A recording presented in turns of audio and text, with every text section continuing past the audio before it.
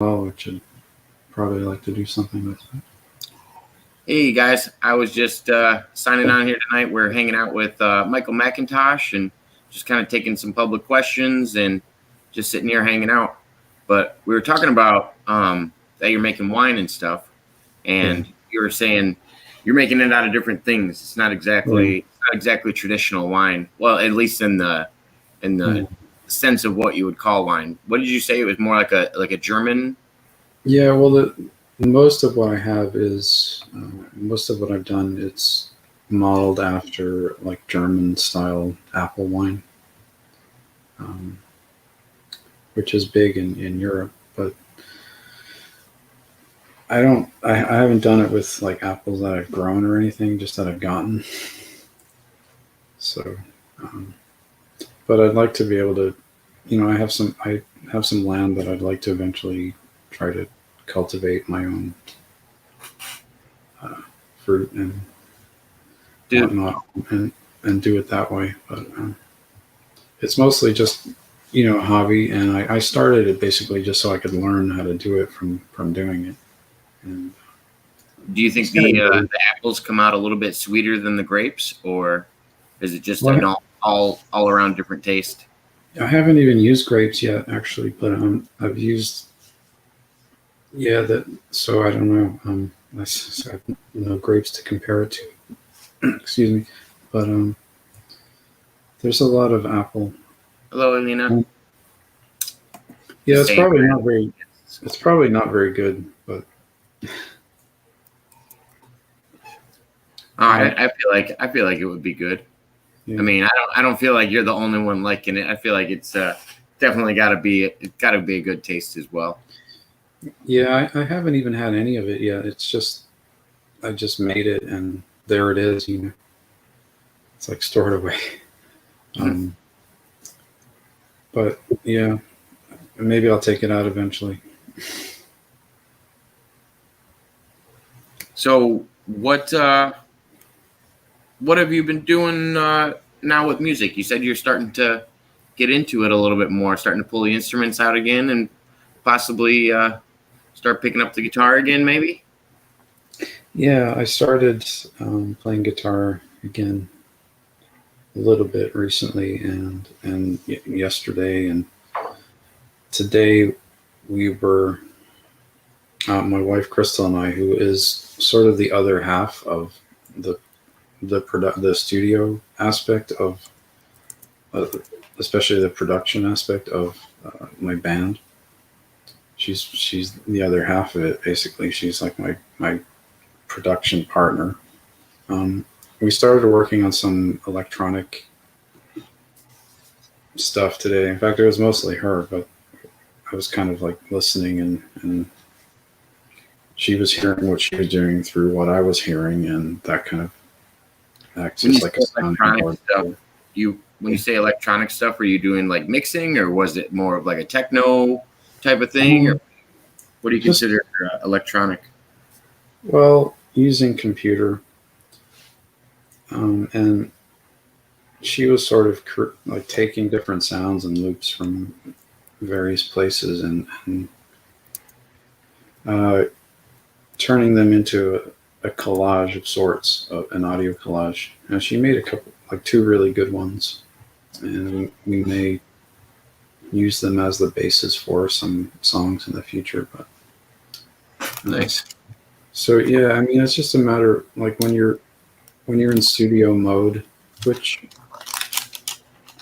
I mean, we're not really, but we're not in studio mode. It's just something that we do, like when we feel like it at this point. But when you're in that mode of studio creativity,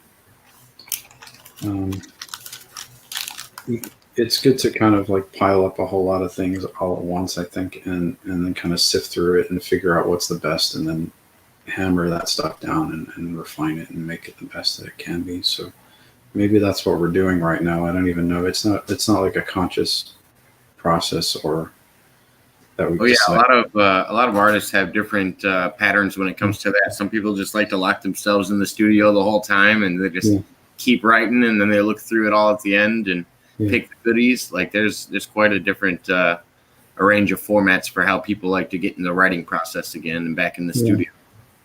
Yeah, it's not like we even. It's weird. It's. I don't know. I mean, we sort of have kind of put the whole band thing really on the back burner, really, for at least we had a couple of years ago, 3 years ago, maybe,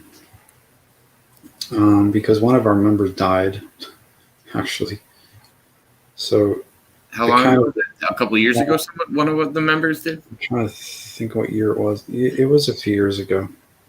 And so after that, we kind of just, I don't know, everyone, like myself, my wife, who was part of the project, the last real studio project that we did, and the other people involved. I don't know, kind of approaching the band as something to work in the context of.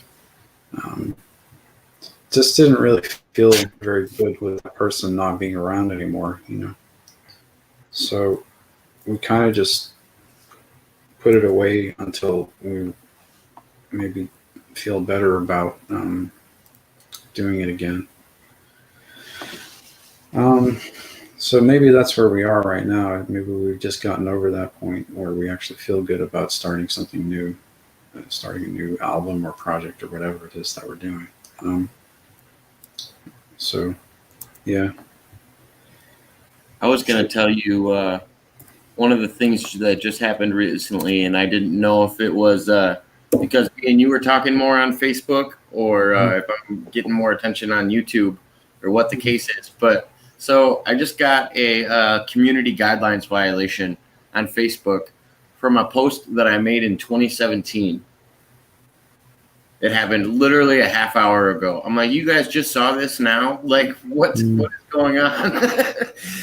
I'm like, oh no, they're gonna pull something else on me, and I'm gonna be not able to post in like a week. Yeah. Well, Facebook is notorious for that. I know a lot of people who just aren't even on it anymore because they can't use it either. Oh yeah, there's so many people that get blocked and everything else from it. It's like it eventually just becomes a dead platform once you ban everybody from it. Yeah, and I'm barely on it myself. Is I can't post things. I can't talk about stuff. I can't. It's like limited for me to posting photographs and links to music. So that's about it. That's all I'm doing right now. I used to have, things pertaining to other stuff like my campaign that I'm running and my other work, but none of it conforms to their community standards. So yeah, and it's not like any of it's bad. It's just they just don't like it, or they don't. Oh no, I get it. I got in trouble for a meme that it was like a fake picture. You could tell it was a fake picture, and it was somebody who zipped themselves up in their fly. And as a guy, you'll know exactly what I'm talking about. But it was a fake picture of that, and it said on the top, "I hope this happens to you." And it was just a joke post that I made back in 2017, and it wasn't a real image, but they said that I broke their nudity and sexual content community guidelines. I was just thinking, oh, okay, like, there was no nudity in it. There wasn't any real sexual contact. It was clearly done in a humor sense. Like, I don't know. Yeah, but you can post things about,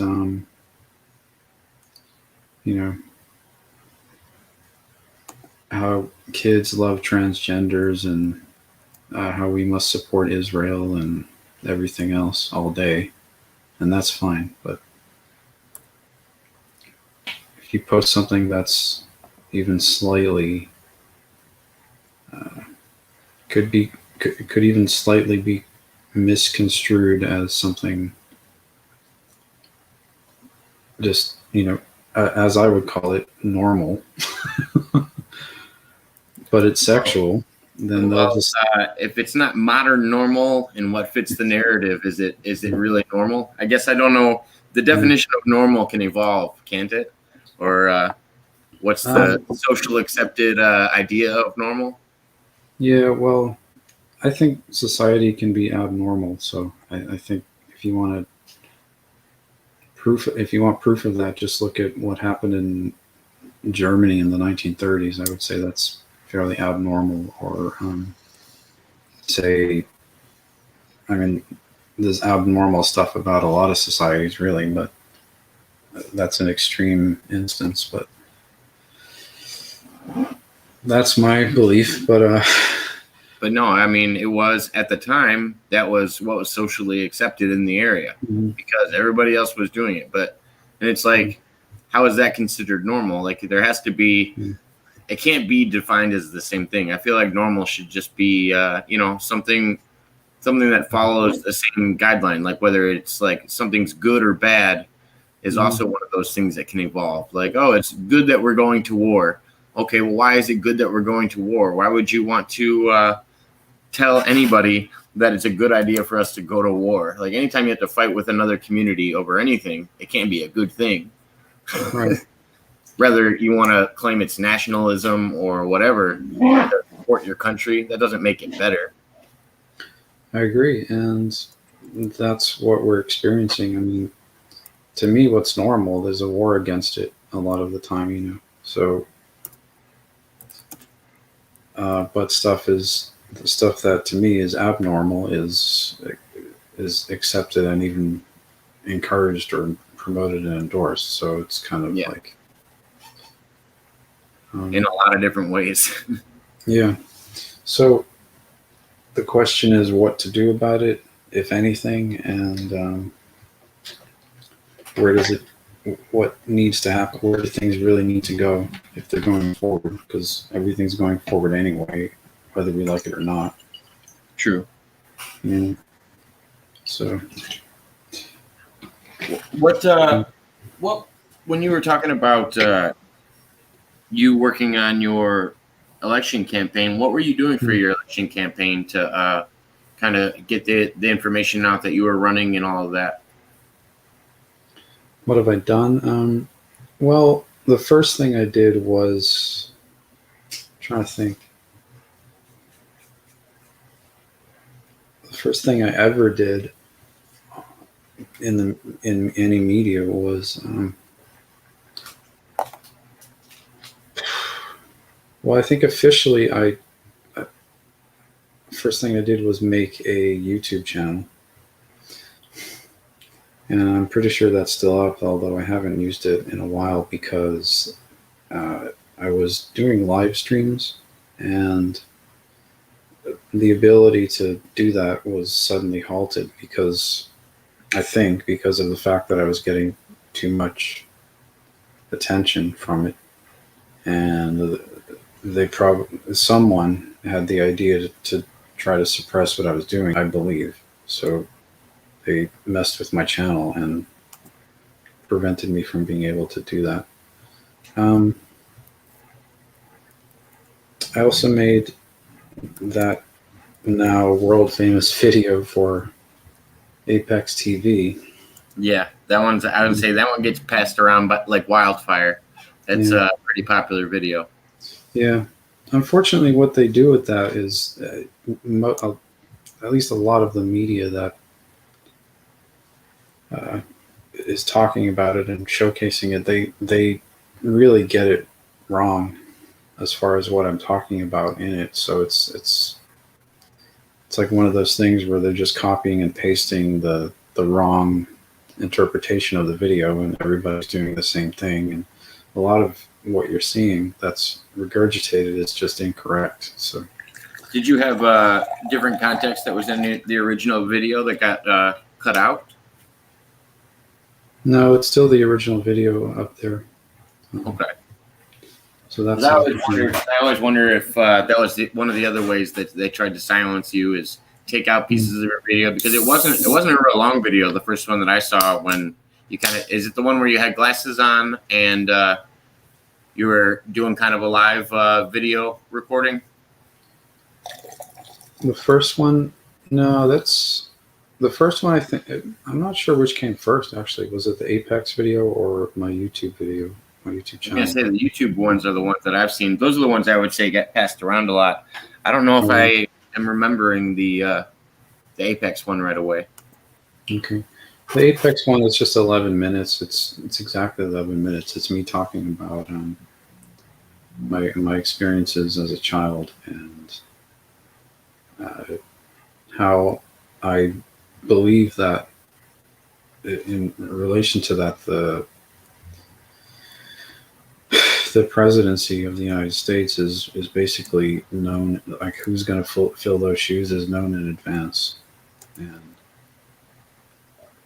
just kind of sharing that with people because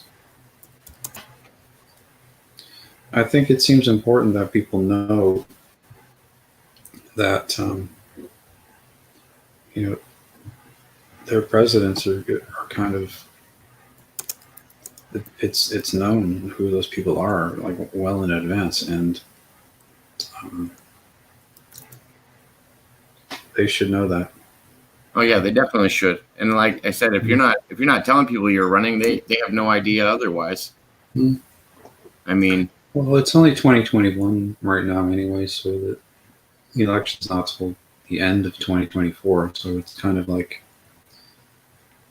didn't you say there was 2 times that it might happen for you?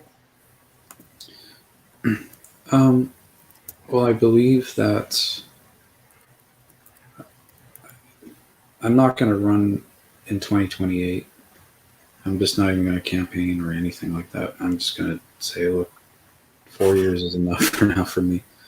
So if it doesn't happen in 2024, would you go for the 2028 one and just serve the one term that you're planning? No, I'm not going to do that either. What I think will happen is eventually I might like to, or might be useful, basically. It's not even something that I'd like to do, but it's something that I think I might be useful in the role in later on, a later period when more other things have been accomplished first, when other work has happened first, such as, well, these are kind of long-term things, but you're talking like 2068, 2072, around about then, maybe exactly then, that I believe I will also run for office again. Did you see the comment that somebody just put? Michael Phillips from 2075 said Michael Macintosh would also take office a second time in 2068. Yeah. And I think by that point, maybe even during that term, there might be a change of law where someone can actually run a third time and be elected a third time. Quite possibly. I could see it.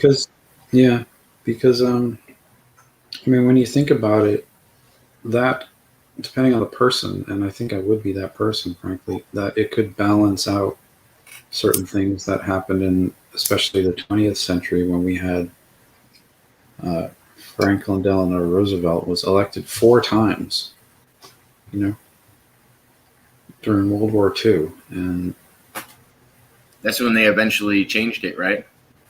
Yeah, I can't help but believe that's suspect, and that, like, hey, it's okay to have a warmongering Democrat elected 4 times, but we can't let a Republican in. Well, and also at the same time, I could see it happening at any wartime with the current president that makes you just feel safe, or if the media is telling you that you're safe. Yeah, and I don't want wars at all. I mean, I'm not even. Yeah, exactly. We've talked about that. Who actually does, besides the political parties that we have now? Well, I think if you look at history, it seems like there have been warmongers going back. Hi there. How are you? Nick. Hi, Sputnik. I think if you look at history, it does seem suspicious with certain presidents that and certain administrations that there have actually been warmongering people in office for forever, maybe.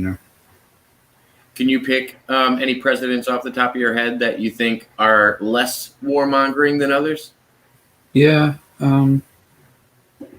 for sure. I think Harry Truman, who actually ended the Second World War, was not a warmonger. He just inherited that situation, and he ended it very quickly. If you notice, Yeah.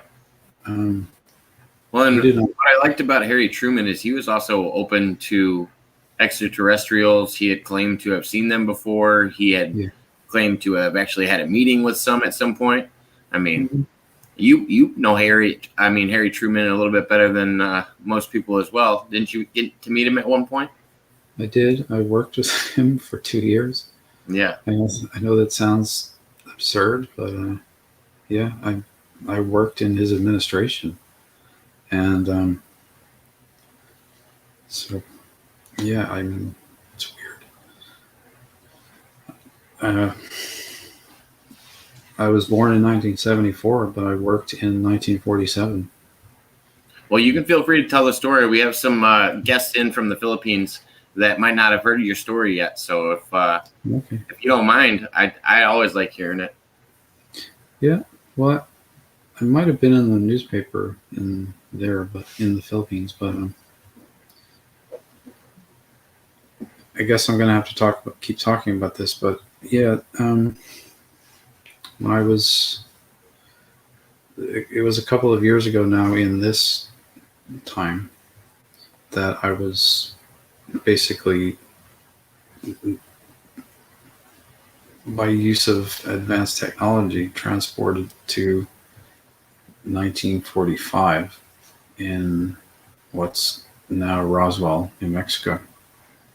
Um, Back then, it wasn't really much. It was just farmland, and I don't even know if the current lines of demarcation in that area were actually fully present. It was just sort of like basically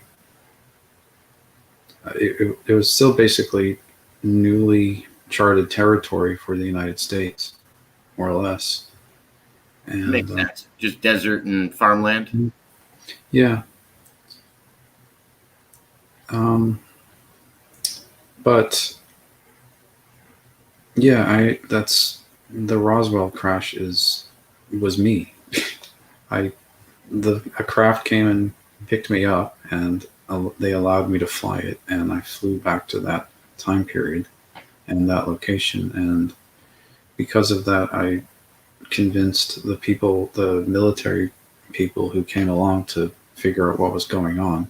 Um, I don't know if I asked you this. How many beings were in the craft when you originally got picked up? there were two. There were two. And Yeah, did you say one of them perished in the crash, or one of them did. Yeah, one of them died in the Roswell crash. do you think he knew he was going to perish in the crash? Do you think that was, expected? And I don't know, honestly. It's entirely possible, but the truth about how those particular creatures are is that death is basically irrelevant to them because they have such advanced science and technology that they can literally resurrect themselves or transfer that. If the body is damaged, they can take the consciousness and transfer it to a newly generated copy or clone or whatever it is do you of think most of the bodies and vessels are mostly created? Are they actually? Is there an actual like reproductive cycle that brings them in, or is it like a manufacturing thing? I haven't thought about that. I don't know if they actually reproduce or they're just like manufactured basically. Like their bodies might likely be like manufactured vessels to host their consciousness. I don't really know, but it's possible.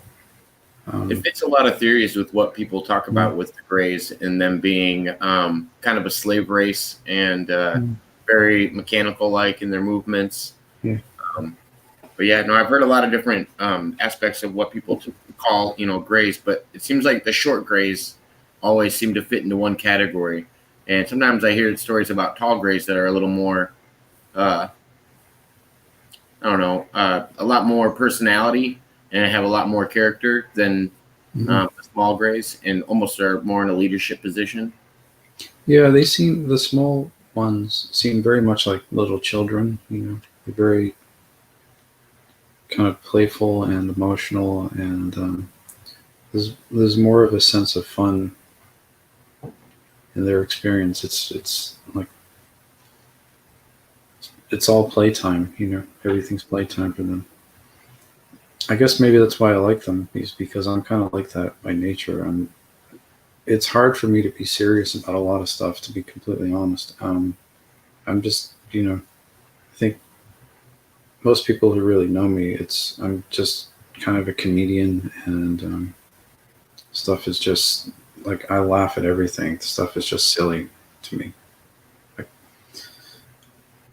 even when it's supposed to not be, I make a joke out of stuff a lot of the time, but because I think it's important to maintain a sense of humor about pretty much everything. Oh yeah, no, it's definitely healthy to have that sense of humor. Yeah, but I was gonna say, it's interesting that you think that the small Greys like have that angelic quality, almost like a childlike curiosity and like a playfulness. That's interesting. They are like that, and maybe that's why I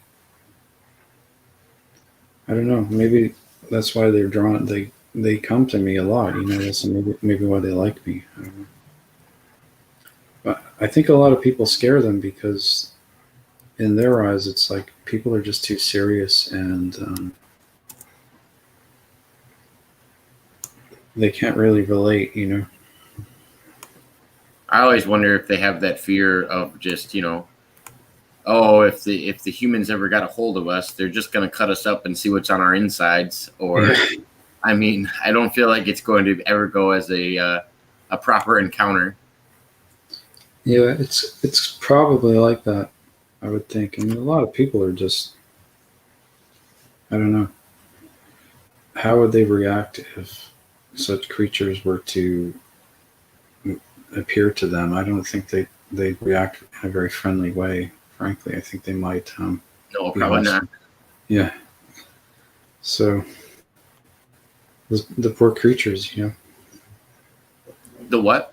The poor creatures, frankly. Oh yeah. Well, I feel like any creature coming to the earth, that's what they should probably expect, is to be met with a harsh, animalistic reality, because I feel like that's what it's always going to come down to.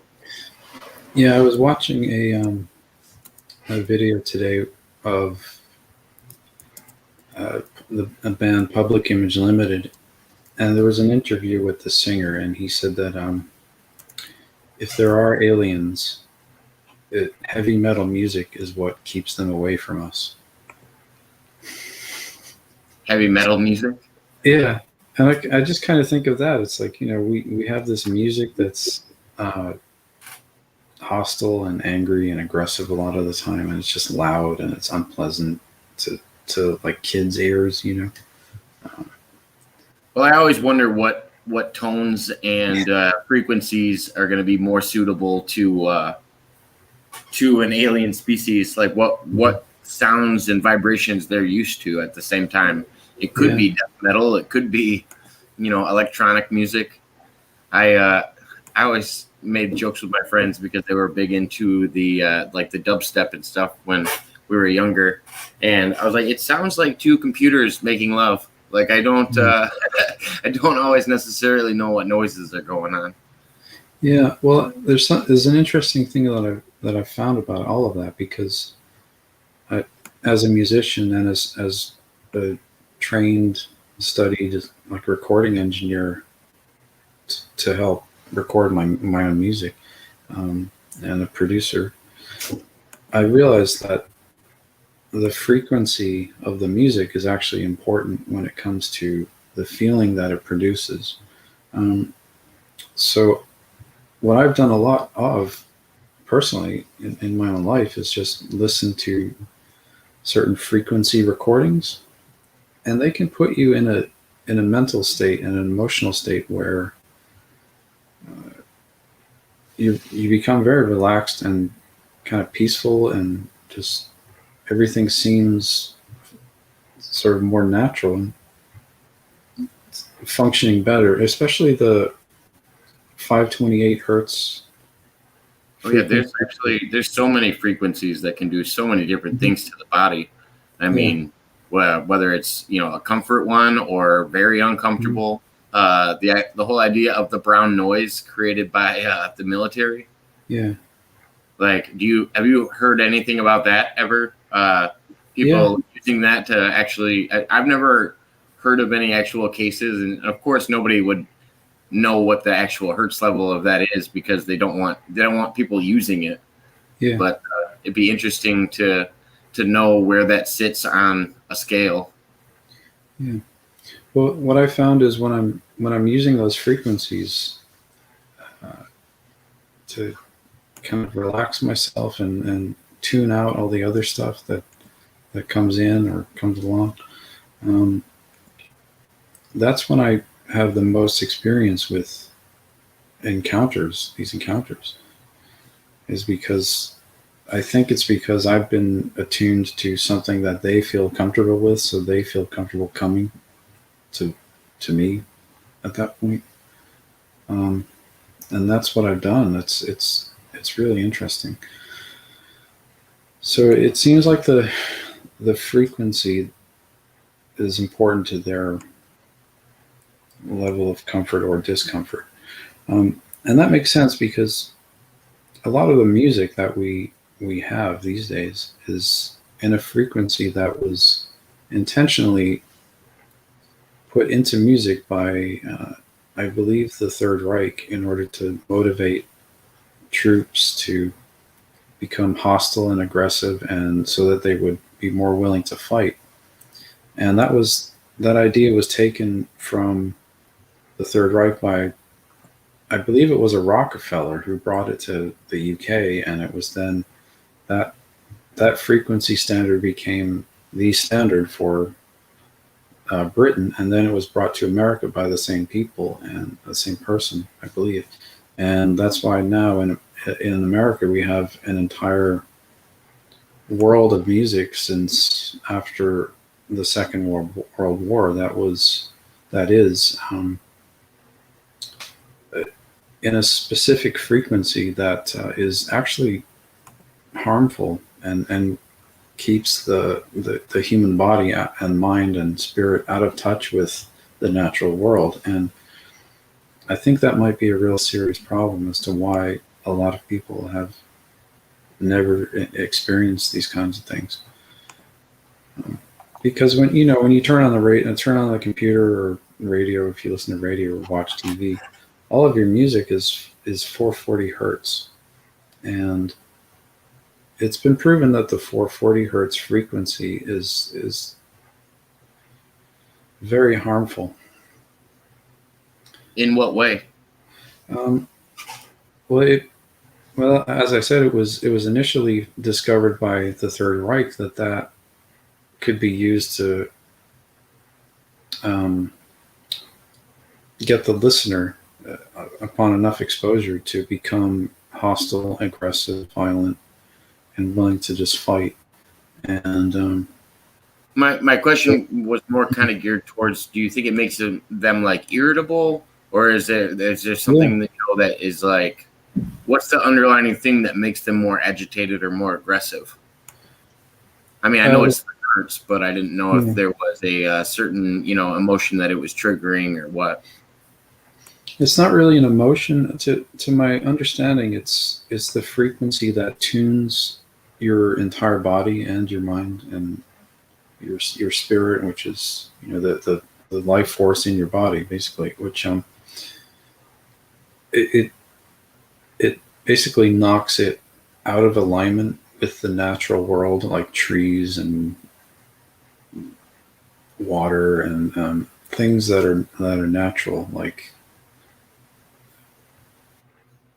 the earth, the soil, uh, these kind of things. And the more that you're out of touch with those things, I think it just becomes you just become irritated anyway because you're not in touch with your natural environment.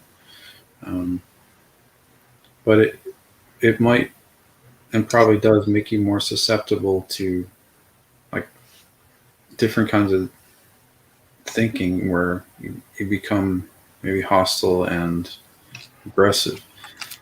And I think that's what's happened to America basically is that we've been just bombarded with all of these negative frequencies, and we don't even realize it because we don't know the story behind it, and we don't.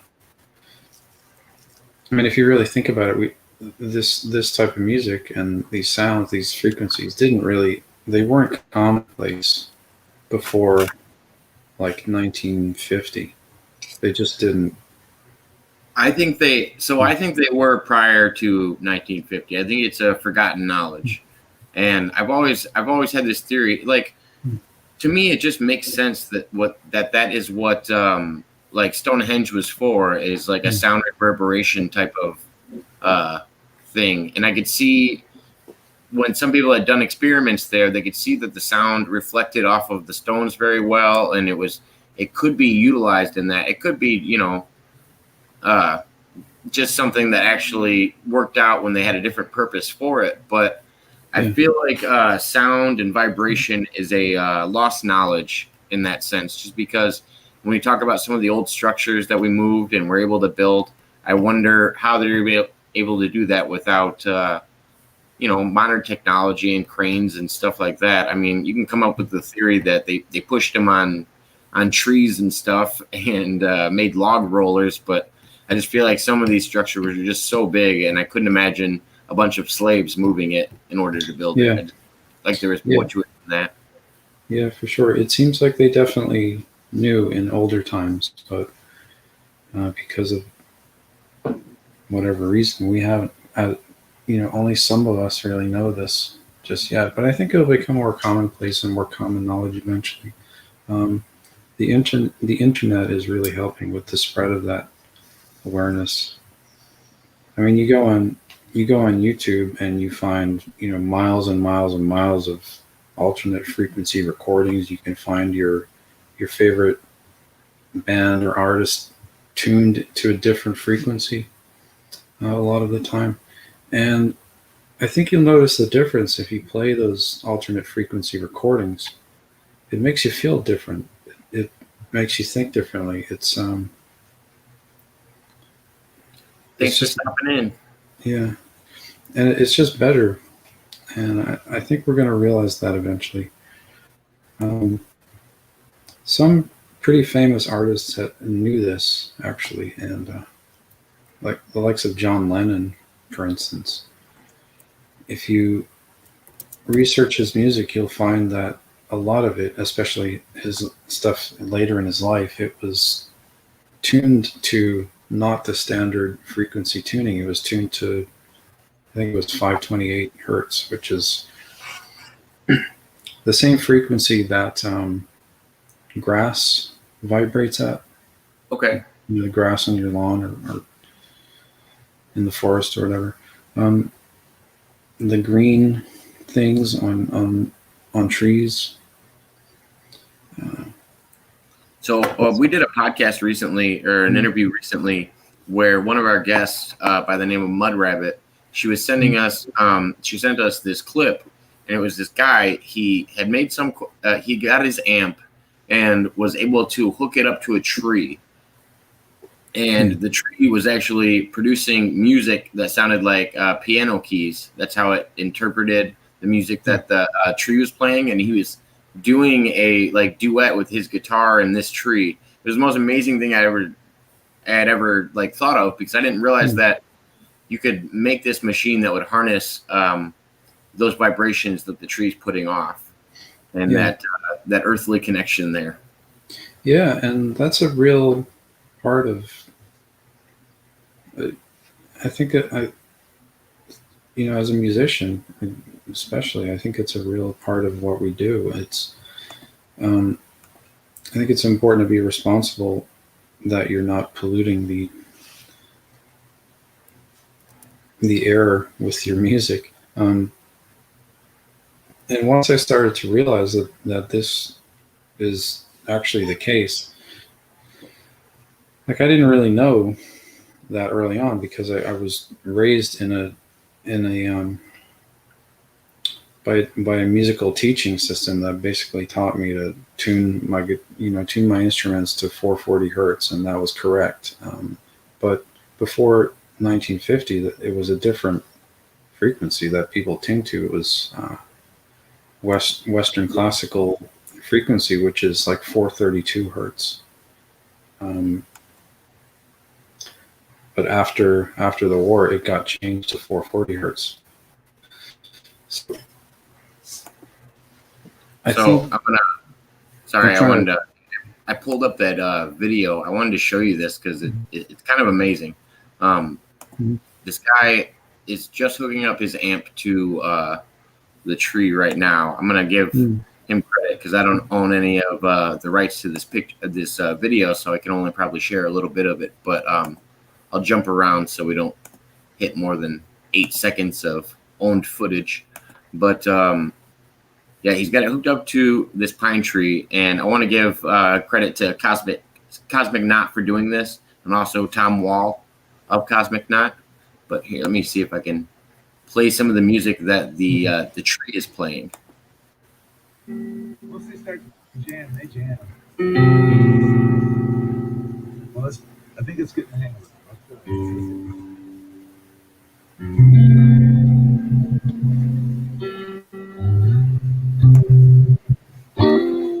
But yeah, then he picks up his guitar and starts playing with the music that the tree's putting off.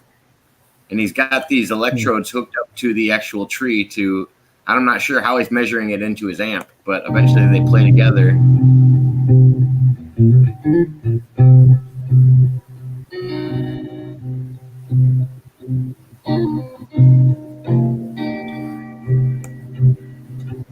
But yeah, I just don't feel like people know that nature has these capabilities of Yeah. communicating with each other, and just how dialed in with each other they are. Me and Miguel were talking about this the other day.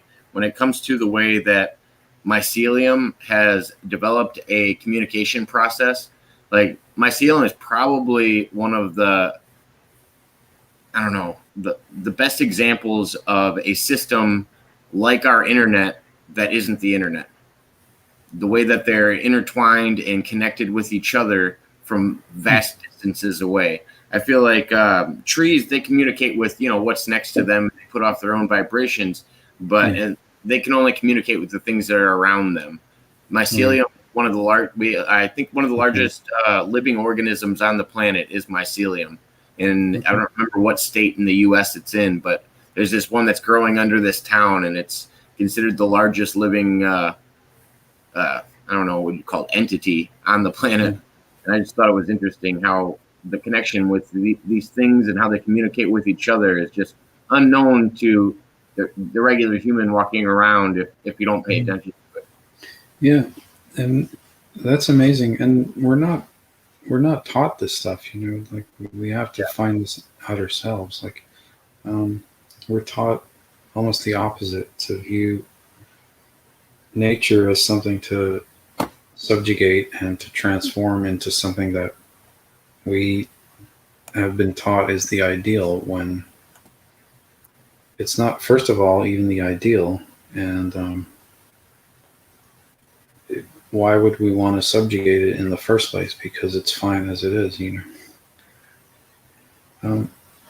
So we've been taught this basically hostility towards nature, and so that's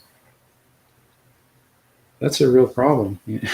And I think, like, if people want more awareness of what's actually part of the natural world, the natural universe, even, that's a big thing that they probably should consider, is that they need to just tune into it. Yeah. No, I feel like um, I've had this conversation with a few people, and I think it's so healthy for somebody to just go sit in nature, with no other people around you, no other distractions, and just take in the sounds that are around you. Know what's going on around you, because I feel like most of the time when you're going about your everyday, you're missing all of it. You're not you're worried about the next thing on your mind. You're not worried about stuff like that. Yeah. Well, I think that's going to change. It's going to probably take a while, but I know a lot of musicians now who are, who have had the same realization, and they're changing the way they produce their music.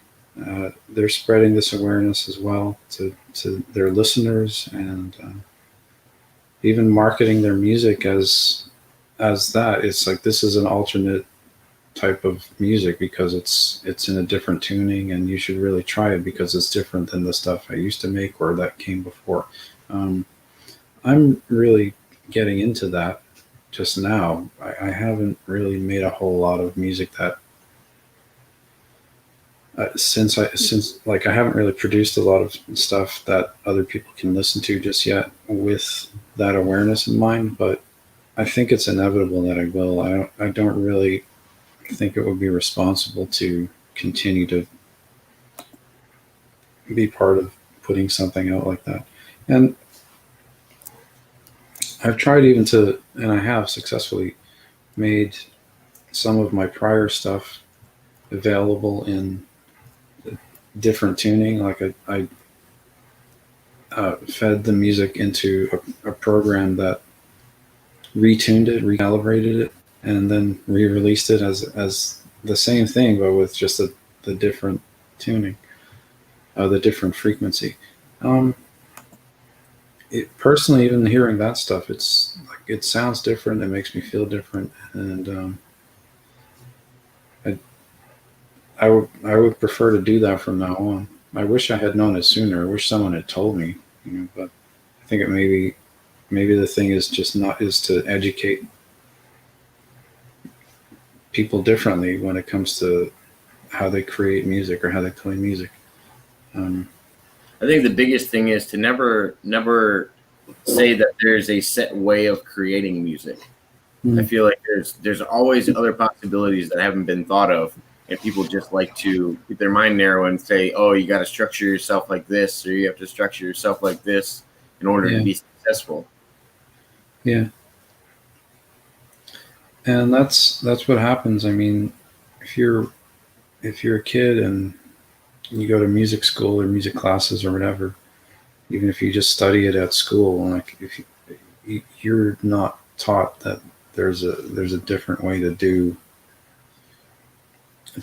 approach the tuning process or the frequency process. It's just not even discussed. It's just, this is how it is, and this is what you should do because that's what everybody else is doing. And yeah, you tune to one scale and that's it. Yeah, and it's like you don't even think to question like why that came about and when it came about and how it came about. But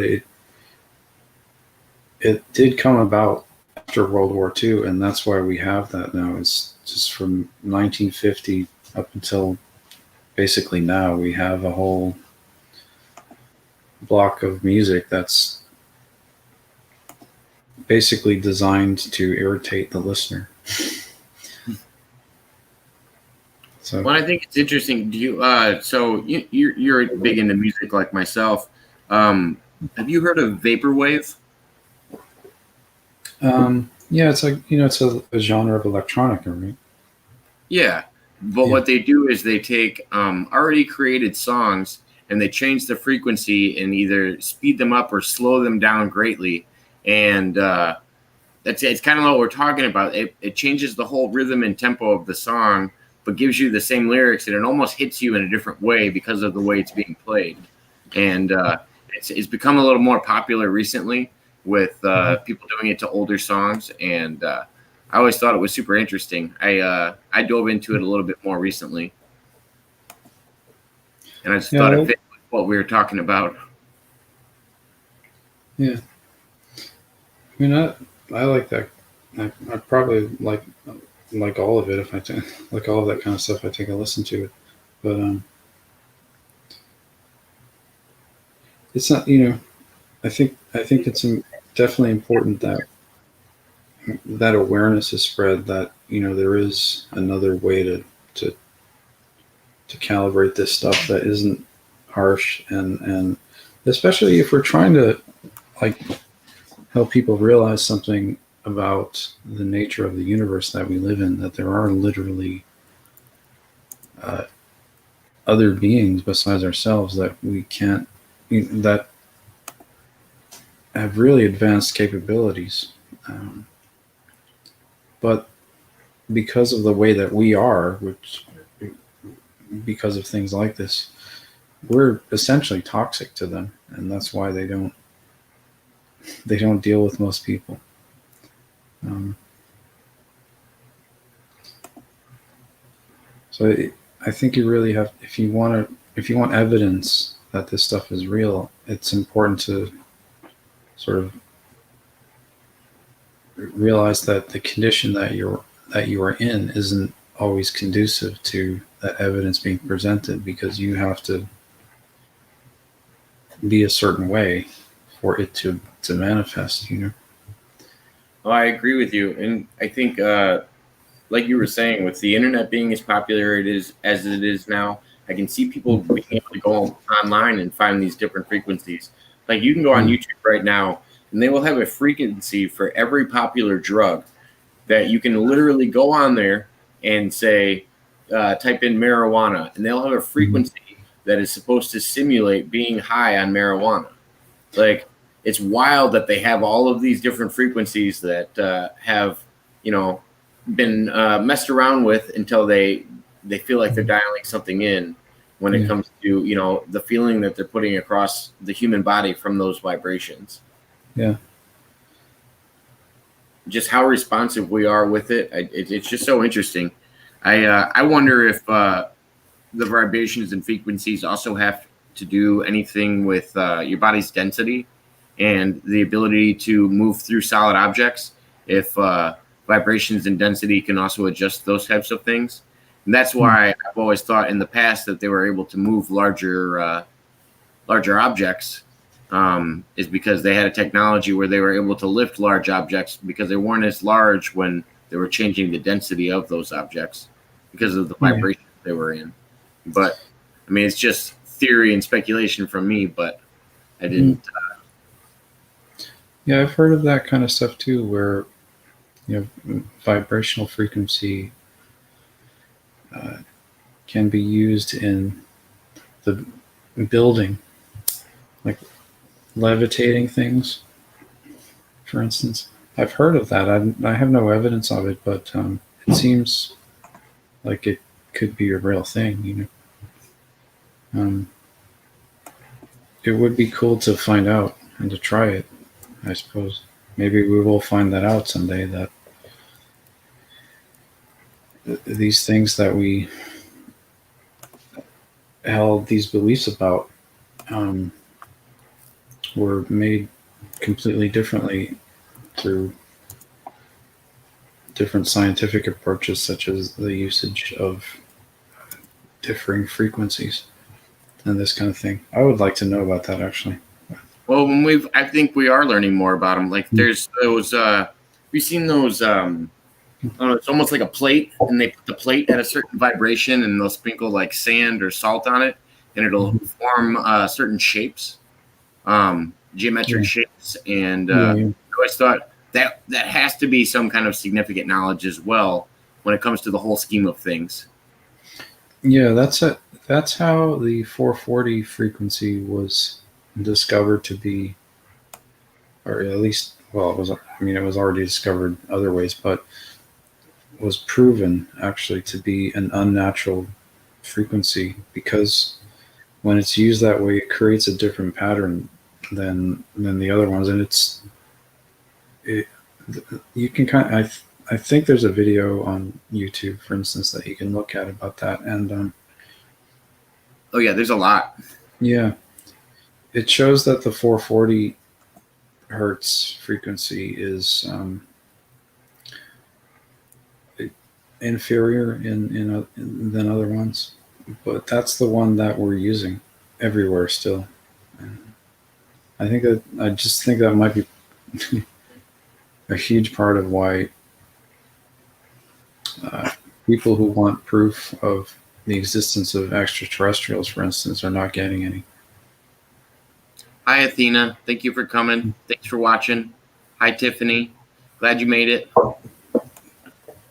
Tiffany's one of our new followers, and she does her own show. She helps people. She's a medium and does a lot of different work. And she was just doing a live, and I was kind of sad because I missed it because we were going live. But she popped in afterwards. That was nice of her. Hello. But yeah, no, that this thing with the frequencies, I feel like we're slowly learning more about it. But Yeah. With what we were talking about with these frequencies and everything being to me, in my opinion, a lost knowledge. Do you think civilization is as old on this planet as people put it out to be? Or do you think, there was other civilizations that could have been equivalent to us on this planet in the past? Like, I use that with like, I follow Graham Hancock a lot, and some of his work that he's done on ancient structures and dating them, and just the total structure of the whole planet seems to be a constant change of continents moving, waters lowering and rising. Like there's full civilizations we can look at now that are underwater that land hasn't been exposed for who knows how many thousand years, and we wonder how these structures got there because we weren't building them under the water. Right. Yeah. The pyramids in the Pacific Ocean by Japan, for instance. Yeah, that's exactly the one I was thinking of. Yeah. Graham Hancock and his wife actually did a dive to that one, and I believe she's his photographer, and they got some great footage and photos of it. Yeah. Well, I believe in the Bible, and it correlates to that. The Bible does show us or state to us that there was a civilization, and it was. I believe it was probably a worldwide civilization that existed. People have referred to it as Atlantis and other things, but and that it was essentially wiped out. Yeah, I believe that. I think that what happened was there was an advanced civilization, and the people just weren't that good, And you think it was because there's a lot of speculation when it comes to people that have said they've astral projected to Atlantis, and they have claims of being able to visually see what happened. Do you think it was a self-destruction thing, or where science was propelling faster than the human knowledge of it, and they just got themselves into danger? Or do you think it was just a natural disaster that eventually did it? Yeah, I think it was probably all of those. I mean, what happens is when you develop scientifically and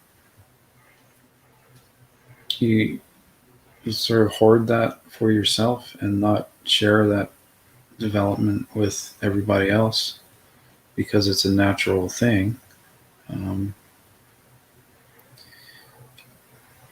You're the only one with it, then everybody else is still stuck in the old way of doing things, and you get like that with you're doing this thing and they're doing that thing, and it's like you're just at odds with each other, and I think it just leads to a breakdown of sort of entropy at that point, and I mean, that could happen right now, for instance, with the growing awareness of, for instance, the existence of Bitcoin, which is a huge benefit. But if only some people were to keep that knowledge to themselves, then it wouldn't really help, obviously, everybody.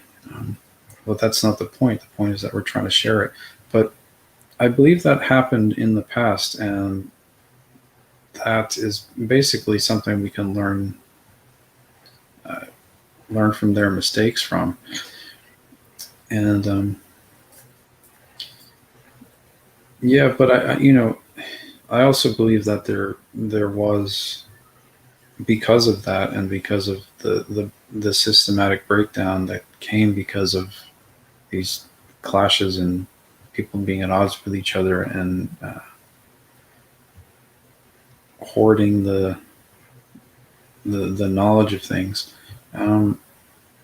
Well, I also think it's a personal struggle and community, and it always seems to be a divide between technology and nature, like or religion and or religion and technology.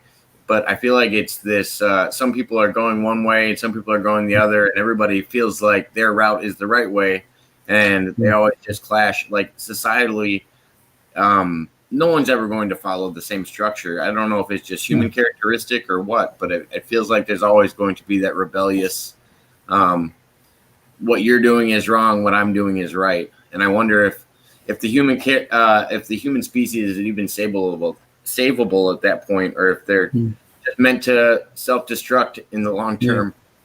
Well, maybe we're once again living in a time where there is a need for, and I believe there was a divine intervention at that point back then, and I think maybe we're living in a similar time period, frankly. But some people refer to this as the last days and this kind of thing, the end of the world.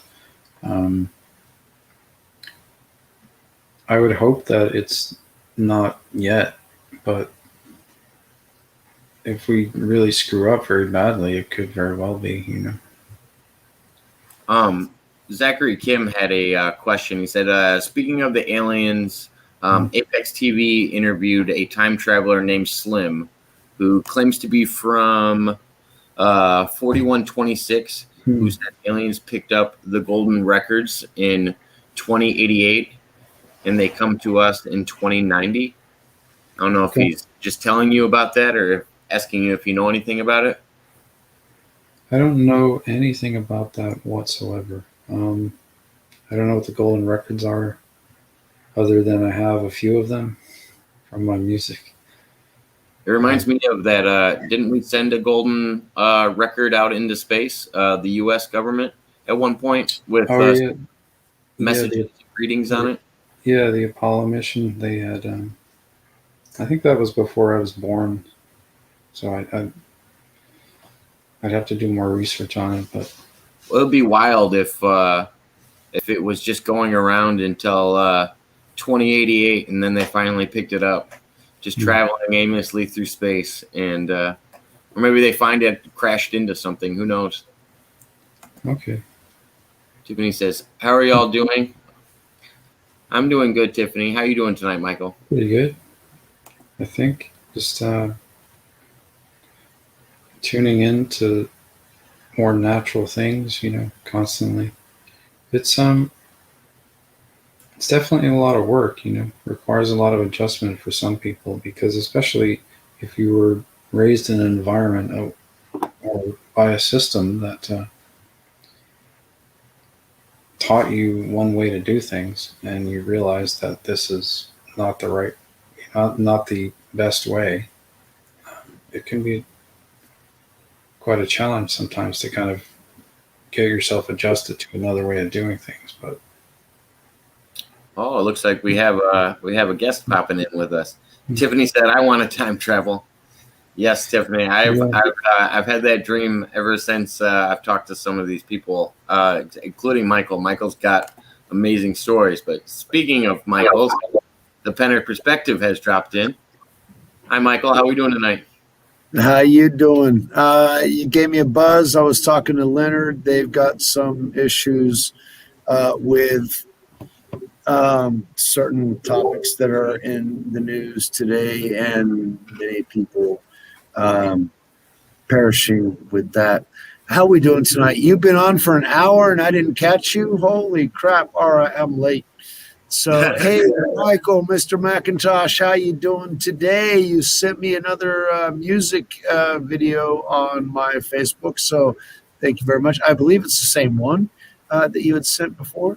However, this one actually had pictures of you in the past with some hair and a guitar in your lap and just looking cool and chill.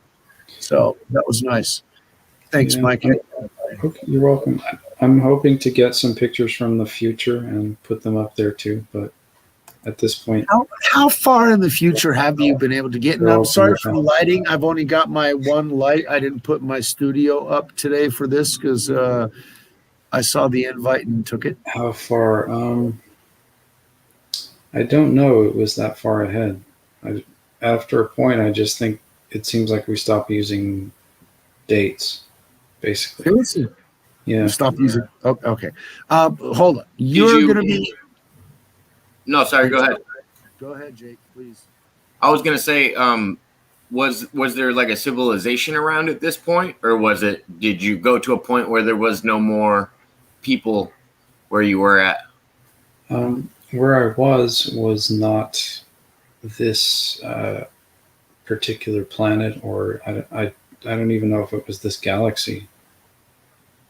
But far ahead into the future, there is space travel that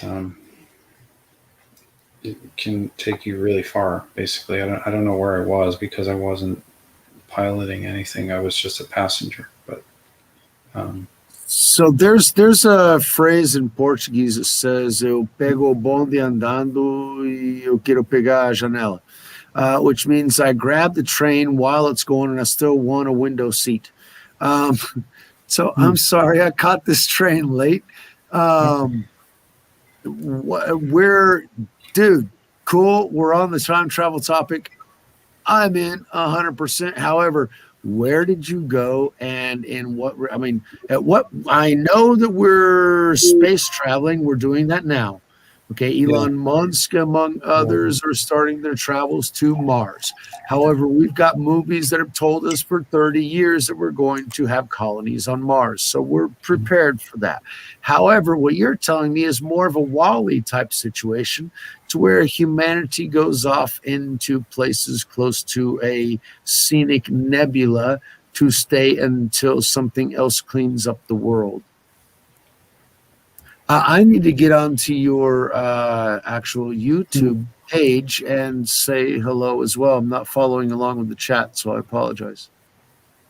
Oh no, it's okay. Interesting. Well, I at that point in time, I didn't see what the Earth was like because from Do you know what You planet see you were the on? Earth. You were too far away from the Earth. You weren't even near the Earth, so you couldn't see it. But have any idea of where you were? well, the beings that took me there basically said it was their home. That we had stopped at this place that was their home, and I don't know. I mean,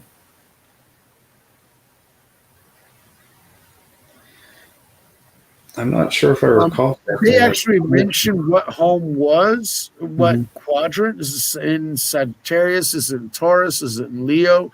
Is it in some kind of constellation close to, like, I don't know, what fucking Zeta Reticuli, which are what the Rays are doing? Those that term was used. Some shit. That term was used, the Zeta Reticuli Oh, okay. term, but I mean, I think after a point we kind of also just ceased to use terminology for things because stuff is just it just is, you know. You don't have to put I assume that far into the future, the planets have moved, the alignments have moved. I mean, I just wonder if it was in the same universe that we're still participating in. No, well, Jake, you got to think about this. I mean, did we ever, for example, nowadays, I have a certain feel for maps, locations. If you tell me where a certain street is in Dallas, I can tell you. In Guthrie, I can more or less tell you. In Brazil, holy shit, everybody refers to something as that building to the right. Or when you go there and you see that building over there, take a left. And when you see that other building, take a right. You know, they don't necessarily reference names and that sort of thing.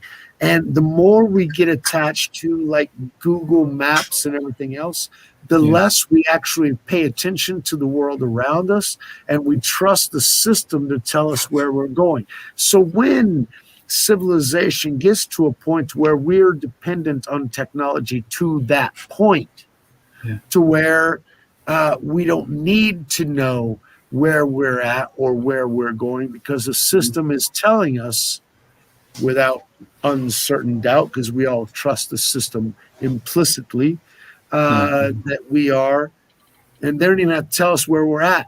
But I'm curious because I'm from the fucking past. So where were you, man? And when were you? Holy shit, those are some serious fucking questions. Yeah. It was out there somewhere, and it was then. It was over there in the future. And it wasn't really that far away, you know. But it's good that you at least pulled Zeta Reticuli from it, because yeah, I mean, it sounds like the only stronghold you got. But me and you were talking about this earlier, Michael, is the connection that everybody's got with technology right now, and the ability for society to be able to separate from that and just go out and be in nature and notice the things around you.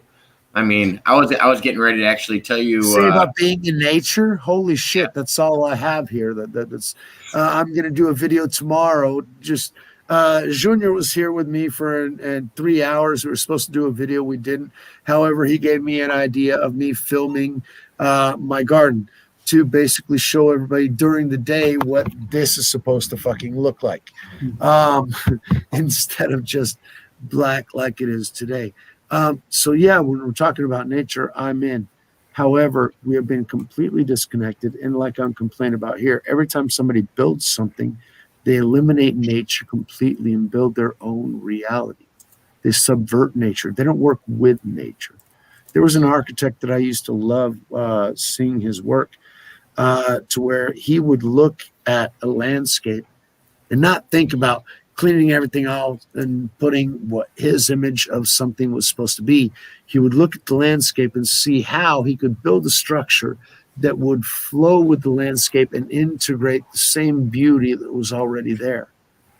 That's what we need to do. That's what lacks in humanity, that touch. And I'm sorry, Mike, I cut you off again and too much. However, I got in late and I'm trying to catch up to everything else. You guys mentioned nature and I go off on my own tangent because that's the whole reason why I am where I am. But you got suitcases, or what is that behind you, Mike? Just some guitars. Oh, I was going to say they look like my trombone. I used to store it in something similar to that, a trombone case. That's a lot of fucking guitars. It's just some. I mean, I've been a touring musician since I was a teenager. Yeah, but I can count 9 freaking cases right there.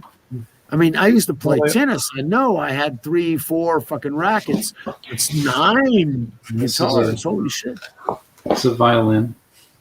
Oh, nice.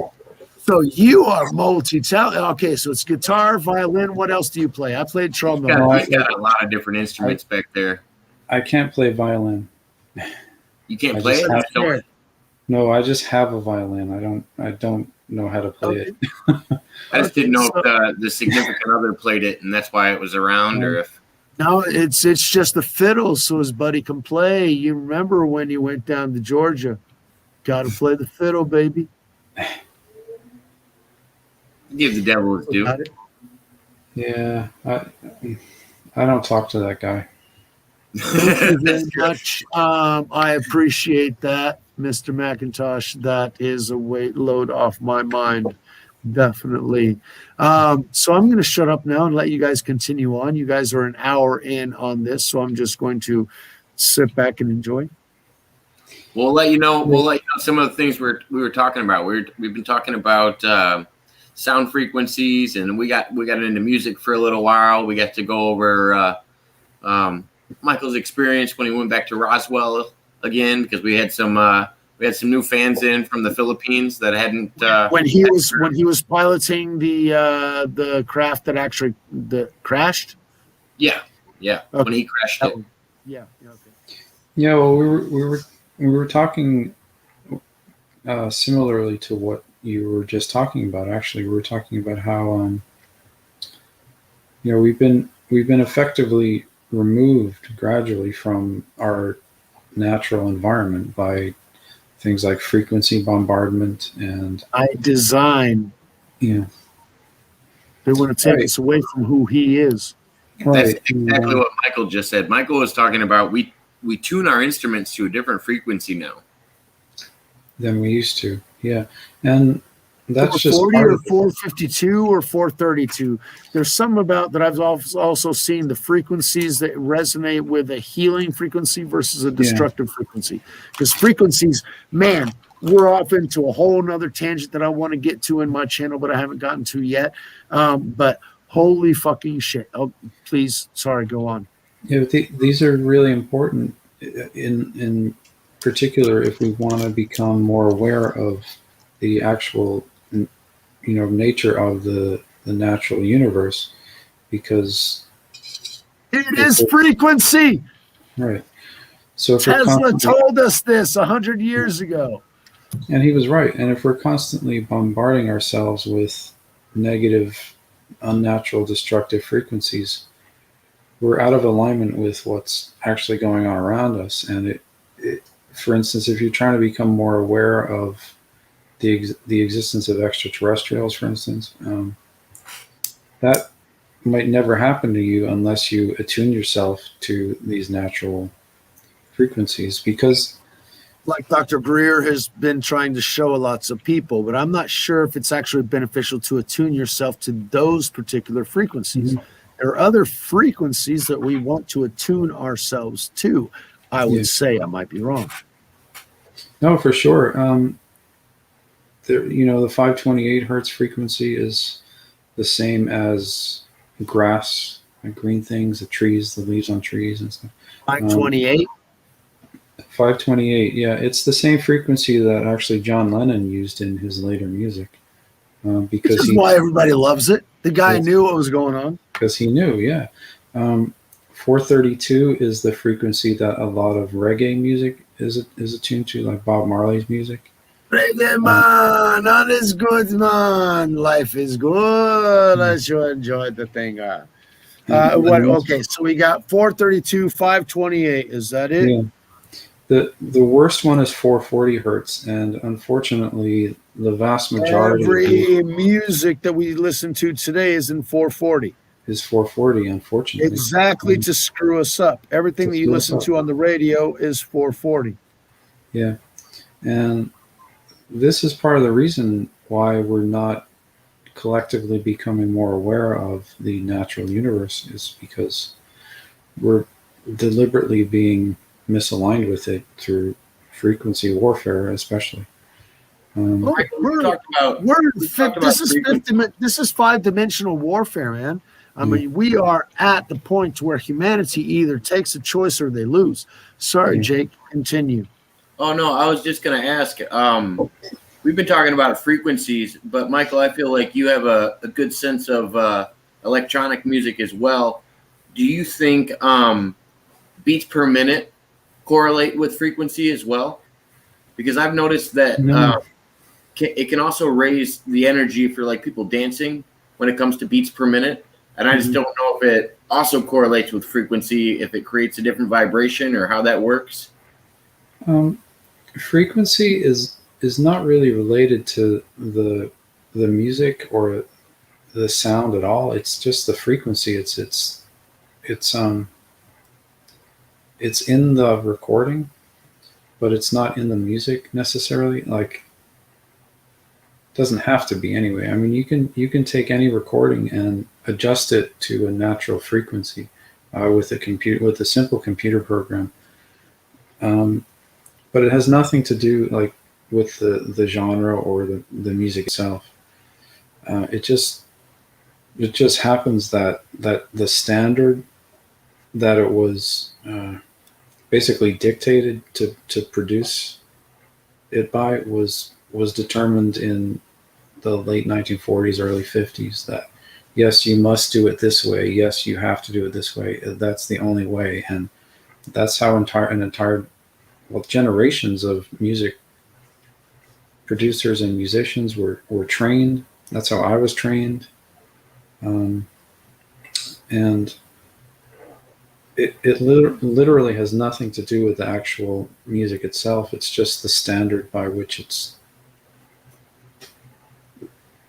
it was told that we should make it. It has no other reason. Other than the reason I was going to say the reason I brought that up is because what I've noticed now in electronic music is they try to gear more dance type music to about 132 beats per minute, and then what you can see is if you reduce that in half and put it at the same rate, but half of that rate, you can still get the same effect as doubling it. But if it's off of that, it's almost like having that off frequency as well. It can make people misstep, and like there's just certain beats as well that almost act like frequencies when it comes to raising and lowering your moods. And that's why I was wondering if there was any correlation to the two. Interesting. I mean, I suppose it's possible, but I think it's very unlikely that if it's created in or tuned to a certain natural frequency that it's going to have that effect, because I've done that. I've taken my own music even and recalibrated the frequency of it once I became aware of the harmful effect of the 440 frequency, and it sounds amazing. Like, it sounds great. It makes you feel good. It makes you think differently. It helps you to perceive what's going on around you better, the more natural things of your environment. Even something that has been in a negative, harmful frequency. So, Mr. Pena, I was going to ask you, I had a couple people ask today, so we could make kind of a public announcement. What happened with Orion Rising? Orion Rising. We had one of our speakers was from South Africa. He had 3 close friends die in 48 hours. 2, a mother of 45 and her son of 19 died in a bizarre car accident. He wouldn't explain any further. And then there were some fires in Northern California, which is the base of where everything was going to be broadcast out of, Leonard's platform. And every time that a military airplane goes by, his Wi-Fi shuts down. So things got funky, unfortunately. Did it get rescheduled? What? Did they reschedule it, or they're going to reschedule? It's postponed. I'm assuming tomorrow or day after. Leo will let us know when they'll reschedule it for. I'm assuming it'll be for next week because that would be the most obvious, but I don't know for sure. I'll try and put it in. I'm kind of glad because I was preparing for it for 3 days, but at the same time, I'm not sure if I'm prepared because how to materialize consciousness into the quantum reality is a bit deep for 30 minutes. And so I was trying to compact all my stuff in. But yeah, it should be going up soon. I'm going to be doing a video tomorrow on my nature, but really one of the things that I want to do is really go into explain that a little bit further. I was supposed to do one today with Junior, but he preferred to drink and talk than film. So yeah, you produce content. I produced something. I'm not sure what it is I produced, but I'm here. Thank you very much. Now, Michael, you have traveled to all kinds of places, and evidently my name never showed up at any one of those places, so I guess I didn't last very long beyond my reality. So Well, that's not necessarily. I've got $200 left over, and if I don't spend it on electricity or anything else before my next check comes in, I'm putting it into Bitcoin. So I'm doing that just because of you. Otherwise, I would have bought beer and God knows what else with it. But I'm trusting, and I'll try and figure out some way to do some kind of virtual wallet, because I see that Jake set up a PayPal account for his YouTube channel. Congratulations. But I want to be able to set up a Bitcoin account for my YouTube channel. Thank you, Mr. Macintosh, for the idea. That's the other thing that Mr. Macintosh helped me with the other night is we had a subscriber jump on, and he was talking about Bitcoin wallet. And I was like, I got to ask Michael more about this because I don't know enough about Bitcoin. So Michael was talking to me the other night, and basically there are these programs that you can tag on the bottom of the screen. A wallet, and it will feed into another wallet. Absolutely, you can do that. So now that our subscribers are asking about it, if they want a Bitcoin wallet they can donate to, I'm going to be happy to give them one. Hey, Mike, please, if you're helping Jake set a wallet up for this, help me set one up too. Not a problem. Okay. Yeah, for sure. I'd love to. That's an off. But you are absolutely right. I'm not a Bitcoin aficionado, and I'm not a Bitcoin millionaire or billionaire. Why? Because I've focused on this material realm. At the same time that he's told me that I should put my treasures in heaven and not on this earth. And so I have a tendency to surf past a lot of the things that are tendencies.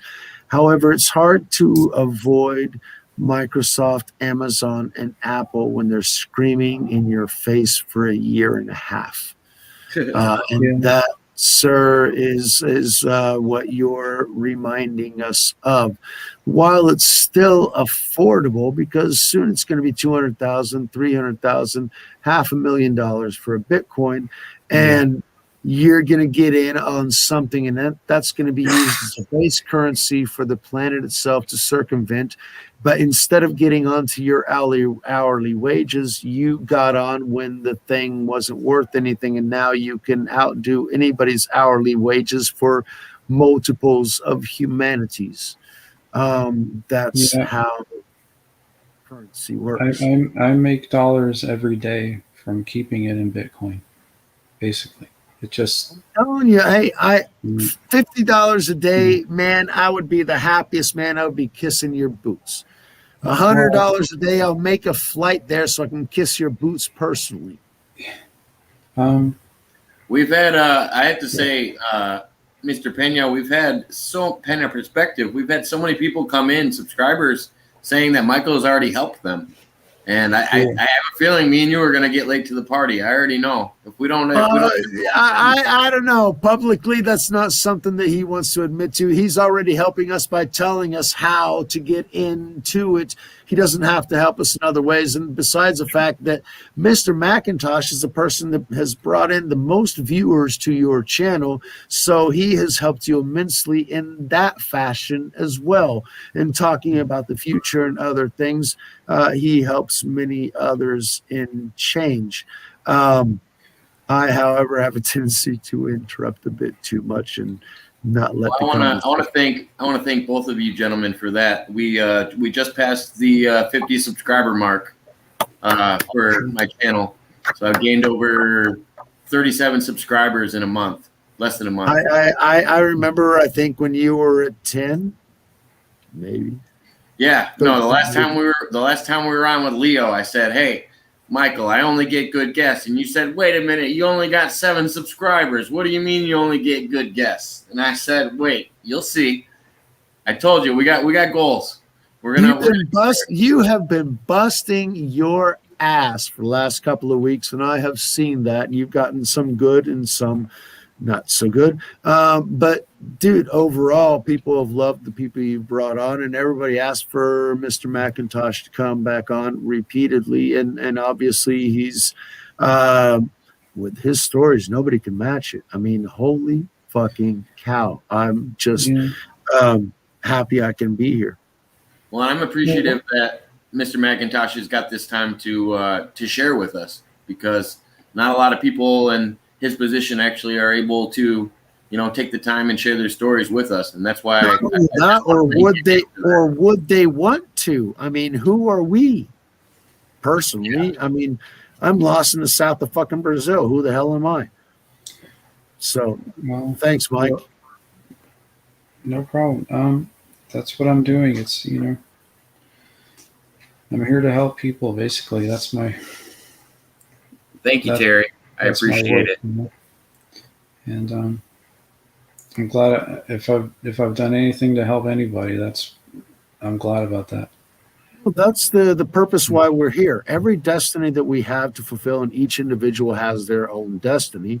But in the end, every destiny has one objective: is if it is to be a true destiny, which is to serve others, to please God. And we'll do it in our own ways, in our own fashions, with our own abilities, our own genetics, in our own cultural backgrounds that allow us to have certain abilities that lead us to have 7 guitars and a violin or a fiddle, depending on who you asked. 7. 1, 2, 3, 4, 5, 6, 7, 8, 9. There's a mandolin over there. There's a violin. Mandolin! No, I gotta hear the mandolin. You gotta pull some of those out and play for us, Mike. The keyboard right here. You're a mute. Oh, that's a keyboard? That's a keyboard? I thought it was a fucking guitar. You got to play the mandolin for us, Macintosh. Please, please, please, please play the mandolin. I can't play it because I'm. Chat, come in along with me. Come on, mandolin. Oh mandolin, no, I'm not forcing this. We're gonna have an. I already know we'll have an online concert at some point. We gotta have a. Come on, obviously. I wish I could play it. It's a right-handed mandolin, and I'm left-handed. Well, I'm left-handed too, so we're creative and we adapt to situations. Figure it out. Yeah, or it's you're just an art piece that you're collecting. Is that it? Well, it belongs to my wife. She bought it to play. Okay, that makes even better. Have your wife play it for us. Holy shit! Yeah. Well, imagine the two of you playing for Jacob. That would be a show that I guarantee you would get tons of people to watch. Maybe I'll even invite people from Orion Rising to watch you two guys play. We're definitely going to have to if you'll give us the okay, at least play some Young Astronauts Club music on here at some point. Let people know some of the other projects what you're involved capable of. You're a lot more than just a Bitcoiner and time traveler and future president. I think the list is endless. Developer of there's so much shit that I can't even compare there. All I did was fucking grow a garden. I mean, this guy, holy fucking shit. Sorry for the language, everybody. This is going on YouTube. I apologize. Yes, YouTube. Well, there's not much I could play on any of this stuff right now, frankly. Well, you play the guitar, man. That's what you do. If I can get a little bit of something here. Oh, you might have got him into it. Uh-oh. Yay! This is my kid's guitar. And it's upside down. Oh, I can feel it already, baby.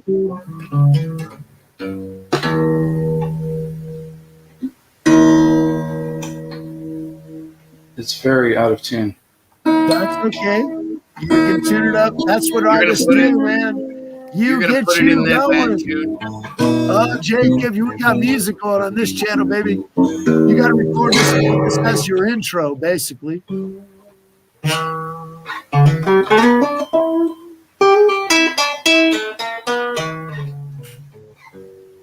Imagine putting that as your intro. All right. I have It's to agree your with song. I have to agree with the Pena perspective on this. I might need you to give me a nice lick for my intro. Yeah. Just give me a nice 15 to 20-second lick. We'll cut it out of the video later. Yeah, I'd like. No, that's copyright. You can't do that. That's copyright. That's copyright. Can't do that one yet.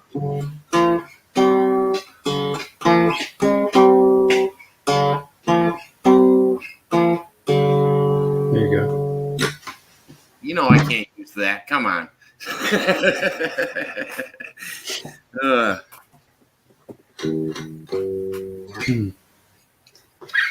Now I have to write something.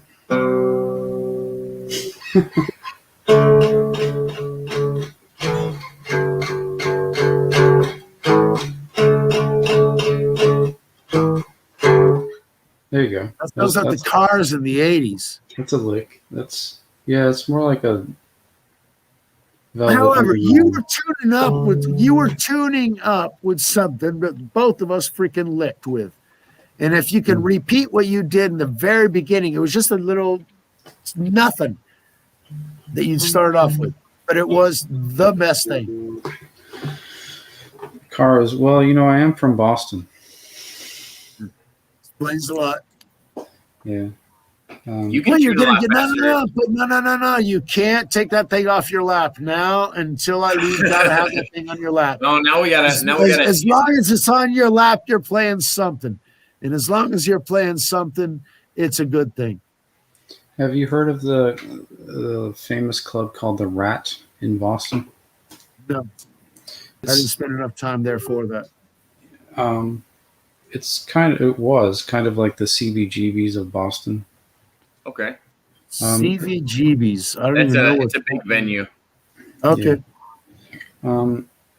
Except it was nicer, but if you've ever been to CBGBs, because the CBGBs is more of that dive bar type.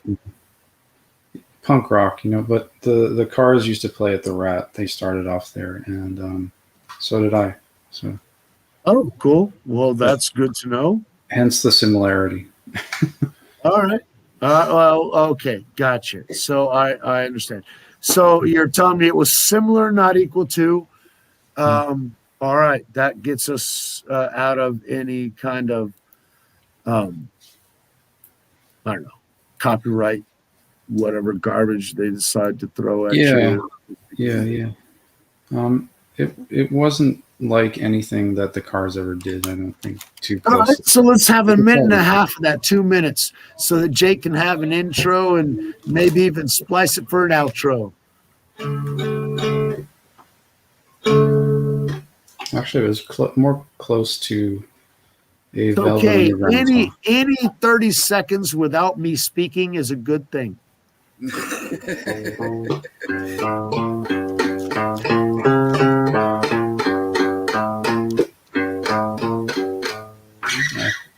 This thing is so hard to play. It's a kid's toy. It's your son's guitar. That's okay.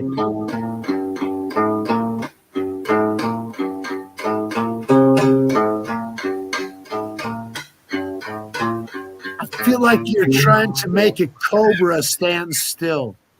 Here you go. We want something to flow with the I river. appreciate it, Michael. That was awesome. Oh, it was, yeah. A little I bit appreciate it. maybe Dick Dale. I'm too damn picky, I guess. Sorry, Mike. What'd you say? It's maybe a little bit of like Dick Dale influence. Do you guys know Dick Dale? Yeah, I've heard of him a couple of times. He was another Bostonian originally. You got no influences from Boston whatsoever. We all have a lot in common, all of us Boston musician people. But for instance, Dick Dale moved out to California. And then what? He grew or fell? They're only great when they're in Boston. There's a lot of people that go from Boston to California. Joe Rogan was a big one. I think he grew up in the Boston area, didn't he? Oh, hell yeah. I'd forgotten about that shit. Oh, you're right. I believe he's from New Jersey, actually, but he went to school in Boston. That much I know. Bill Burr is from Boston. Yes. Oh man, Bill Burr is very specific to Boston. He's He funny still- as shit. I like that He guy. works hard to keep the accent and the vocabulary and all that. It's not Mhm. easy. It's unique to the region. I mean, New Yorkers and everybody else. I tried. I mean, I consider myself like a chameleon because I always went to lots of different regions, and I Mhm. had to kind of integrate. So I sort of got the mannerisms and the accents of the certain regions, which is why people say that I'm a good actor. But Boston is unique, man. It's not like New York. Regions are similar. All right. I think So- Boston to Rhode Island is pretty similar. I haven't Wicked been to high. Rhode Island, so I can't say. I've only been to New York, Washington, Boston, Virginia,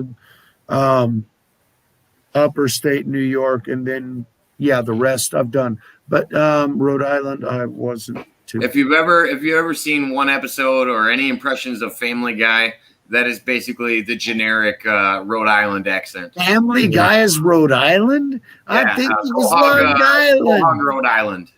He's not Yeah. Long Island, but I thought it was Long Island. No, it's Yeah, a we're whole just- nother story over there. Okay. We're not that Jewish. Too many stereotypes. Too many stereotypes. Long Island? Are you kidding me? Get out of here. You're more Sicilian. than No that, I guess. stereotypes. A little less Italian, brother. Yeah, no. Yankees suck. Hey, I'm a Rangers fan, so I can't argue with you. Well, we were getting in jokes about regions the other day. Me and Michael were, and he referenced one, and I was like, I don't know. They don't know what they're talking about over there. Boots. So there's another What are you, region. Canadian now? You're Canadian now? Come on, the Maple Leafs are a great fucking team. Give me a goddamn. At least there you I mean, can if go we're for the if we're Cowboys. talking hockey, they are. Hey, I mean, can you Dude, really say New- the Canadians aren't good at Right hockey? next to Canada, you know. hey, Calgary, and then you got the Edmonton Oilers, eh? I much prefer Montreal to New York. Oh, what the fuck are you talking about? Dude, you sick ass psycho sociopathic Let- freaking socialist. Get your ass out. What do you mean Montreal versus New York? I mean, Like I said, New York Yankees is suck. socialist enough, but Montreal, Montreal would smoke New York. dude, Montreal is awesome. They got all kinds of art and architecture and everything else, but they're French, man. My the favorite fuck? comedy show right now is You don't Canadian, know. actually. What do you mean I don't know? I've been to I tried to get to Montreal. It was fucking snowed in. I could only get to Quebec.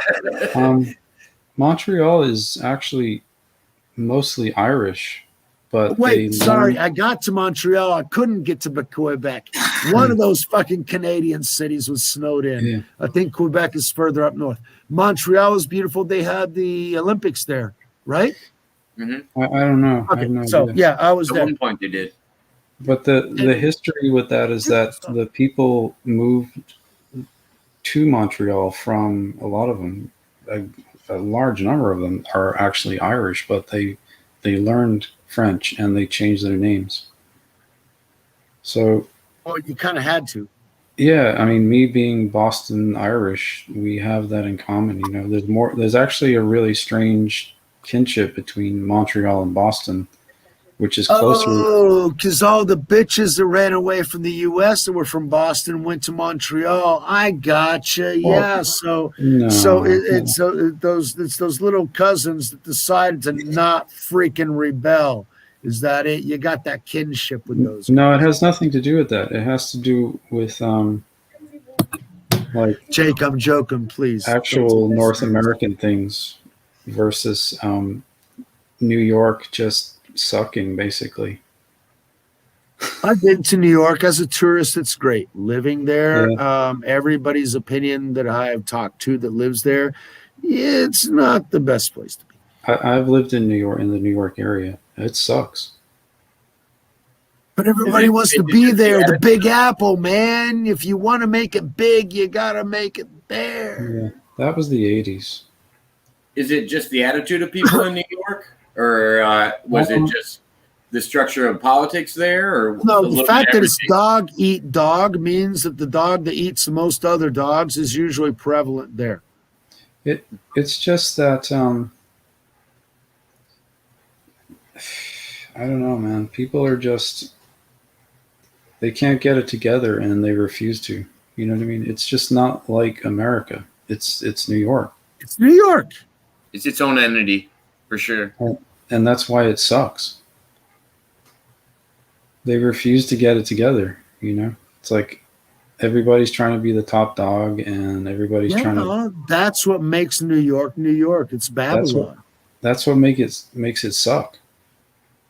Why does it suck? And that's what we need to get to the bottom of. And you're absolutely right in every single one of those phrases. But the only question in my mind that ever mattered was why?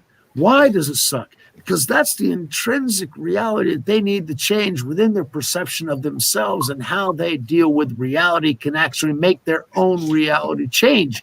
Because if those people simply run away from the reality that they created, go to other areas and infect those other areas with their mentality, they fuck up those areas too, unless they understand the Yeah, that's the nexus thing. of what caused the fucking absurd mentality that created that reality that everybody's fucking running away from.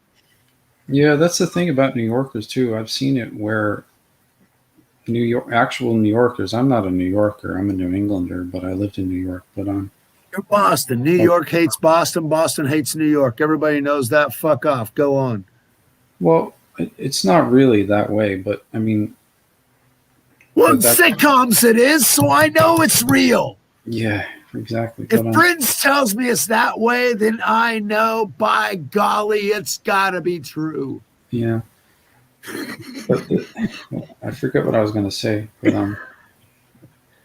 yeah, the thing I've seen about New Yorkers, actual real live New Yorkers, and there are some. Um, A couple, like 18, 20 million. there's like a few dozen actual real New Yorkers left, but Everybody they else just ran there from somewhere else. yeah, exactly, but they have a tendency to like Kind of like Yeah. LA. go somewhere else and complain about it, or want to escape from New York. Well, yeah, losers And then- run away. Of course, that's and what they then- do. and then But they go can't somewhere fucking else. hang in the Big Apple. Well, they have a tendency to not like New York, and then they want to get out of New York and turn where they went to into New York. It's like, well, why would you want to turn where you're going into New York? Because New York That's sucks. what I'm talking about. Because they had the mentality that attracted them to the dog eat dog reality of New York. But yet, when they got eaten by the dog eat dog mentality, and they were fucking inferior pussies, and they got their ass handed to them on a silver fucking platter, so they ran away. But they wanted to continue the dog eat dog mentality, thinking that they would be a superior dog in a lesser civilization. But in lower rural towns, if you implement the dog eat dog mentality, the group of dogs will consume the individual dog much more quickly, and they maintain their integrity. And the New Yorker just feels like a piece of shit because he just got his ass handed to him again. Yeah, Well, but the New thing It York- takes them a while to New fucking Yorkers learn is like- that. Yeah, New Yorkers are all talk as well. It's just like all talk, no action. Like I was people just going to say the same thing. yeah. I mean, they talk. I like, don't live there. I don't know them. I can't say, but it doesn't seem like it because those are the guys besides London who make the world go round. But I say, Yeah, but I've not- always but not thought really. New Yorkers like to put themselves on a pedestal and compare New Yorkers to the rest of the world. And they go, oh, no one's like a New Yorker. We're tougher than everybody else. And that's why Yeah. we're abrasive. Yeah, thank God nowhere else is like New York. And Chicago. I don't know. I'm a Dallas Cowboys fan. I can't really put too much of an opinion on that because, after all, y'all ain't us. Hmm. So, I mean, I can give a shit because y'all are y'all and we are we. And y'all ain't us. Know what I'm saying, baby? Well, Do what you gonna do. Texas is changing. Even I got a place there now. Holy fucking shit. They're letting anybody into Texas? Well, yeah, we got a bunch of fucking Democrats showing up and shit. We got to start shooting them or kicking them out. What's up with all the hanging them? What's up with all these California people moving to Texas? I'm not a Because they California abandoned person, their by the way, roots. man. They should have stayed in the Marxist country that they created with so much fervor. But that's what's Pay going on your right fucking now. All taxes. of these Be people. happy. That's what's I don't going know, on I'm- right now, though. Even I'm if not it's a not you, California there's person. like Wouldn't we close off the borders like we do with like North fucking Korea and shit? No, you got your no, close on, no, stay there. You did your shit. Stay the fuck there. But then again, I'm bitching. I'm not even in Texas. I love Texas. That's my heart. And if I were to go back to the U.S., Dallas is where I'm at. My mom went to Oklahoma, but you know what? Our hearts in Texas. I mean, I went to the University of Texas at Austin. Yeah, I've traveled all 28, 32 of the U.S. states. I've traveled 42 different countries. Dude, but Texas is home. Now, I have been in Joinville in the south of Brazil for 24 years. So I've been here longer than any other place in my life. But I still feel like I'm a Texan. But at the same time, if Democrats take over Texas, I'll be like, holy shit, how's that possible? The U.S. finally fell. But I'll still be here. But I'll still be here watching everything else burn because I ran away as soon as I saw that y'all were fucking shit up beyond recognition. So I decided to see where my money could buy me something. And I did something a long fucking time ago with that. And it's not turning out too bad. Tomorrow, you guys are going to see the video of my garden. Maybe like Junior said, if my birds actually fly in for a visit during lunch, I'll be able to show you guys the multitude of tropical birds that I have that just pay me a visit because I'm me. But yeah, I can't see Texas turning blue ever. Honestly, I mean, it's just. We'll shoot them. What the fuck? Yeah, really. I mean, I would. Hey, come over for a brew. Hey, neighbor. Boom, trespassing. Hey, Wow. sorry. He was coming at me like quick and shit. Sorry, I had to defend myself. I don't even have any neighbors in Texas. It's that I'm that isolated. Well, my grandparents' farm in Oklahoma, the nearest neighbor is 1.5 miles away. So I'm comfortable with that. I like that. That's good. The reason that I'm comfortable here in Brazil is that I have like a football field between me and the next house, which tomorrow you guys are going to see. They're actually building something there that actually obstructed my view for the first time in 20 years. And I'm going ape shit. Because you know what I thought was interesting about Texas? They have more lions in captivity in Texas than any zoo in the whole U.S. just from personal ownership. Isn't that wild? Why? Because we don't like fucking cats. Everything's bigger in Texas. Keep your fucking cat. Give me a cougar, a tiger, a lion. But after it gets too big and too expensive for me to pay for it, then let the state take care of it. Yeah. Well, someone has to do it. You take on the responsibility, you should have to. I've always wanted a nice pet Komodo dragon to guard the neighborhood. Really? You enjoy people dying 4 or 5 days after he's bitten it? Oh yeah, they gotta live with their decision of going on my property. It's a slow, painful death. When I built this place, I wanted to put a moat that was 1 meter wide, 3 feet, a yard wide, and about 1.5 yards deep with spikes, with like alligators and shit rolling through it. Why? Because if somebody actually jumps over my 7-foot wall, they'll fall onto spikes. They'll be bleeding, and the alligators will simply do what they will, and I don't have to worry about an alarm system. The problem is that you got to feed the alligators when the thieves aren't there, and I haven't had a thief in 20 years, so I would have been spending a fortune on fucking alligators. So maybe it's not a good idea. So if the Pena perspective gets monetized by YouTube, you're building the drawbridge. We got it. Um, possibly. I could make it happen. I could make one happen. Yeah, definitely. Hey, I'm all about you building your own personal castle. I feel like that's what everybody's house should be, what they want it to be. Your house is your castle. Now, the thing that I used to love about the U.S. is that you have an open garden and everything looks open and everything else, and fine. But that means somebody can come up to your front door or your window, like the police, FBI, or criminals or gang members, and simply do what they want to your house. Here, as in Mexico, security is at a premium. And so that first world problem of having my neighbor complain at me because I mowed 6 inches of his lawn versus mine is not a problem here, because I had a 2-month argument over where the wall between the two lots would be.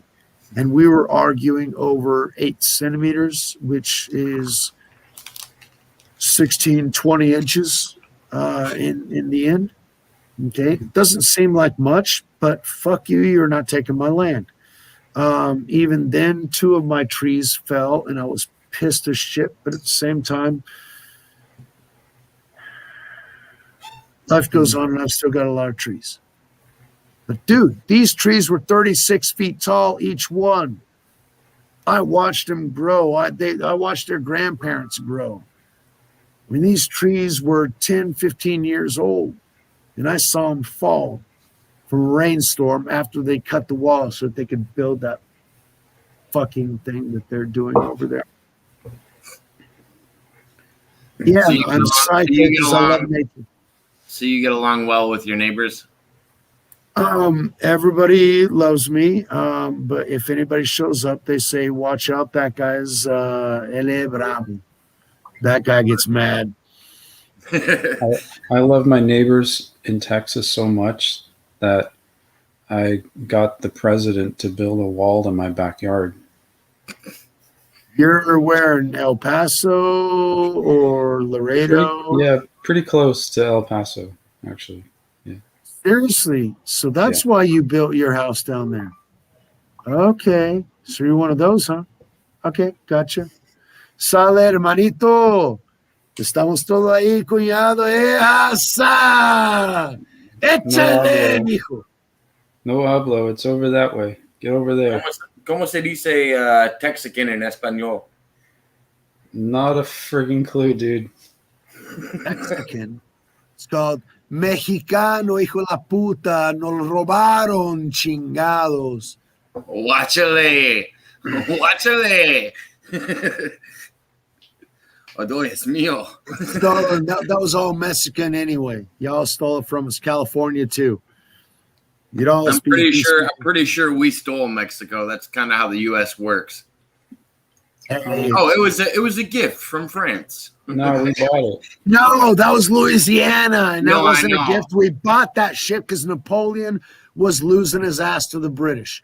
So No, I agree, but it was another one of our agreements that was literally nothing for a giant plot of land. The U.S. has made several agreements where it was basically they invaded the Alamo. Texas said, "Help, motherfucker!" and the U.S. said, and knocked everybody the fuck back, and then said, "We're taking all your shit because we like that stuff too."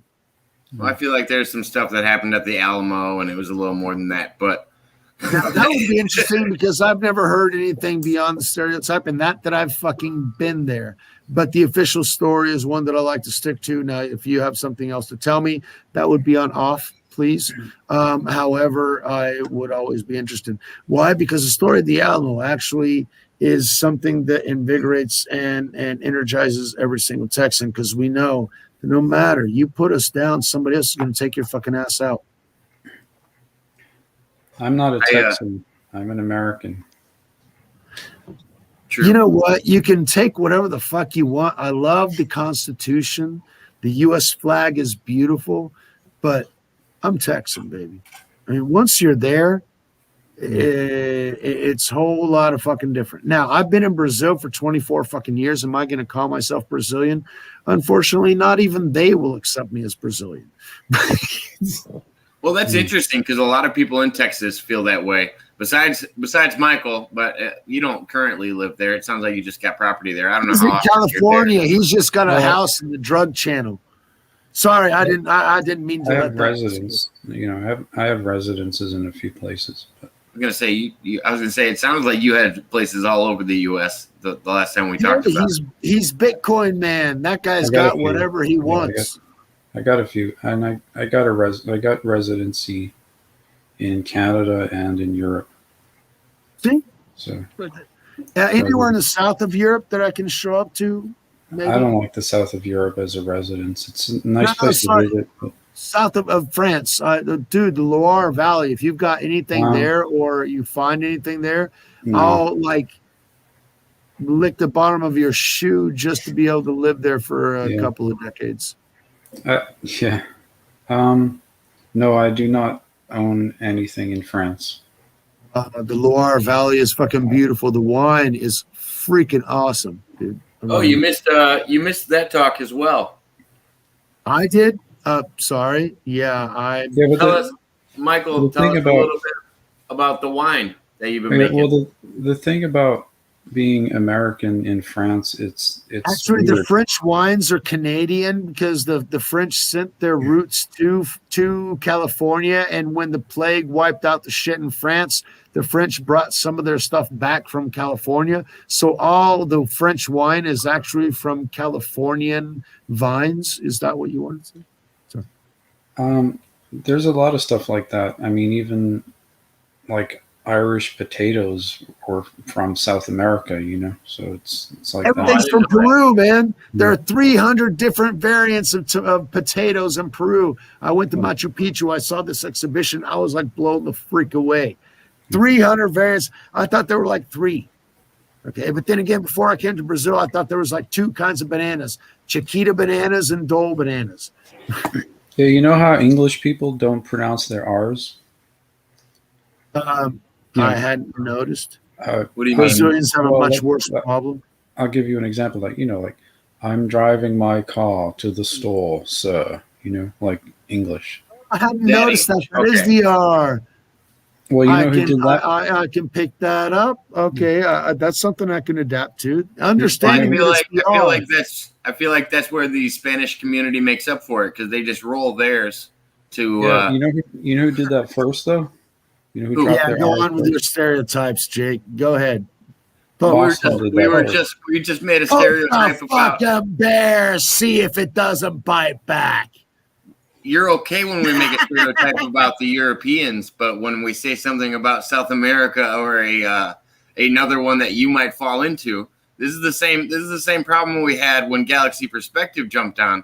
It was fine when we were talking about other things, but when we started talking about Trump, somebody got a little more triggered. South So America I feel like you gotta have an open perspective about everything. You gotta be able to laugh about everything. Perspectives, but there's certain things that you just is best not to mess with. For example, Dr. Pepper is one of the best soft drinks on the planet. The only thing better than that, I texted, was Guaraná here in Brazil, and it's not better, it's different. I still love me a Dr. Pepper. However, now I don't have Dr. Pepper down here. I haven't drunk it for 24 years, and so I drink beer. Diabetes or cirrhosis? Which do you prefer? I don't know. We're there. So, it is what it is. I made some choices. Life changed. What do you got in there, Mike? Water? Just water. Water tonight? He had an interesting beer going on the other day. He couldn't name drop, but he was trying a beverage that he said was especially delicious. Yeah, I don't want to be a corporate shill though, so I'm not going to promote. Oh, I don't blame you. Oh shit! I was about to bring out any of my cans, and I was about to be a corporate show. We can start shelling this to, Antarctica or whatever. We had Original here, and we also had maybe that'll be our next step, Michael. we Then will I know, start make a being like, well, commercial I'm not for sponsored Sedona. by this company, but I do There like you the go. product. But if they want to sponsor me, I don't have a problem with accepting their money Exactly. because I already consume the product. So hey, why not? I don't Those are really all like things. anything enough to To sully sell my out for it. reputation by Exactly. Sell out for it. promoting it. You know, I don't know. I like Dr. Pepper enough. I wouldn't have a problem. My reputation can be, Yeah. Dr. Pepper's good. Once a So pepper, I actually had this exact thought the other night. So if YouTube called one of us today and said, "Hey, we want you to do a video on the vaccine. We're going to tell you what to say, and we're going to offer you this much money, regardless of what they're asking you to say," would you do it? I have a common response, which would be easily seen every day on Louder with Crowder when You don't. he Wait, no. I don't want you to give your perspective on the vaccine. I when want when when you to he give your when he when he reaches the hour or hour and a half limit and he goes on to Blaze TV, he has this little logo that he has to tell everybody buy on YouTube, and he has a special phrase that he likes to tell YouTube whenever he says goodbye to the YouTube version, so everybody can go over to Blaze and watch the more in-depth and profound and uncensored content there on Louder with Crowder. But between that transition, he's got, hey, YouTube, piss off. That's okay, but that's what you would say though. Piss off. I would say much could you ever worse be? than that. I mean, Michael, I feel like you're at a different stance than me and Mr. Pena. But is there a money amount that would make you ever sell out, or is money just not really no, that's. I feasible? mean, He's got bitch shoot. What the fuck is he thinking about money, man? not at all. And that's part of why I'm running for president is because I think that's a serious problem in government, and it needs to be eliminated somehow. And if it Big pharma or big tech or big military or make a list. All of the above. I'll make all kinds of lists for you, Mr. President. Let's get it done. Okay, Trump 2.0. I got your back. I'm there. We'll make it fucking happen. I think the biggest culprit's probably the military-industrial complex because think of all the lives, not just money, that costs for the sake of some people getting a paycheck, which is ridiculous. Why not just Now posit this for me for a moment to where there is peace. People have bought weapons, they bought arms because you have to defend yourself. You cannot allow somebody else to simply come over and overpower you. Because that's always going to happen. You have to assume that that's always going to happen. Hold on. I didn't finish, Mike. I interrupted you enough, but this one, hold on. I got to complete this thought process, and then I'll go. Now, you have everyone in the region has bought the weapons that they need to adequately defend themselves so that nobody can do anything without some serious harm or casualty. And there is peace in the land because there is a certain level of equilibrium. However, at some point, sales have dropped off. So you have to make somebody use their weapons so that others will use their weapons so they will both continue buying from you because your purchases have dropped off because peace isn't good for business. So who says they're not the ones who start the conflicts in order to profit from the chaos posteriorly? What? Nothing. I'm spitballing. I'm spitballing. I don't know. Something about I am Iron Man. No. What you were just saying about he's got to come back for this because me and you were talking about this earlier. I want to ask Michael of the Pena perspective if he thinks that Donald Trump had no military agenda while he was a president. Because I do clearly want to hear his input on it as well, because I have a feeling he felt the same way I did until you showed me some more information about it today, like that me and you had shared offline. I was convinced that he was one of the few presidents recently that had not been really involved in military conflict. Yeah. And it might be opposing to that. Yeah, I mean, clearly he was just controlled opposition to that agenda. To, you know what I mean? It's like, yeah, I'm one of the good guys. I don't want wars and military, but he was actually, you know. Besides the one time that he clearly assassinated that person. Jake, you want my opinion? I'm only gonna tell you one fucking thing. Q plus, bitch.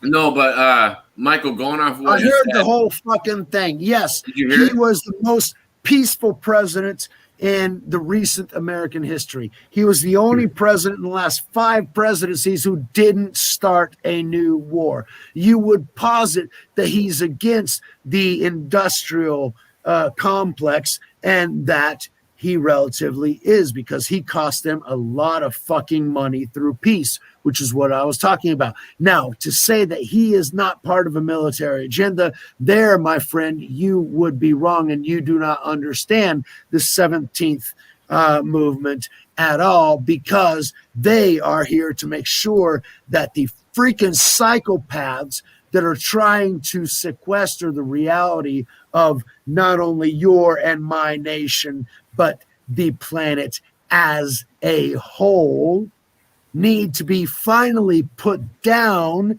after 104 fucking years since this goddamn shit started.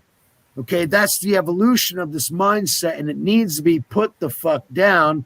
Otherwise, it will put everyone else down under its boot worse than we feared in 42. So I have a question for you, Mr. Pena. Do you think I get a bit excited, Macintosh. I apologize. No, you're fine. I like the emotional involvement in your political beliefs. I just wonder how deep the root is attached, because I worry about that sometimes. Just like you worry, like when I told you I appreciate when you worry about my my spiritual beliefs and my spiritual practices. Hey, but Melinda also told you about the same concerns with the Ouija. Now you're going to learn some certain protections and everything else. Okay, I just wanted to make sure that you were aware that it's not just a toy. And that's what Melinda made you aware today that it's not a toy. Well, and that's why I wanted to ask you. She's back. Hello. Hi, Elegant Mind. I wanted to ask you, do you think Donald Trump was just supported by the military, or do you think he helped them financially? By the military. Or do you think he was also financially helping them as well? Sorry, both of y'all talked about repeat one at a time. Go ahead, Mike. He was obviously also thrown out by the military. Not yet. How so? Oh, you're not one of those, are you? Those who? You think he's going to be president again by August or something like that? Somewhere around there, yeah. Yeah. Do you think he's still president? Do you think he's still currently a shadow president? Actually, yesterday they put in papers to get rid of the freaking instigator of January 6th. We're under martial law. We don't have a president. Miss Pelosi was the instigator of the 6th. How long have we been under martial law? Since the elections, and that's why I'm saying the military did not eliminate the 45th president of the United States. In fact, 31 terabytes of information that was released on Friday, I believe is yesterday, or now that it's Sunday here, maybe day before yesterday, will also be enough information to let everybody the freak know what the hell is going on. Plus, we've got the results of Arizona. We've got Georgia calling all kinds of fraud situations because we don't have the results of Arizona. Maricopa? Yeah. They're Seriously? still in the process, You right? haven't been following that along? I've been following it. I know they're still doing the expediting.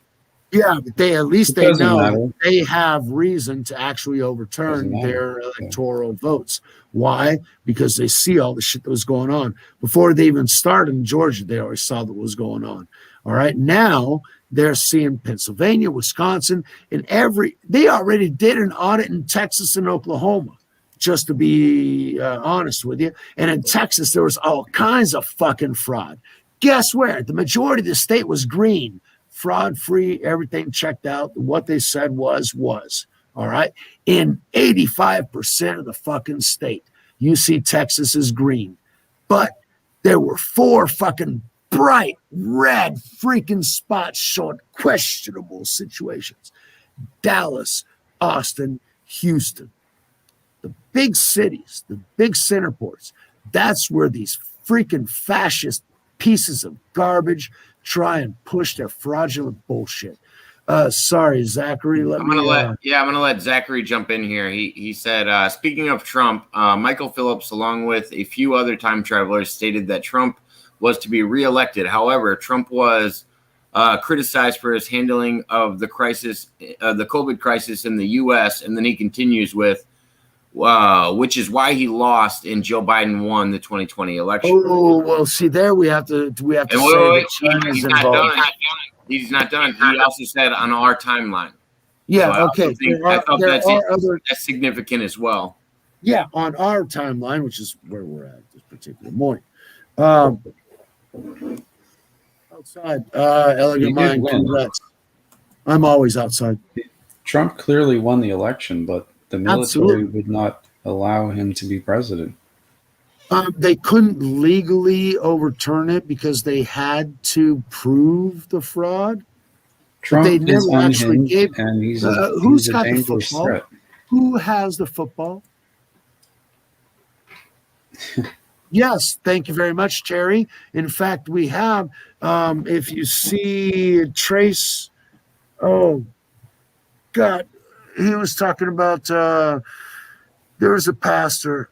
I need to review some of those videos. But there was a pastor who was talking about we were going to be passing through. Trump would be elected 2 times. We would be going through a phase of 2 presidencies, and then he said that there would be his own Snowden, and it would be able to open the gates up and to true awakening, because everybody would know the truth. Hold on 1 second. Who would be the second?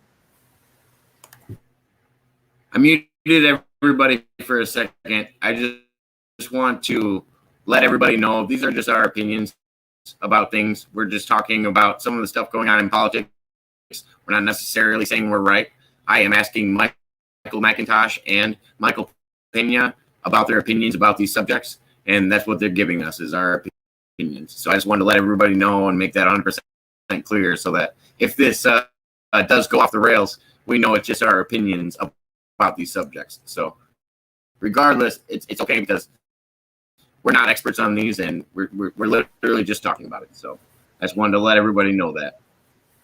But yeah, you guys are back on. Absolutely right. And I never imagined that the First Amendment would allow me to speak freely speak my opinion. I haven't said anything. I know I'm the guy that he needs to mute everybody to caution the world about because I'm the problem. Elegant Mind just jumped in. I wanted to say something. Thank you very much. Elegant Mind, tell me, is it Trump 2021 or 2024? Well, what I was going to say, Elegant Mind, is if for 4 years that they told you that the last president wasn't their president, you're more than welcome to say the same thing in a new presidency. I don't see why it's any different. If I told you guys what I know about all fraudulent and stolen election out of a mafia organization. Sorry, I want to hear what you know about this. Then go ahead. If I told you what I knew about all this stuff, you guys would crap yourselves. So all right, so let me shoot myself. And let's get to work. Got a new pair of jeans. Go for it, please. Yep. Play the brown noise. We're ready. Get away. Get away. I want to shit myself. We're talking frequencies here. Trump clearly got reelected. Absolutely.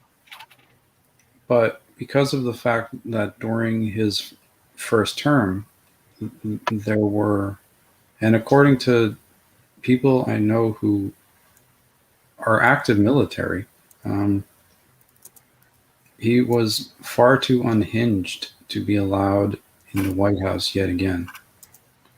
That would Or be ever the again, I should say. Yeah, he didn't fit the mold. I mean, on his first weeks, he in office, he was asking and insisting on possession of the nuclear codes. Well, it's what's his funny right. is Terry, one of our viewers, just hopped in, and I liked his wording of it. He said the football is essentially irrelevant. Remember when Big T met with North Korea? That was the end of the game. Yeah, he Yeah, finished that it right was not. You guys have to understand that was not Trump doing that. Trump was a puppet in all of that. He was being told what to do. So who did that? His real agenda was different, and it was not allowed to proceed in any way, shape, or form. When he basically had a gun to his head with a lot of stuff that he ended up doing. Oh yeah, absolutely. Just 1 second. Remind everybody who's in. I need to go get some cigarettes because I'm out. Michael Phillips said Trump's term is null and void. Sorry, Biden's term is going to be null and void. But just to remember, everybody in the audience, where everybody's from. Jake, you're in Chicago. Michael is in California. Hey, we're not telling everybody. Hey, fuck all somewhere else. We're not telling everybody's location. Come on now. No, it's regions, not location. I'm not giving them your address. I'm saying location. Why region? Why? Because region affects the culture, affects who you vote for, because the amount of propaganda you receive in each region defines the information that you believe to be true. Well, is that really true if the guy from South America is telling us more about the U.S. election than the two people that are in America? Fuck no, because what the fuck do I know? I can tell you my address if you guys want to come by. It's fine. That's more than that's up to you, Michael. I just didn't want anybody putting out any personal information for you. The address is Michael Macintosh, 1600 Pennsylvania Avenue, Washington, D.C., 2024. Come by anytime. Write it down and mail it. Hopefully it makes it and doesn't get sent back. But Zachary Kim is very interested in Michael Phillips and your experiences with him. I think he's saying something else that Michael Phillips said, in that Trump's first term was declared null and void. Did you ever hear anything like that from Michael Phillips when you talked to him? Well, the military has effectively controlled the presidency for a long time now, really. I mean, basically since John F. Kennedy. Ooh, before. That's the whole reason. Do you think the CIA is considered part of the military in that sense? I'm sorry? Do you think the CIA is part of the military in that sense? Do you think they are considered a military branch? Not really. I mean, it provides information to the military. That's funny. Well, it does. Some information, not real information, but yeah, it provides information to them. We'll have to check that out, Zachary, and check out his second Apex video. And that'd be interesting to know that he was talking about that a while ago, too. That's his purpose, at least. And, it doesn't, nothing acts perfectly. There's corruption, obviously. There's ulterior motive, other agendas. That's the nature of any large entity, but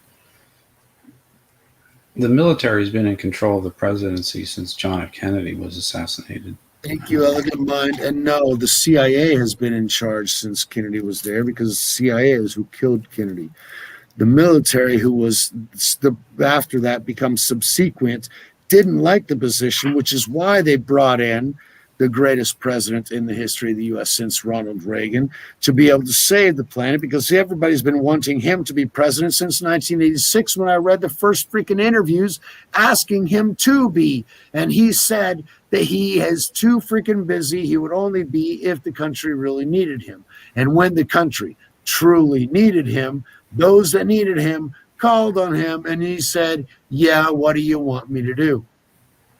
Yes, he's under the control of the military because they called him in. Why? Because they knew he could get the job done. He needed somebody who would be able to get the votes enough to override a fraudulent and rigged system, because they knew that nobody else could win because the machine guaranteed everything. But they hadn't guaranteed it to a level enough yet to guarantee an absolute outcome the same way that we have in the Soviet Union and China after 45 and 1917. Okay? That's what they're trying to do here in fifth degree warfare, getting everybody's freaking mind to accept that garbage when we should be rejecting them wholeheartedly. Henry Kissinger was a traitor to the country, if you fucking ask me. But that's just my opinion. Elegant mind, I agree with you. I think there's corruption on both sides, and the media just wants to display like one side's right and one side's wrong. No, they want to display the corruption, the banks, their corruption. Whoever fills their coffers is great. The CIA is not really in charge of anything. It's just an intelligence gathering mechanism. That's fucking funny as shit. The military runs the CIA. Intelligence. Yeah, Jeffrey Epstein was intelligence. Well, you're talking about a different kind of unintelligence, I suppose. Well, and I feel like cunningness and intelligent can be like, I don't even know if I'd call it cunningness, because that's more of, what you gotta understand is the word intelligence. Intelligence means information about other people. Facebook is intelligence. So you think blackmail is intelligence? If it gets the government what it needs to do, the CIA, NSA, FBI, any of them, ATF, are willing to do it to get what they need. Why? Because in the end, they need to produce numbers. It sounds like you're saying knowledge is power, though, but I don't necessarily mean that it's intelligence. You can be an evil genius and also be a moron. Yeah, but see, it's like the Patriot Act. They fuck around with the words. Yeah. They call it intelligence. It's not intelligence. It's information. It's blackmail information. It's information to say, hey, dude, I saw you sleeping with that Chinese spy. I'm not going to say a word, but you're going to vote the way we want you to. Okay? Gotcha. Hey, we'll even give you money so you can go to a special hotel with her. You know, a hotel that's got microphones and everything else wired up to whatever he's screaming out whenever she says, tell me what you do. Because you know I'm the one who said. It's almost like you're referencing a specific case of somebody who ran for president. No, it's not like he's on top of a freaking camel without a freaking shirt, with a black man guiding his camel in the most freaking irreverent way as a fucking sack of dog shit. No, that's not the person I'm referencing at all. The person who sold himself out to every single entity that could give him money, he took it from. The whore of Babylon would be an appropriate attribute. I thought she had such an interesting last name. The secret agent from the, I don't know. Not her last name. I loved her entire name. It was fucking awesome. I fucking loved it. It was funny as shit. It was. I thought it was funny that there's an NPR. Like Lee Fang or something like that?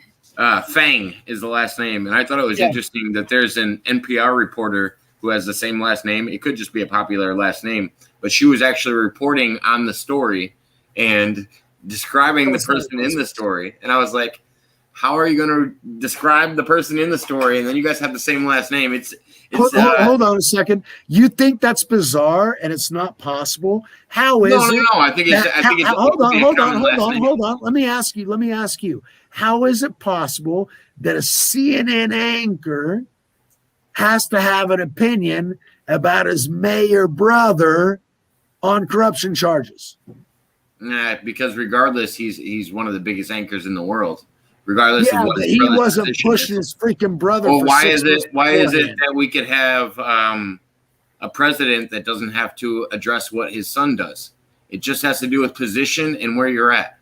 Wait a second. We had a president who had to defend not only what his son did, what his wife did. I'm talking about his youngest son, his wife, who the youngest son wasn't outside of abuse.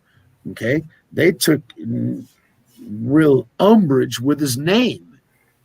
They don't like his fucking name. I mean, how freaking cruel and unjust and hypocritical is that? Do you think it's tied to the conspiracy theory around Barron Trump? If you check on Ingerson Lockwood's page now, you will find their address is 1717 Pennsylvania Avenue. Interesting. That's convenient. Elegant Mind says exactly. They are spies. Just you never hear about their work. I wouldn't say they are part of the military. Oh, they have their own military, and I think she's still talking about. I think she's still talking about CIA. Obviously, and I follow along with her comment. But until Trump cut off the military, Salt is an excellent fucking movie and completely freaking close to reality. Anyway, until Trump cut off the military ties to the CIA, they were using the CIA as their personal puppets in Afghanistan, in Syria, in Lebanon, in wherever the fuck they were. Okay. They would call in, oh, we got intelligence here, so could you send in a couple of SEAL troops to take care of the problem? Now, the problem is that they've got enough money that they have their own military. Who the fuck do you think is causing chaos in Syria? Duh. Wherever Biden is going to now is where the CIA wants the mess. Why? Because, like I told you before, the more mess, the more, for example, they liberated money to Iran. Iran liberated money to Hezbollah. Hezbollah launched a fucking bunch of rockets. The Jews had to actually use their Patriot missiles, knock out 98% of the rockets that came in. Some of the rockets actually made in. But guess what? Now, Iran wants more money so that they can buy more missiles. And Israel is investing and buying more shit from Raytheon because they got to refill their Patriot systems. So guess what? You liberate a little bit of money for the bad guy and everybody wins. That's the fucking stupid game that Biden is playing. That's the goddamn game that's been being played for 50 fucking years. And it's about goddamn time it ended. And it had ended under Trump because he didn't do that bullshit. We had peace in the planet. And Michael's back, so I'm going to shut up. What are you spelling out? 2024. What is that? When? Who? Explain. Trump has been portrayed in a way that, and as a person that he really isn't and never was. This is the thing. His entire life is an image. Yeah, his entire life is about image. I mean, we had the two worst presidents in American history before Trump. Two of the worst presidents in American history before Trump. That to the point of where that bad. Now Obama was a piece of shit. They were both terrible. You even said you almost left the country because of the Bush eras, and it's like Bush was a sack of shit. George W. Dumbass. Bush, though, when Trump came around, and his dad was a fucking pussy ass piece of shit, a traitorous, freaking conniving, which is why they all got the notes during his fucking funeral because he had to go, because he was the one in charge of the CIA and the Dallas police when JFK's thing went off. So sorry, I'm going down all kinds of other rabbit holes. Sorry, I'll shut up now. But none of that stuff is really going to start until 2024. By 2024, it's all over. We're all on their vaccine passports and life is done. Well, that's New a choice. World Order began, and what we believed was nature. The geopolitical stuff is not going to really start until 2024 because we don't, and we haven't had a president who actually knows what the hell they're doing geopolitically for a long time. I mean, if ever, frankly. But, Who do you think was the last president to get it right? Truman? he had some good stuff. Kennedy had some good ideas that way. But since that point, it's like where it hasn't existed. You know, who? Like Obama? I mean, yeah, let's bomb the crap out of everybody. That's geopolitics. Like, Hold that's on. really great. Obama was, let's bend over to our enemies and give them what they want because he's a traitorous little sack of garbage. Who started 7 wars and bombed the crap out of how many countries? I don't know. I mean, Obama, who won the fucking Peace Prize because he wasn't Bush? Bush was a freaking dumbass. And he was led around by the other ones, the only reason he freaking stayed in power is because he started a fucking war.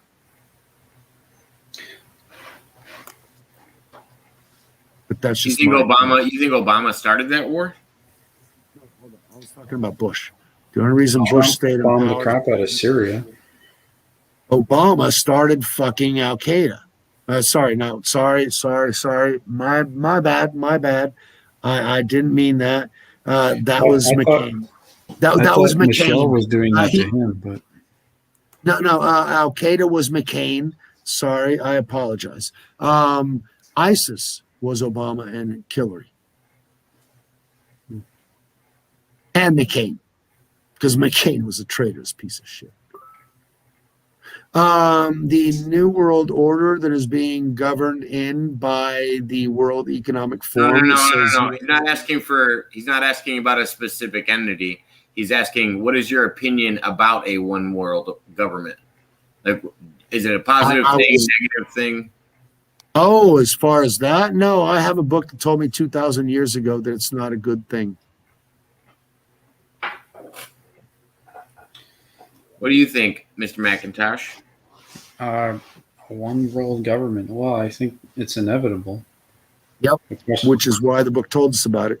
The question is, what kind of government do you want? Are you going to be? One of them will be somebody else's opinion being objectified upon you, and your freedom is lost.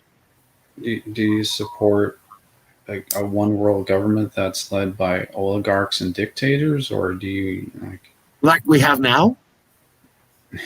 More or less, this is the mark of the beast, not what's coming. You know what I mean? No, this is it. This is it. And 2/3 of the population have already taken the fucking thing. Yeah, but if they don't know any better, then it's not really going to be held against them. It's still going to fuck up their lives, whether they know better or not. They will never be the same, ever. And their lives will be significantly shortened, if not in 6 months or 3 years or 2.5 years. Some studies say that they'll at least be shortened by 10 years. Instead of living to 80, they'll live to 70. They'll die of Parkinson's and Alzheimer's early onset because of prion disease. That's just fucking what me. Studies are you talking? Sorry. What studies are you talking about? You said you just cited studies. You said there's studies that say blah blah blah blah, and then you blah blah blah. Since the beginning of this, which means for about 1.5 years, I've been trying to listen to every single doctor that had an opinion about this, and every single explanation of what this thing does to you and the long-term consequences that studies have found.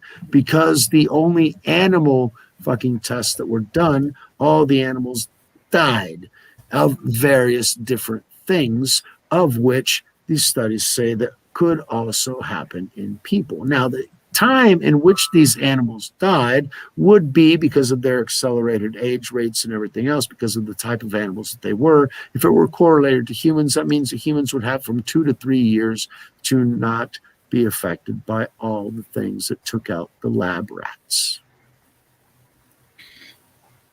Yes. Which include increased heart rate, increased heart structure, which we're seeing in the myocarditis, which includes what some have mentioned as an autoimmune system attacking your own lungs, especially in women who have been using IUDs beforehand. America was founded by the people who want the one world government as an experiment of how you could integrate everybody in the world into a system that would help everyone and no one would have. What are you reading? There's a whole other rabbit hole. I'm reading, I'm responding to Elegance Mind's question. It's just that's a whole lot fucking deeper than what we're going to be able to get into in this. Yes and no. The Constitution is an independence from, but the ones who founded and formed the government and everything else already had the idea of a one world government in mind. And the U.S. was an experiment to make sure how they could get different cultures and communities to come together under one integral ideal and give up their sovereignty to be able to integrate into one unified force. Socialism was tried in Europe, and we're seeing what effects it has. I wouldn't recommend it. It was tried in other places. It always leads to another thing. We need to be kind. We need to take care of other people. Yes, that's what socialism says it's supposed to do, but it doesn't. What socialism means is bigger government. And the bigger government you have, the less freedoms you have. So if you want to be free, you take care of the homeless people that are around your house. If you want somebody else to do that, you're going to give up your freedoms. And you might actually have to get a passport because you didn't want to take care of the homeless guy that was down the corner, and now you've got 12. Mr. Macintosh, do you think there's ever been an example of socialism that worked? I think the term socialism is a very broad term, and I think it depends on what you mean by that term, because if you're talking about apples and I'm talking about oranges, it doesn't really matter. So define your apple. Well, my definition of socialism is it depends, you know. I'm both American. I'm both American and European, so it depends on which part of me you're asking that question to. I think American socialism, as we call it, it's I don't really believe that it's, and in fact, I know for a fact that it's not the same as many European countries have. It's less authoritarian. It's less intrusive. It's more based on European version, or the American version is less intrusive? The American version. Less intrusive. Yes. So you I mean believe that that it's the designed. European version of socialism is much more intrusive in your life? I suppose it depends on the country, but it seems like a lot of the European countries, and I haven't been to all of them, but and I don't know people in all of them, but it does seem like Europe has an issue with overly regulating what people are allowed to do, basically under the guise of providing protection for people. I don't really think that happens too much in America. When you start getting out to where I am in California, it can seem to be the case, but I don't really think even that's the case. It's more just sort of attempting to provide an actual real safety net for people, and that's the idea, but they never do. Why do we have so many homeless? There are definitely issues for sure. Put in Mind's question back up there. I wanted Mr. Macintosh to answer that one. Which one? No, the other one. The other one. There, no. Well, the reason there are so many homeless people in California and Washington State is because there's That's all I got. The last 4 or 5. Yeah. It's That's you why know I was it's asking you what you were reading, because I don't have that on my. There was one immediately before that they were talking about. Oh, sorry. Yeah, it was this one. This one exactly. I like controlling my money because my thought process was, yeah, what's money? And that's what I wanted Mr. McIntosh to talk about. Why? Because your money isn't what you think it is. And Mr. McIntosh knows more about that than any of us here. yeah. Well, your money. That's the thing. It's inevitably, if you want control of your money, you need to strive to decentralize it, and that's where Bitcoin comes in. If you have governmental central control of money, then it very quickly can lead to socialism, fascism, communism, you name it, any of the isms that we don't want. Um, so Absolutely. that's why we collectively need to really wake up and realize what's happened to us that way and move away from it. Find an Well, I'm alternative. putting my next $50 into Bitcoin. It's all I got, Yeah. but I'm going to put it there. Well, you'll see it grow if you just leave it there, and you can always put more in when you're able to. And, Available disposable cash, Mhm. which I usually don't have much, but if I do, I'm instead of putting it in land or something else, yeah, hell yeah. Yeah, We're that's what gonna I've open up done. I our mean, wallet, aren't we, Jake? I started buying Bitcoin in 2017. I only it only took me 20 minutes to realize what it was, and I put thousands of dollars in pretty much immediately. I've been putting money into it regularly, thousands. Immediately in 2017, it was like $10 a Bitcoin. Holy No, fuck! its high point was actually like 19,000, and I first heard about it right as it was at the high point. So I actually bought some at 19,000. But even now, that's still profitable. It It's went from it's 50 to 30, but it's going back up now. yeah, it's low right now, but it's been 3 times that. Yeah. And it's expected to go even higher, especially Yeah, with the instability that we're seeing in the reserve currencies that yeah. they actually talked about this week. Zachary's question is interesting. Mike, please address that one. Even multiverse He theory. said, When it comes "Do you to time believe in the travel. multiverse theory when it comes to time travel?" I don't know if that's true or not. I have no evidence of it. I've never experienced anything that leads me to the belief that it may be real, but I've never experienced anything either that leads me to the belief that it's false. I just simply don't know. Going off of his question, do you have any idea if string theory has been disproven yet? I'm not really sure what that is, to be completely honest. I believe it was That would pushed be a lot my. by Michio Kaku. No, The hero. he's not pushing string theory. He's just pushing. He's kind of like the black guy. They're both tops in physics, astrophysics, and they want to make a name for themselves. They're very intelligent, both Are of those them. guys that Neil create? deGrasse Neil Tyson. deGrasse Tyson is way against string theory, and Michio Yeah, Kaku is a big proponent of string theory. He might have evolved my his views since then, but my he was personal always. view is we do have, and in fact, my book and my video channel is about the fact that we live in a quantum multiverse and a holographic universe that is also a quantum multiverse.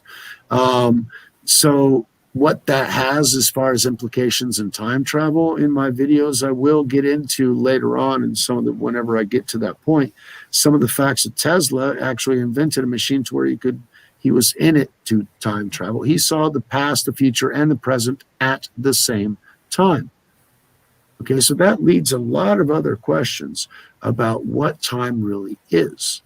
Okay, and ever since I've been getting into the Bible when I was seriously, whenever I was 13, yeah, everything's in one closed capsule, or if that's what you were wanting to talk about, Mike.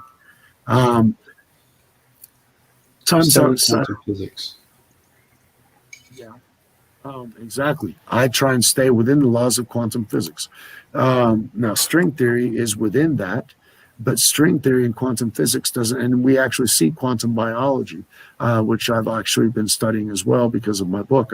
Those are chemistry, quantum chemistry, and quantum biology were two factors that I needed to get past in order to understand the complete picture.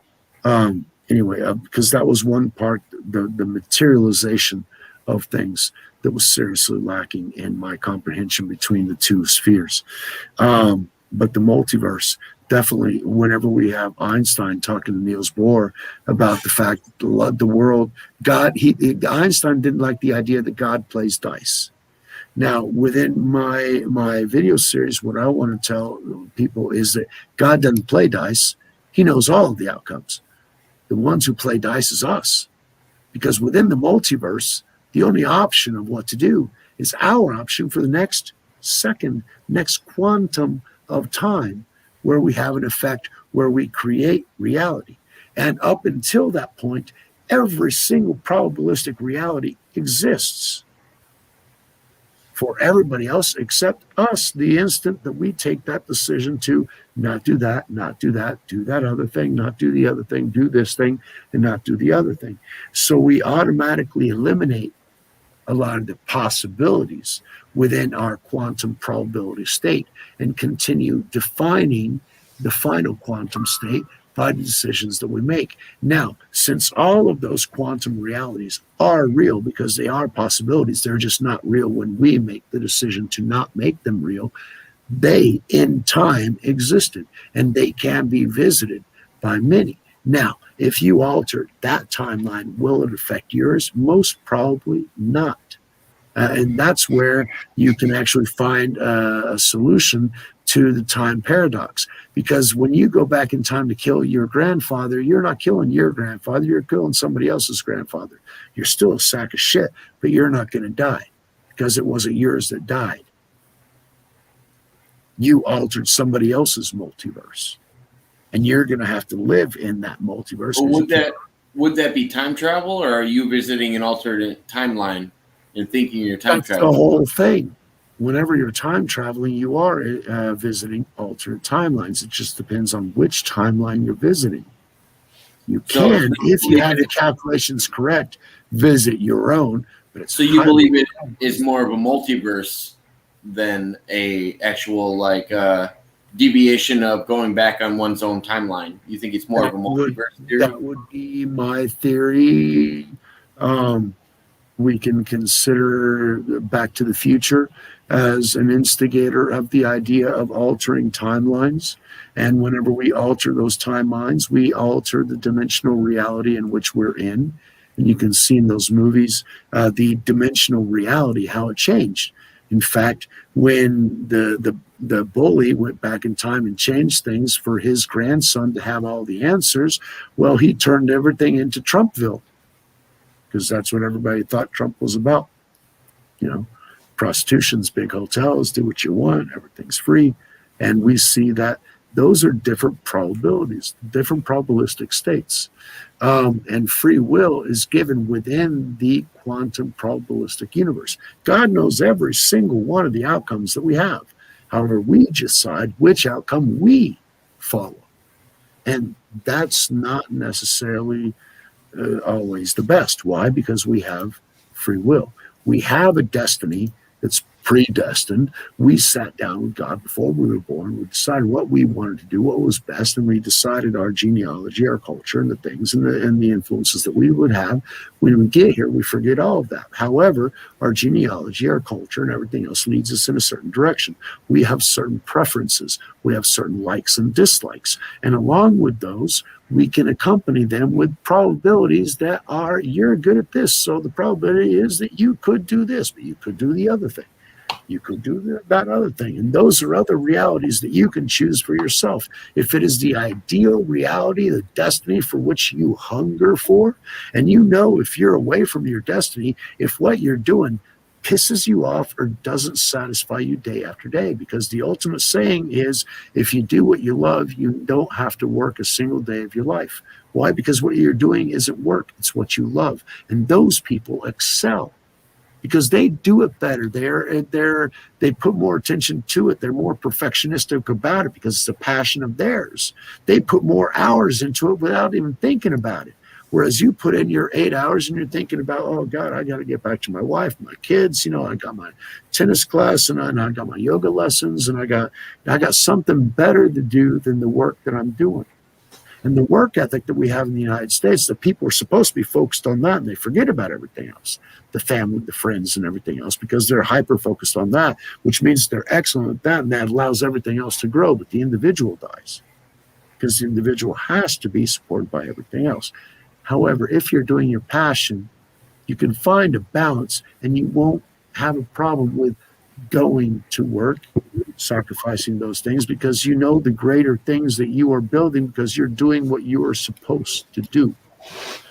That's my opinion. That's what I'm writing my book about, and that's what I'm doing my videos on. I might completely be off base, but that, after all, is only That's where I think I don't function with society. I get off work and I go, oh, you got to do 4 hours of interviews and podcasts now because you're not done for the day. Spend a little bit of time with that's family. not work. Is this work to you? Does somebody No, have to pay this is, you in order to do this? It would be nice if they did, but that's what I was saying to you when me and you started this. Regardless of if anybody ever watches any of my videos, I have a historical record of great conversations that I had with great people that I wanted to talk to, and make everybody grow. Yes. But Michael, Mr. Macintosh, I wanted to ask you, so what do you think about this subject that we were on when it comes to when you went back and saved yourself on Mars? Do you think you were saving yourself on a current timeline, or do you think it was a different self that you were saving?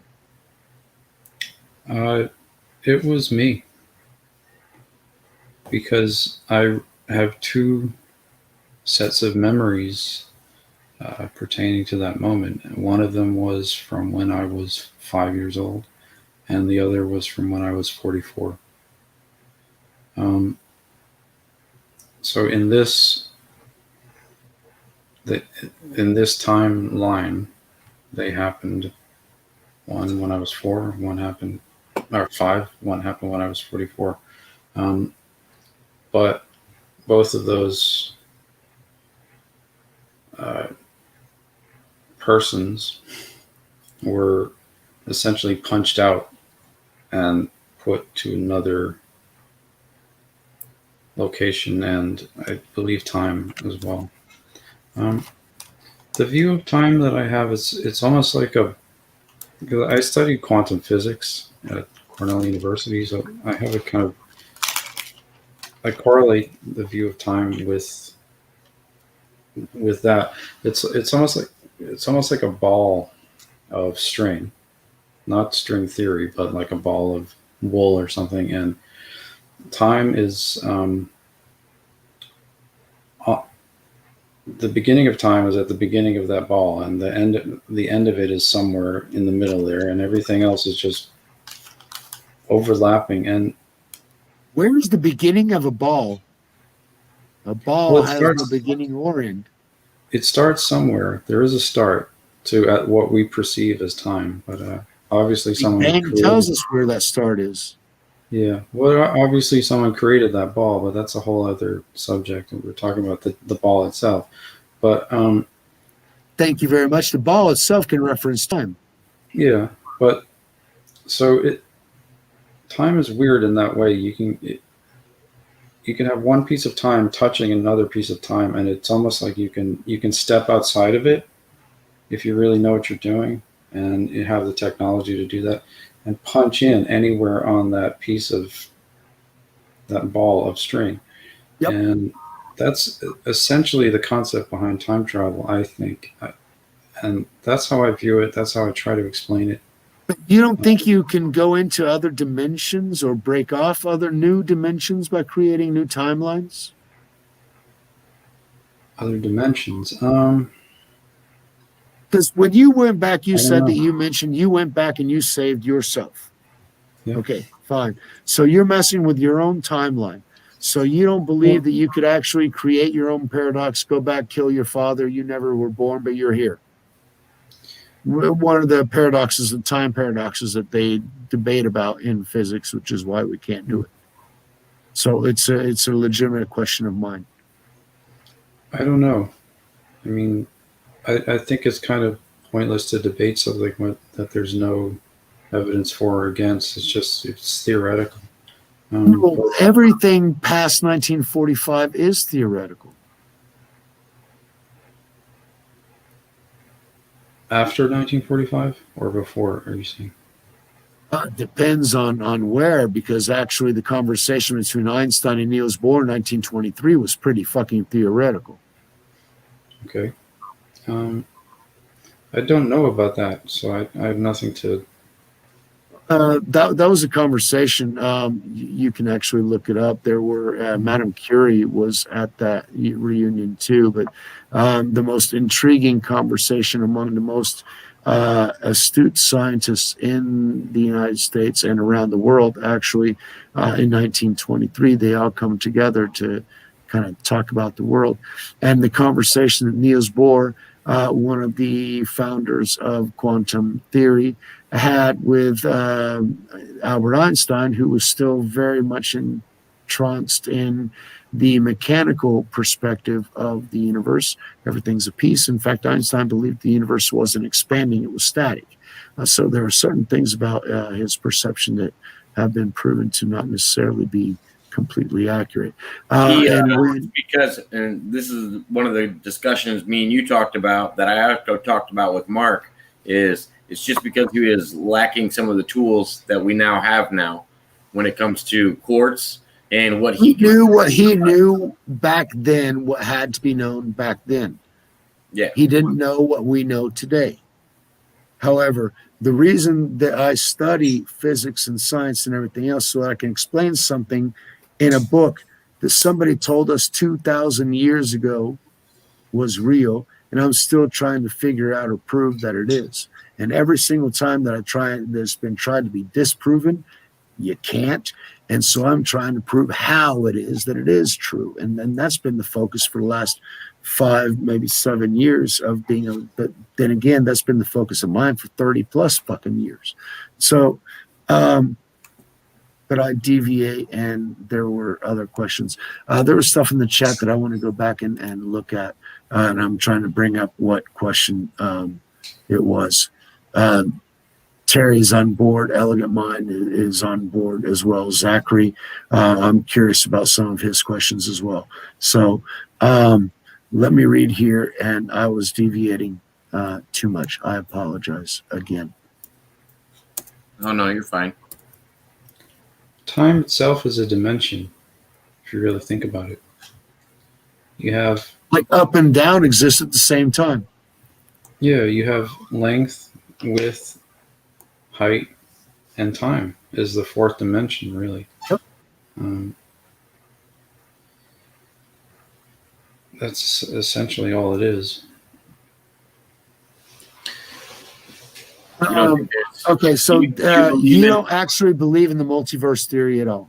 Do you believe in the holographic theory?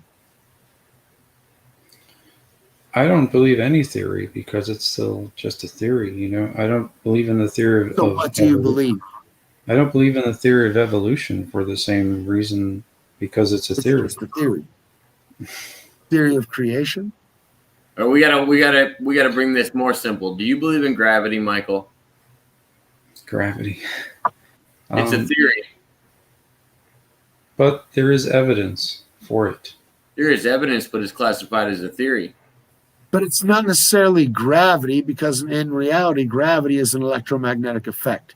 So it's been misconstrued over when did Newton finally draw the equations? 500 years ago or 400 something years ago. So we have been under the effect is there. We feel it on a constant basis. Now, is it as exactly as Newton described it?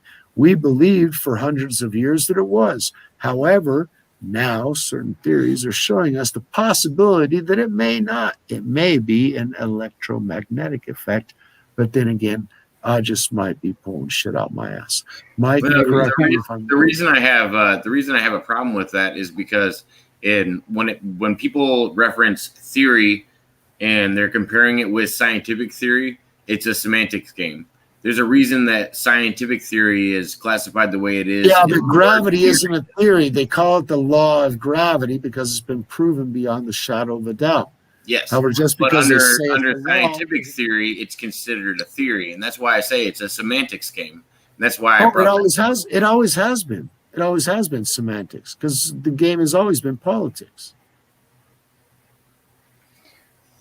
Well, I don't think Isaac Newton was a politician. He was a pure scientist. No. True. Yeah, true. You're right there. But he had the tools that he had at the time. In fact, he had to invent his own form of mathematics just to explain what he was trying to find. But if you remember the complexity of the universe before we figured out that it was a heliocentric, I mean, we had models and all kinds of apparatus trying to define the orbits of the planets and everything else, considering the Earth as the center. And so we had all kinds of loops and everything else to try and define. All of a sudden, we got somebody, wait a second, let's put the sun as the center. Then all of a sudden, everything else was much simpler. It was explained by a much simpler formula or even thought process because they simply chose to change the center of the objective. Okay, so our perspective can move. Now, why was Newton's calculations, in fact, so complicated? Maybe it doesn't have to be that complicated, is all I'm trying to say. Some are saying today there's not gravity. We're looking for gravitons. We think we found them. So those are still theories as well, and I'm working them out. None of them are laws. I'm still working some of them out. Is gravity caused by mass? Is it caused by electromagnetic effect? At this particular point, I couldn't tell you.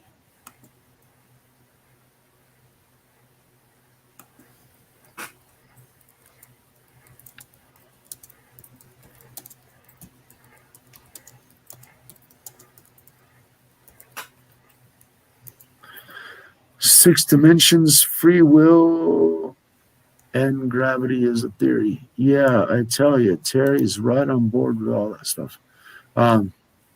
Sorry, I paused because I was reading those comments. I wasn't expecting you guys to pause as well.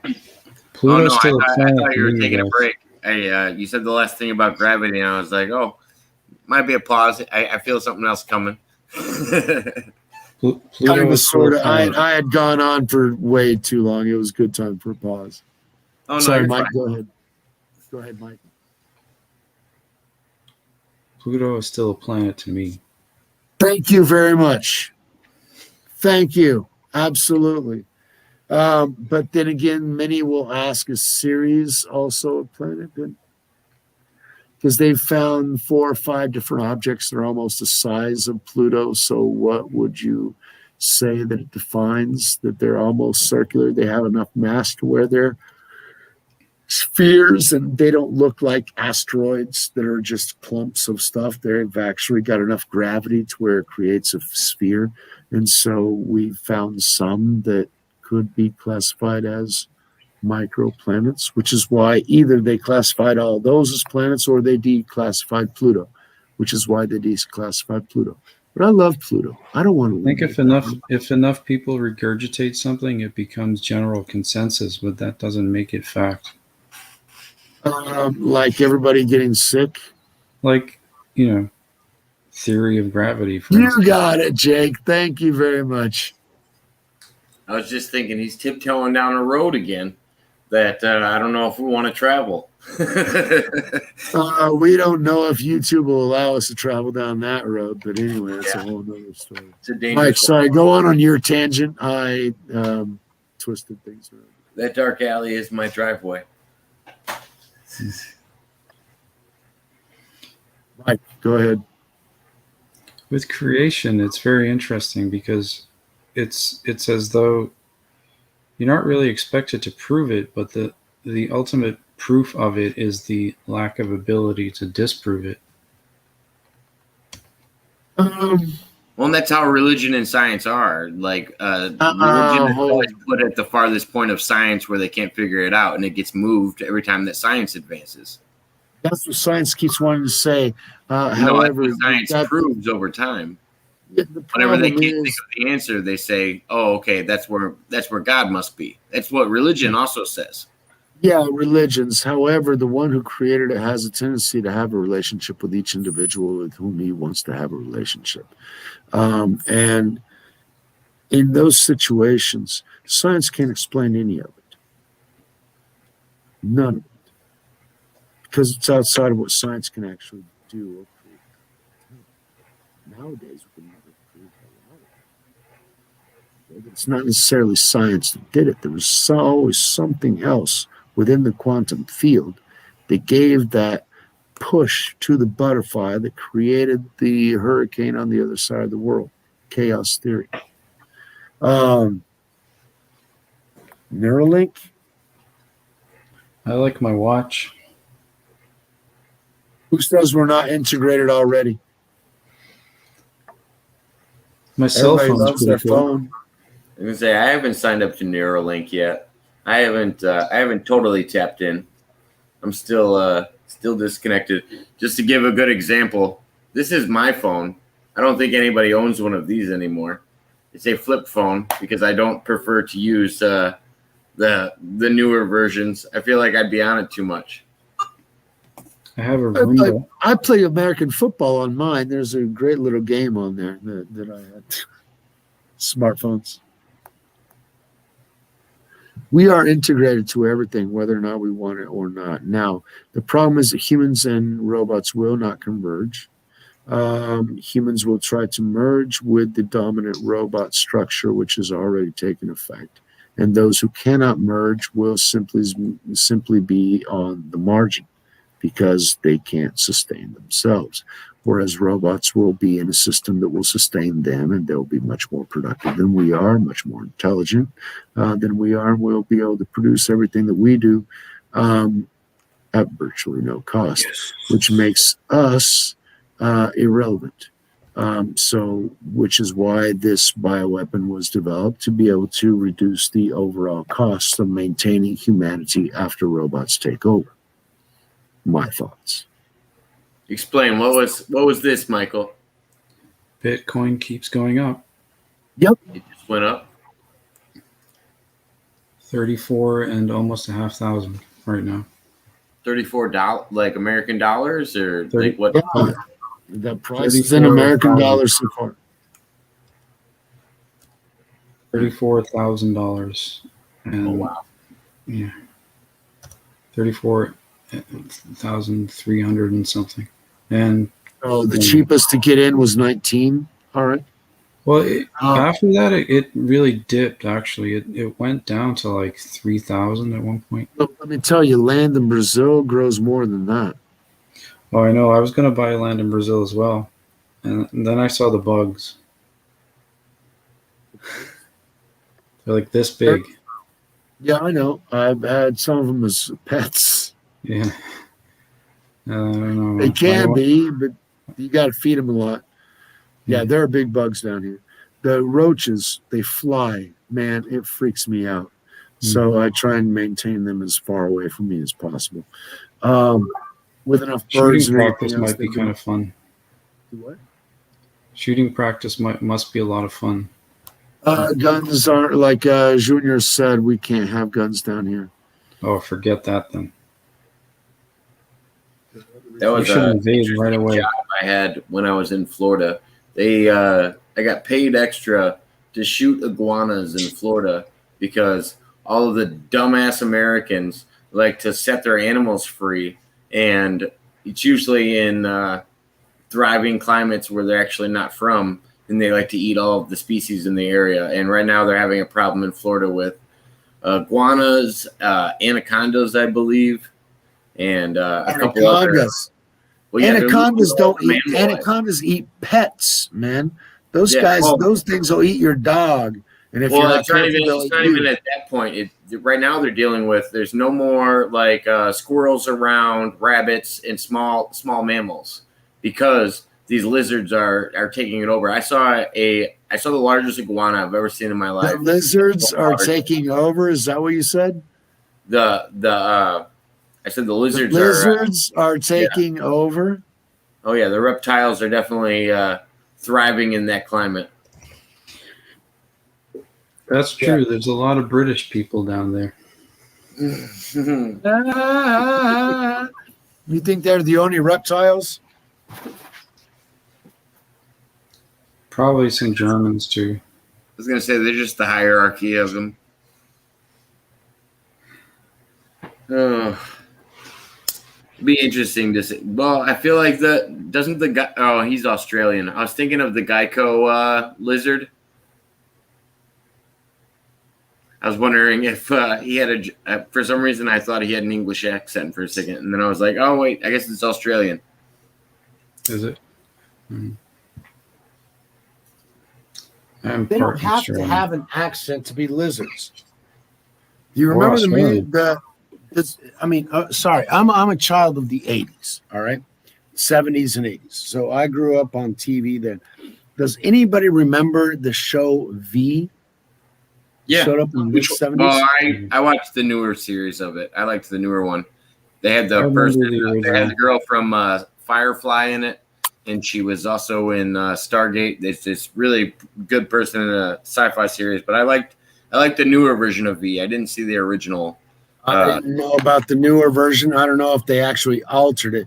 What was the storyline on the new version of V? The aliens show up. They hover over the towns for a little while. Then the humans decide to talk to them. They convince the humans that they're not there for any ill intention, and then turns out to be otherwise. Every alien story. There's the original V wasn't about that. They didn't hover over everything else. They sort of came in and cloned themselves. They would put on masks and seem like everybody else. But at the end of the day, they'd get tired of that crap because it was on their face. And so you would be able to see them taking off the mask and the makeup and being the reptilian beings they were. From time to time during the day, the mask would slip and you would see some of the stuff underneath just to show you the thing of the show. It was the 1980s. Oh my God, lizards taking over. But then again, the book 1984 was written in the 30s and is more indicative of today than it was of the title. George Orwell was a time traveler. Thank you very much. He was also a Mason. So yeah, he knew things that he wasn't supposed to know. We talked about this earlier, Michael. I don't know if Zachary was here at the time, but what do you think about? He came in late. He came in after I did. Oh, did he?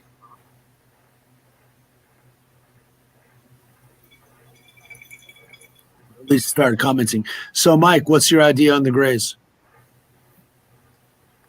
No. I was telling Mr. Macintosh that we were talking about the Greys earlier. We were talking about the smaller Greys involving his own case, and we talked about the Greys a little bit there. But Zachary Kim just asked, "What do you think about the Greys, a species of aliens?" And I don't know if he was here earlier when we were talking about it. Well, I'm just not. Otherwise, you wouldn't be asking. What, Mike? They're a natural part of this universe. There's species of all kinds everywhere in this universe. There are many in this solar system that we just don't even realize. We don't even. Where in this solar system are there other species? Well, we only know 2% of what's in the ocean, so we don't know. There's plenty on this planet that we don't even know about. So, with what logic? So you believe that there's life on Venus? Well, other dimensional life, perhaps, probably. Well, in that respect, there's also other dimensional life on Saturn. Probably. What would you say about the polar region of Saturn that has strangely a hexagonal shape. No idea. Could be anything. Put that other thing on the chat they put up. We had somebody new show up, so thank you very much for showing up. Just want Yeah, one of our Maria Elena Borges Canillas. Thank you. one of very our much. new friends from the Philippines. We got a few viewers from the Philippines tuning in, and yeah, we thank you guys for being here. And That's bizarre. How did you bring in Filipino audience? Reaching out, and then it actually had to do a little bit with our show that we did with Junior, and I was talking to somebody from the Philippines, and I asked them if they spoke Portuguese, and she did, and so I referenced the show that we did with Junior, and yeah, got to talking. That's cool. That's cool. That'll work. That'll always work, definitely. And I feel like they're actually a time zone that kind of fits in with some of our shows because they're It's like 11 hours difference. Yeah, she was saying good morning to a lot of the Filipino audience was saying good morning to us when they jumped on, and a couple other things like that. Which our time, we're about to go to bed, but they're waking up. Yep, exactly. Makes sense. It's about lunchtime over there. As far as the Greys, my opinion. Oh fuck! Besides demons, a lot of the more current theories have been that they're actually clones of the darker Greys, which is why it's black eyes. They really don't have any control. They're modular clones, and so they do all the fucking dirty work. But then again, in another mindset, the dirty work is basically what all the demons do anyway. So between them, it's the same damn thing. There are many, I studied SETI when I was in college. So yeah, there are lots of different potential civilizations throughout our galaxy. Hundreds of thousands, if not millions, within our own galaxy, and the probabilistic equation of the Drake equation. When I calculated, it was 100,000, but I was calculating 2% of stars had planets. Today, we know that 85% of stars have planets. So those numbers increase in the same similar fashion. So it's huge, the amount of potential civilizations that could exist within our galaxy. Now, can we travel there? Can they travel here? They spent an entire semester convincing us that we couldn't. However, we know that they can because they have. Because we've had people here for hundreds or thousands of years. So they do travel. But our current studies of extraterrestrial intelligence don't take into consideration the ability to travel those vast distances because they can't contemplate the technology that would allow someone to do so. But technologies that are hundreds or thousands or millions of years more advanced than ours would obviously discover what we are discovering now. You can make let me throw another variable into it. What do you guys think of rogue planets, and do you think it's possible for a intelligent civilization to exist on a rogue planet that's not orbiting a star?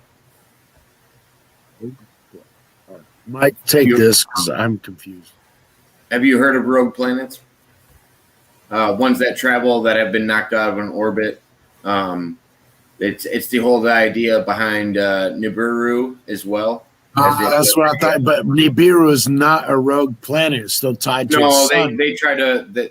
It's been classified in multiple ways. Some people try to say it's on an elliptical orbit, and some people are also saying it's a rogue planet. I knew that's what you were trying to get to. That's why I wanted Mike to take this. But Nibiru's rogue planets are one thing. Nibiru's another. Mike, go ahead, please, before I get into this. It just seems to me like the universe is rules don't really apply to it in the way that we perceive them, and however, there's still order that keeps it from turning into complete chaos and anarchy. And it just seems to me that that's evidence of vast intelligence that created it. That's the way I kind of look at it. I look at it. I look at everything through the eyes of a person who believes in the fact that, or believes that it was created by someone with basically infinite intelligence and wisdom. You think this is a holographic universe? I'm sorry? You think this is a holographic universe? I don't really know even what that means, frankly. I mean, there are holographs. When you think of a person with a higher intelligence creating what we are in this universe, do you think of them as just a higher intelligence, as in unfathomable to us, like it could be an alien race, or it specifically has to be a spiritual being that has bestowed these great gifts upon us, or if it could have just been believe in essence, do you believe the Sumerian story or the Hebrew story?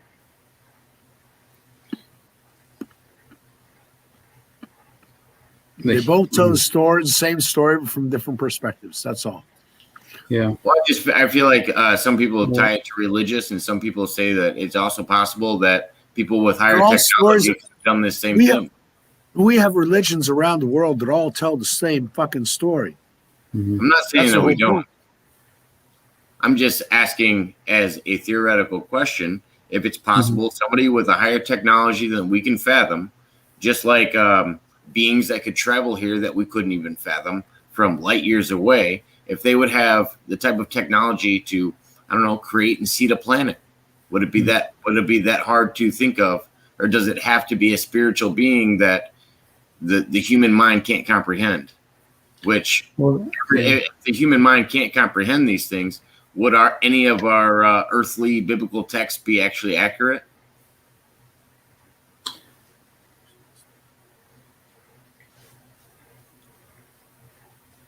It seems like a very long, complicated thought about something. No, I'm overthinking it, but at the same time, it makes me wonder. No, you're not overthinking it. You're actually going down the trail that society's been trying to lead people down, the same thought rabbit hole that most people want to go down. Why? Because whenever we contemplate the Creator, we contemplate around our own mindset. Whenever we think about the possibility of creating something being greater and creating all this, how is it possible if we can't contemplate it? We think about the fact that we keep explaining things and we keep explaining away the ideas that other people had of a creator.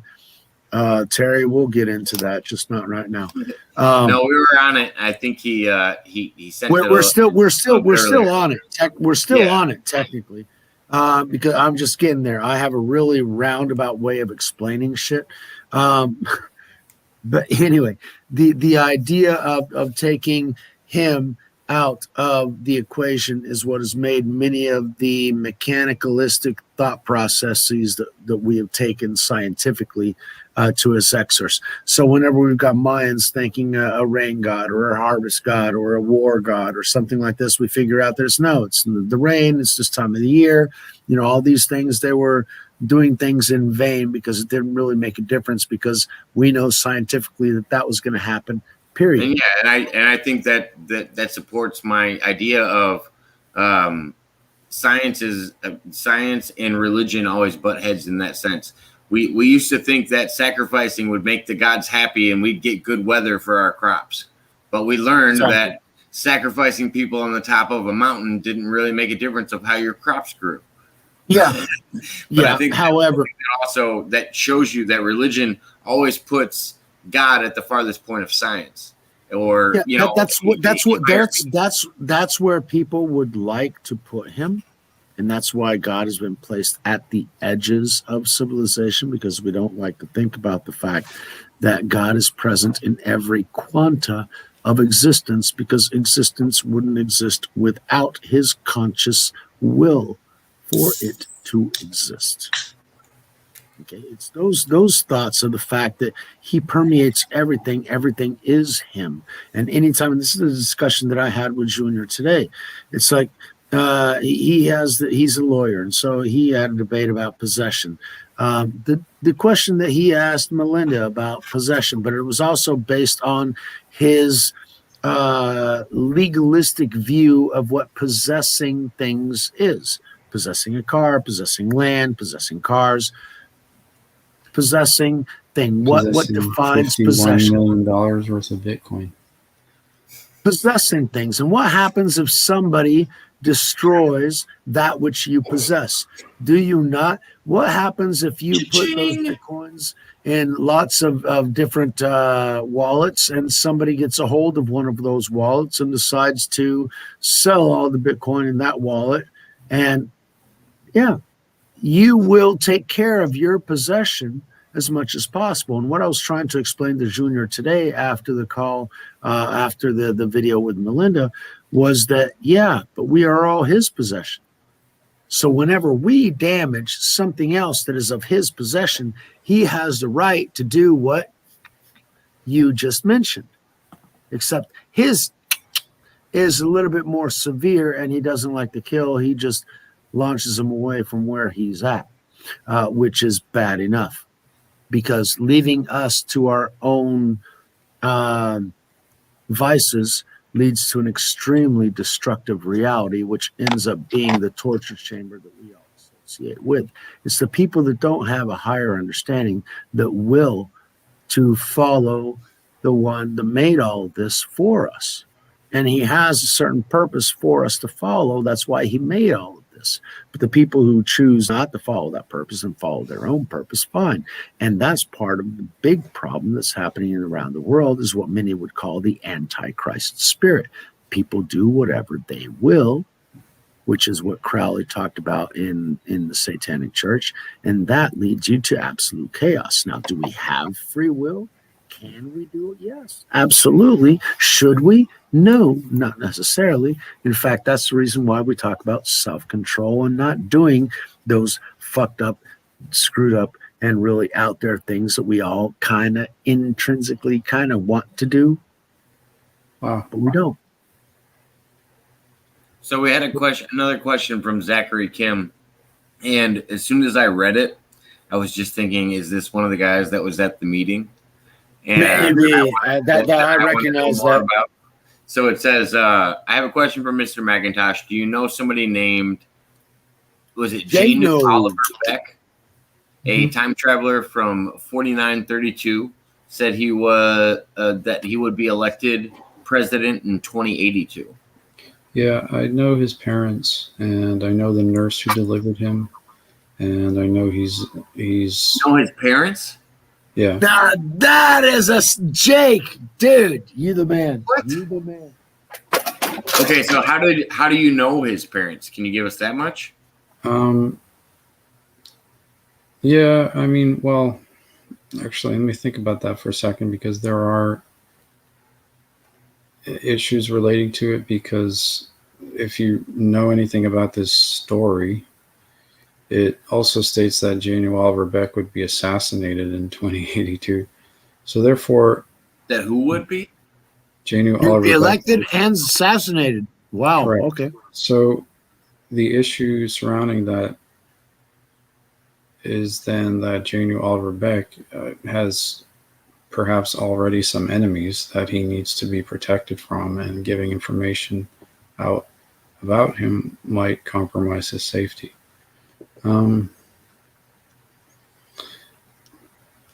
However, I can say that Genu Oliver Beck was actually born.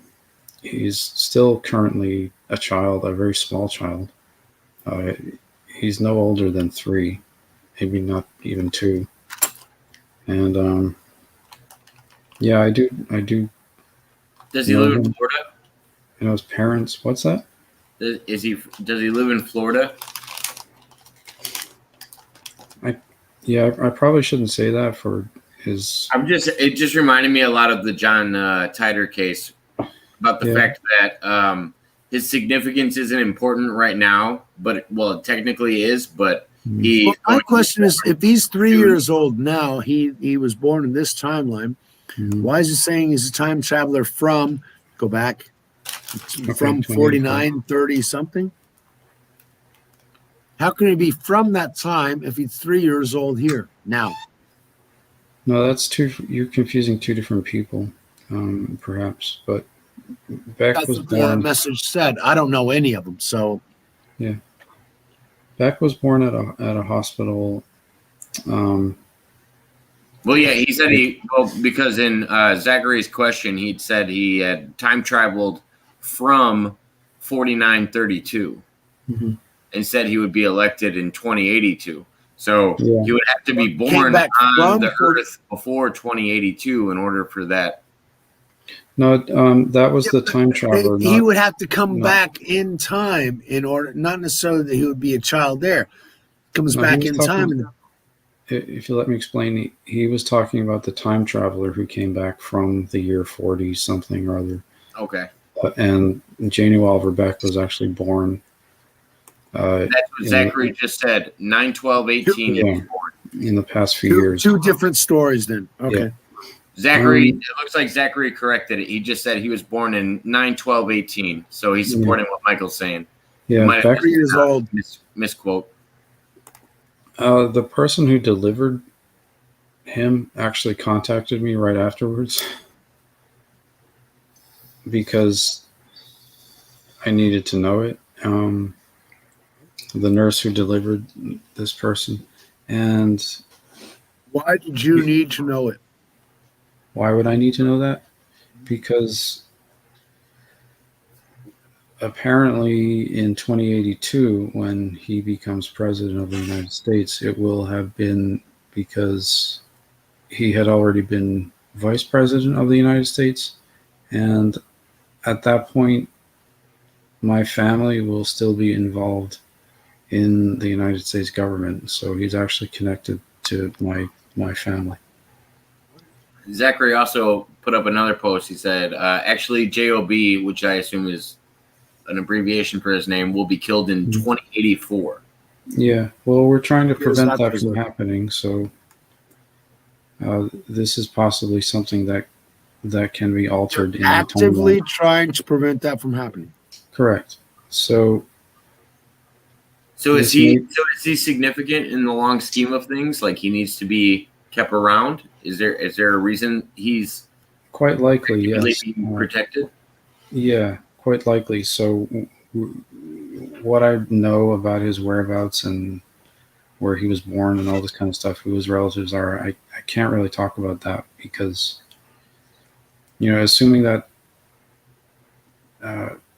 he is assassinated, that means he already has enemies and people who would like to do him harm. So I'm not really, it wouldn't be good of me to Or he divulge could it. just see Hillary do something, and that's enough reason.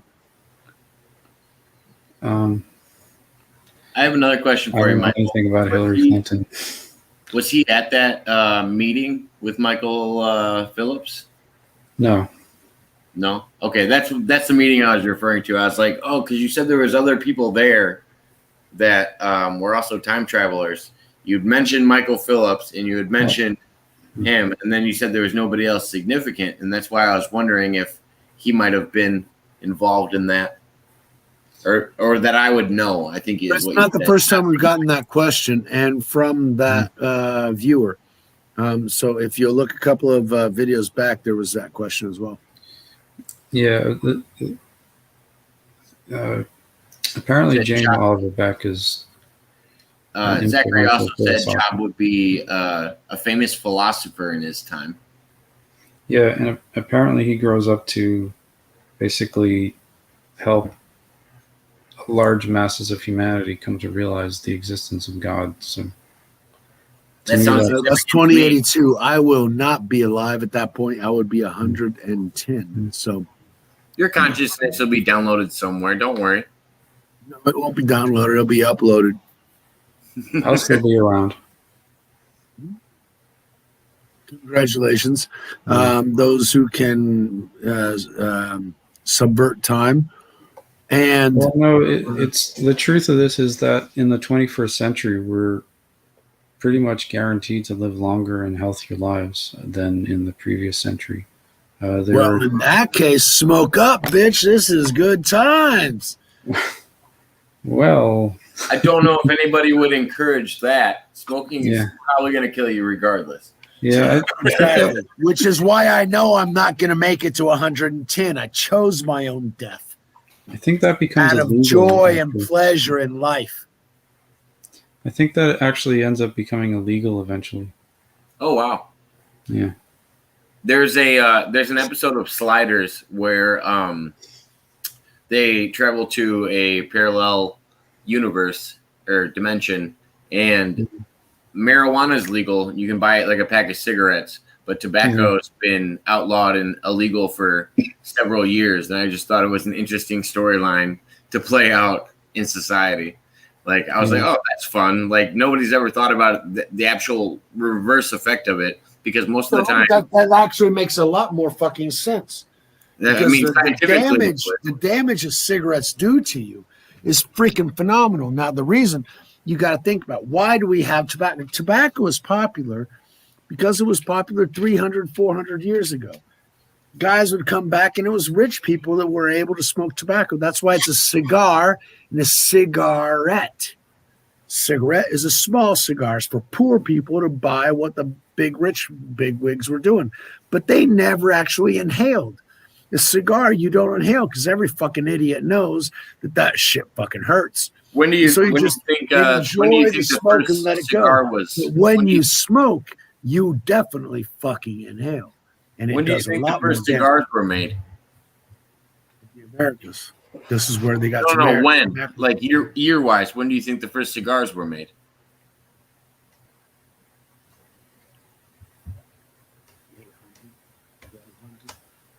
So early America years, probably. Yeah, you'd have to look back to the Olmecs So you before. think that tobacco was established in the Americas by people smoking cigars? More or less, they'd put them into big things and smoke them. Well, we got the peace pipes and everything else. Yeah, I was gonna say that's more of the reference I was referring to. I've always thought it was That's more North peace American, pipe and they're or- talking about marijuana. Actually, there, the peace pipes weren't tobacco. No, peace they were pipes actually a combination of things, but tobacco was also included. as well, which is why it was peace. Oh, Zachary's got something else he wanted to add. Let me see. I'll throw that up here. Okay, 130 is a good time. Not me. I smoke and I drink. How the fuck am I going to live to 130? Daryl Dean. So you, Mr. Macintosh, do you have any He'll significance? live to 130. He doesn't have my bad fucking habits. Do you know any significance with the name Daryl Dean? Because I am personally, it's I don't know, it's drawing attention to me. I didn't know if you have heard of that name at all. Yeah, that's another guy who made an Apex TV video in the name of someone. I don't know him or anything like that.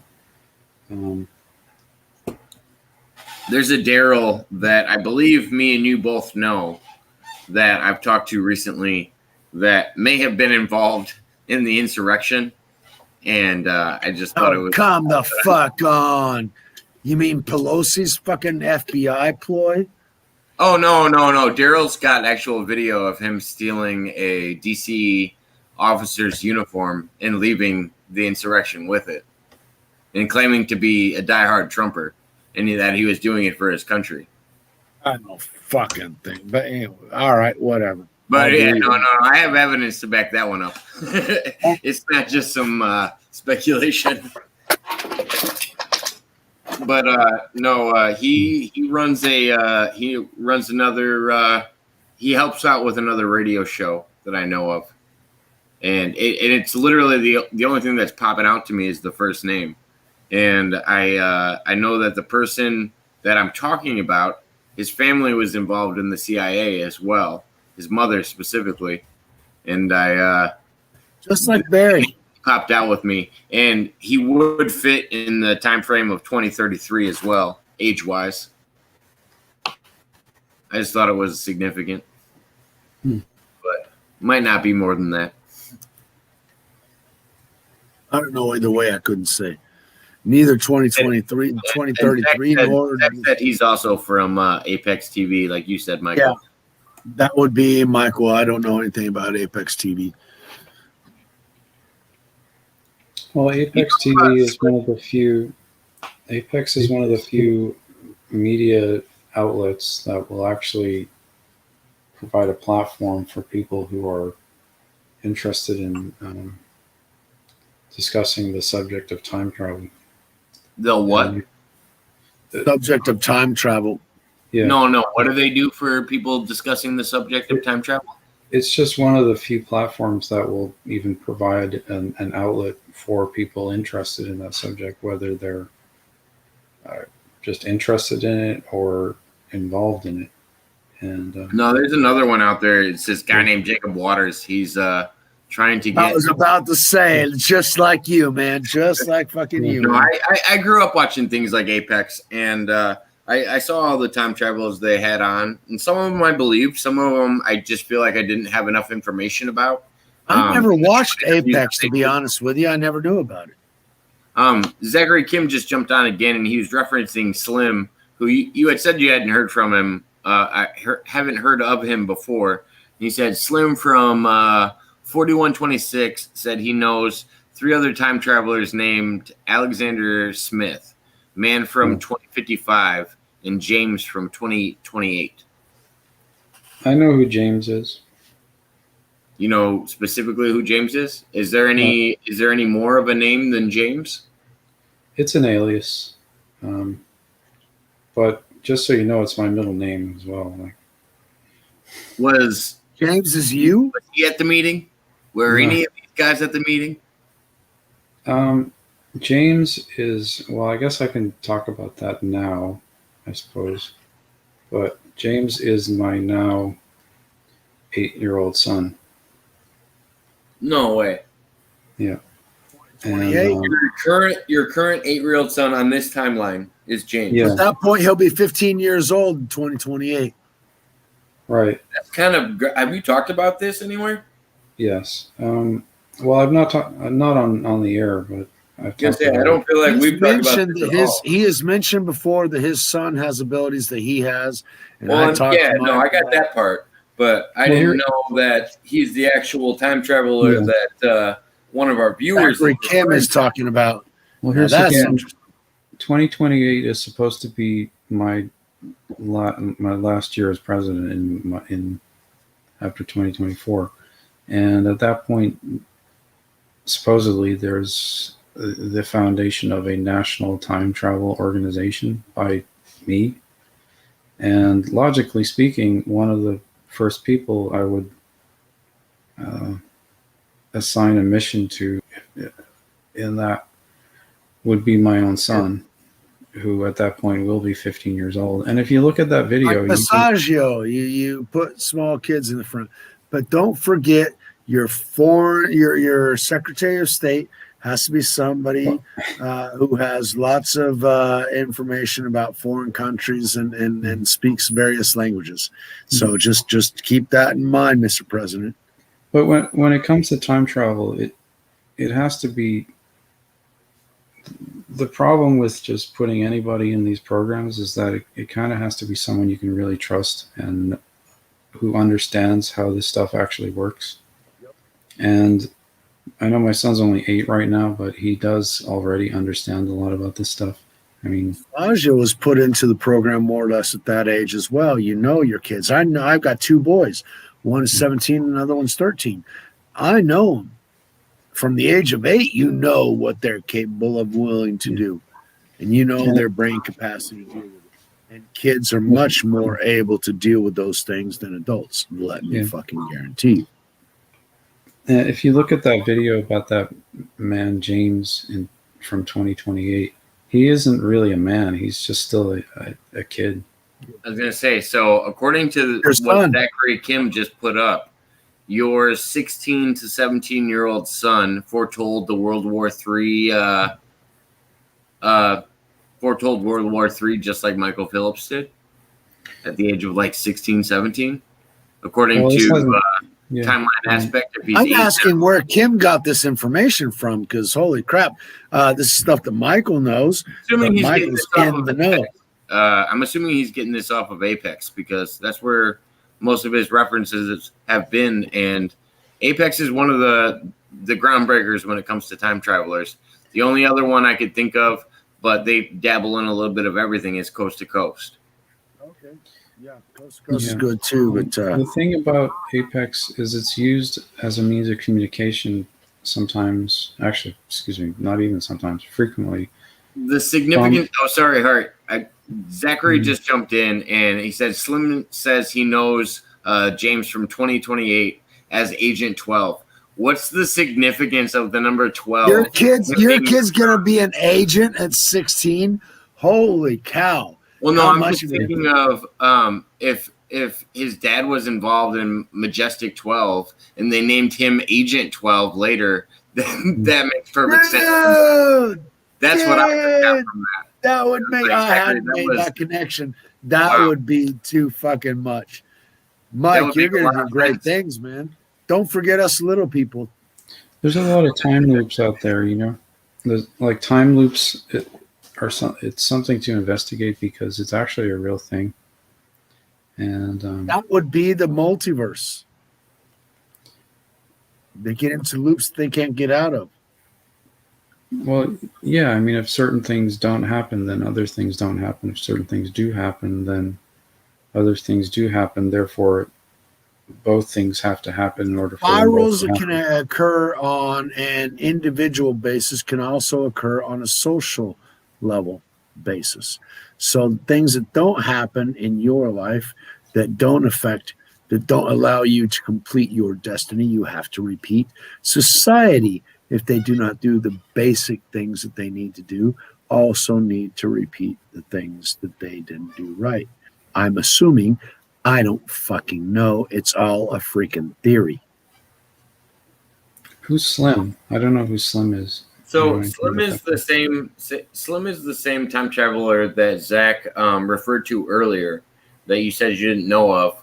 Let me go back. I'm gonna see if I can see the post that I was talking about earlier. That he had asked if you knew who this person was. Slim is from 4126, according to Zachary Kim. I'm pretty slim If you for my look age. he said, speaking of Apex TV, Slim from 4126 said he knows 3 other time travelers. So Slim is from 4126. He's the one he's been referencing repeatedly. But yeah, so I feel like you need to figure out who Slim is if he's going to be advising your son in the future too. Slim Shady sounds like to me. I don't think that's the case.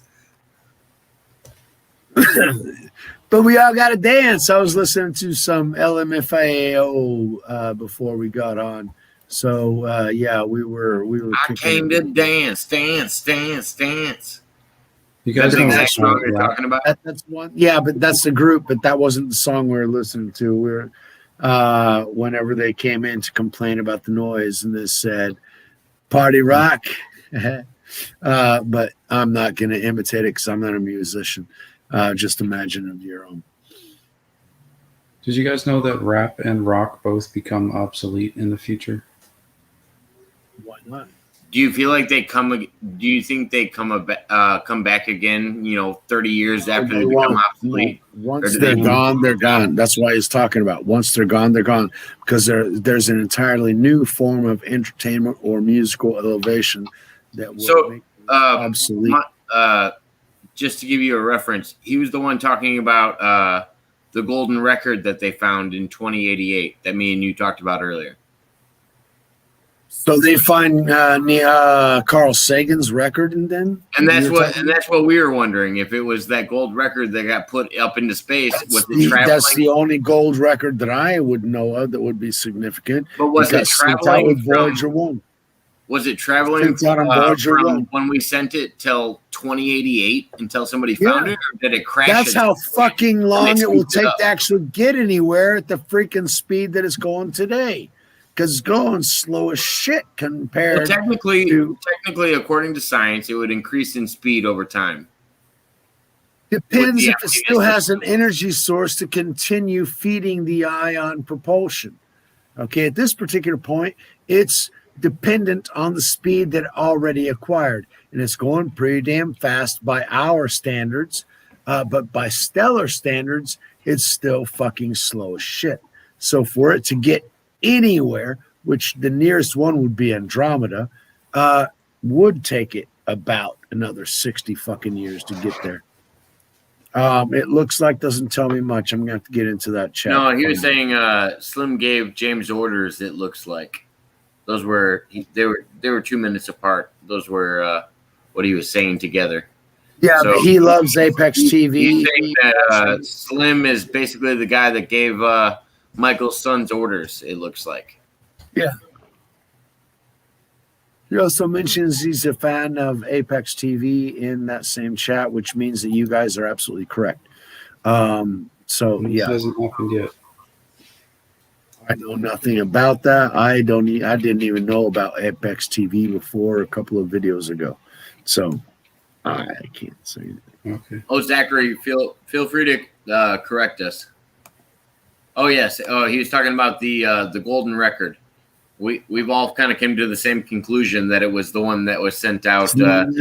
He's saying that it's not the one from Carl. No, he was saying it wasn't. He wasn't referring to. It looks like when he was talking about Slim gave James orders. He was talking about it looks like it was that gold record that we were all referring to that we had sent out in the past.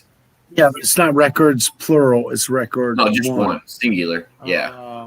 Because Carl Sagan only sent out one that had our physiognomy, our location within our immediate universe, I guess. Our solar system, a description of the solar system, our distance from other constellations and that sort of thing. Sagan was extremely profound in his willingness to be able to describe us to others that did not speak the same language or had the same belief systems. Why? Because they won't. They won't speak the same language. They won't have the same belief systems. They're going to have other realities. Why? Because they grew up under another freaking sun. So obviously they're going to be fucking different. So you have to find a way to be able to communicate with them. So through SETI, we actually developed to where we can identify, okay, their prime numbers to identify us. That's our mentality.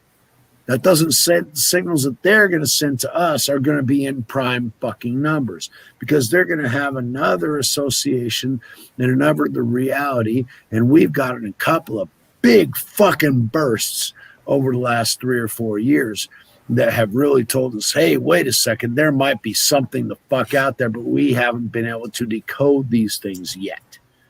Why? Because decoding these signals, from what I learned in SETI, my fucking God. I mean, the entire movie of Contact was written about what I studied in SETI in college.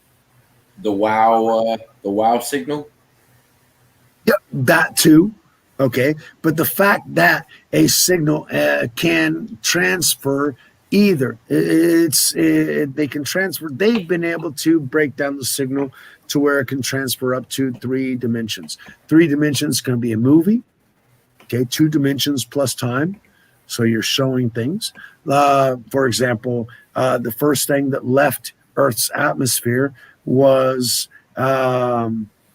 unfortunately, the Nazi ruler Hitler, Mr. Adolf, his first, with all those people around him, was strong enough to his radio transmission, his television transmission was actually strong enough to leave our atmosphere. So that was the first signal that humanity sent to humanity, was sent to the universe, was this freaking symbol of the worst essence of humanity, was the first signal sent to the universe. That in itself is worrisome. Do you think it's feasible over a long distance? Like, is it still fathomable. Don't pick it up. I mean, even if somebody didn't know the English we can language. pick. We're picking up background fucking radiation, man, and we're not that freaking advanced. But we Obviously, aren't understanding. some of We aren't understanding the language behind it. That's something significant in our science. Is we haven't we understand understand the the language source of behind language the behind it. We background just know that- radiation that tells us how God set up the quanta in the very beginning. No, we haven't understood. The reason I say that example is because we can notify and identify that something has structure, but we can't identify what it's saying. Like they can go, "Oh, this seems like a structured format, like the WoW thing that we've talked about." Well, we had something last year. We had what scientists now are positing or commenting or theorizing about, which is what we would consider a Dyson sphere, to where they had a star whose brightness was diminished by almost 70%. And then it came back up. Now they're trying to explain how a star's light is going to diminish by 70%. Now it can be easily explained if you say that civilization around that star reached a point to where they can build and they can make materials or mine materials from asteroids and everything within their system, and they can actually build something that can utilize the energy from the star in something that's not immediately affecting their planet and create something to create more energy for their planet. That would be a type 2 civilization, to where not Neil deGrasse, but the other Michio Kaku is talking about us reaching a level 1 civilization in the next couple of decades, because we're going to be a type 2 civilization by the 2080s. We're going to advance that much? Holy shit. Yeah, and that's type 2. Type 2 means that we dominate everything in the system. Type 1 is we dominate energy on the planet. Type 2 is that we have dominated energy from our sun and everything in our system. That, in the next 60 years, is impressive. I've already started an asteroid mining company. Do you think which one I'm in? Tell me how I can participate. I'm in. Asteroid mining is the future. Everything's out there, a lot more than what's here. I think asteroid mining is the end of our financial system. Correct. That's why I'm starting it. It's its purpose is to mine gold from asteroids in space, which there are quadrillions of dollars worth of, and bring it back. Beatles were looking for it, and they found Earth. So there are other things around us that also have gold. In order to render the value of gold on the Earth completely worthless. Yeah, it would make it obsolete. Okay. There's no reason. That's the point. Expand on that one, please, Michael. Well, because we don't need gold. So we have this false notion that it's actually valuable and it actually has a worth. It is physically valuable. It's absolutely junk and worthless, and you're just buying into something that's been told transmission of electrons. Well, you can argue it if you all you want, but it's not. There's a constant argument, but you can keep arguing all you want, but there's truth. I bought video connectors that are silver, and I bought video connectors that are gold. Mm-hmm. Gold are much better. Therefore, but it's ubiquitous junk, and it'll be even more so before long. Oh yeah, no. If they start mining the precious metals that we consider to be valuable, and they flood the market with it, just like anything else, it's supply and demand. If there's no demand for what people are considering valuable, then it no longer becomes valuable. What Mike's talking about is the utility of it. What makes it valuable is because it's useful. But if it's no longer useful because they found other ways to do what it does, then it is no longer useful and therefore loses its value.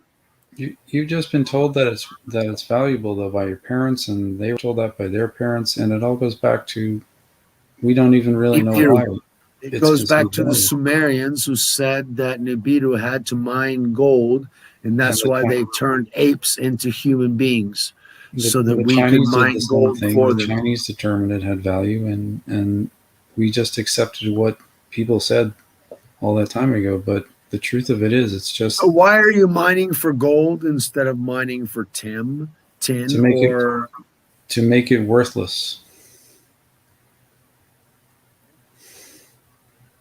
you're into the destruction?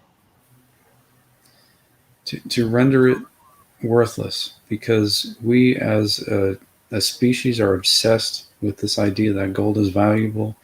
And if you really zoom out and look at it objectively, it's everywhere. It's worth nothing. So Zachary Kim's got another time traveler that he wanted to talk about, named Adam Archon from 2045. Said Yolanda Rini King would be president in 2028. That's a lot of people being president at the same time, man. no, it's all consecutive. Yolanda is the granddaughter of Martin Luther King Jr. You've actually, well, and Michael's actually referenced her in the past when he told me the lineage of the order of presidents, because he said his first term as president, and then you said your second term. You told me where Andrew was going to be falling into that, and then you also referenced Yolanda King. Yeah, Andy Bishago will likely be vice president during Yolanda Renee King's term. Thus, he'll have a platform to become president afterwards. And I guess I have something to do with helping make that happen, and I'm fine with it. I mean, the reason I would be is because I'm the president, or I'm to be the president who will change the law relating to the age limit on presidential eligibility. And Yolanda will only be 20 or 21 years old at the time. Which now you have to be over 30, maybe 35, 30, I think. 35. You need to be 35. And so, yeah, we're going to have a black woman, 21 years old, be president in 2020. She'll be young and black and female. Holy crap. They're going to be shitting themselves just to get her into office. Yeah. And the granddaughter of Martin Luther King. I mean, holy shit. How much more do you need for somebody to be a grandiose figure, a leader of a country?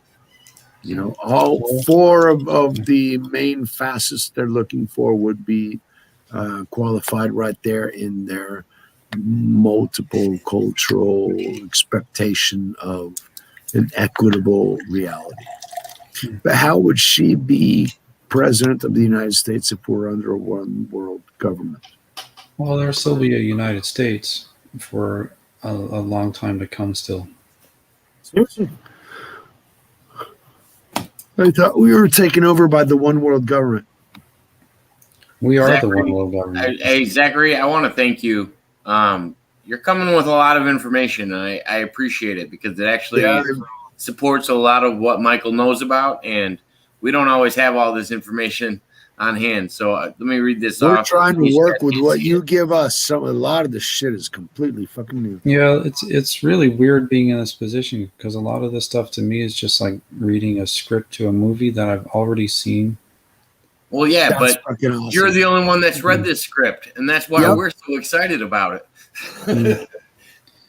But at the end of the man from 4932 audio recording, he gave out a random string of numbers. Some speculate that it could be the amount of years each president will serve in between Trump and Beck. Yeah, those are all speculations as well. That's accurate as far as I can assess from my traveling experience. Trump is basically counted as an 8-year president, even though he's not really going to be anywhere near the White House ever again. He was reelected though, and that'll come out that he was reelected, and therefore he'll have a chance. So he's going to do you think he's going to lose another election and then they'll find out that the results were overturned, or do you think it's going to be something different than that? I'm not sure when when we'll find out that he actually did win the election, but he's not going to win again. He will run again, but he won't win. So my question with that is, do you think he's going to quote unquote win later on his next coming one, or the one that he just served? He already won twice. He already won twice. So he's not going to win a third time and then figure 2024 is somebody else. Yeah, Until 2024, he's not going to get nominated by the Republican Party in 2024. I am. You know, I promise you, my channel is going to be up in 2024, and I really hope you're here to come on. I'm telling you, Secretary of State, I'm here for you, man. Secretary of fucking State. I'll follow what the president says. I can say circle back a lot. Can I be the person that takes the question? You got to grow out your hair a little bit more, Jake. I was really hoping. You got to grow out your hair a little bit more. I got a little bit of time. She's got to have the circle back cut. You got to have the circle back cut. I was really hoping that Bill Burr would be the press. The press secretary. Bill Burr would be awesome for a press secretary. Speaker of the House, or I could see Bill Burr has to actually be elected as a representative. What are we voting on here? I can see Bill Burr killing it on so many positions. That guy would be awesome. I would just want him to tell the press to go F themselves on a daily basis. I think that would be fantastic. That's what's needed. Actually, that's what Trump did for 4 fucking years. I don't know. I watch Trump regularly, and I think he kissed their asses, frankly. But so Zachary Smith is saying another thing that Michael just confirmed. You don't realize I'm way Trump more conservative. Tried to run for a third term, but failed. Yeah, Trump is a liberal in my book, but he is.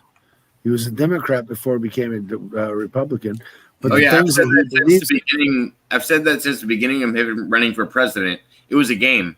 There's a reason he came out Republican first. He looked at who was running against him, then looked who was running in the Republican Party and said, oh, I could probably beat those guys. And then it would just be down to me and one other person.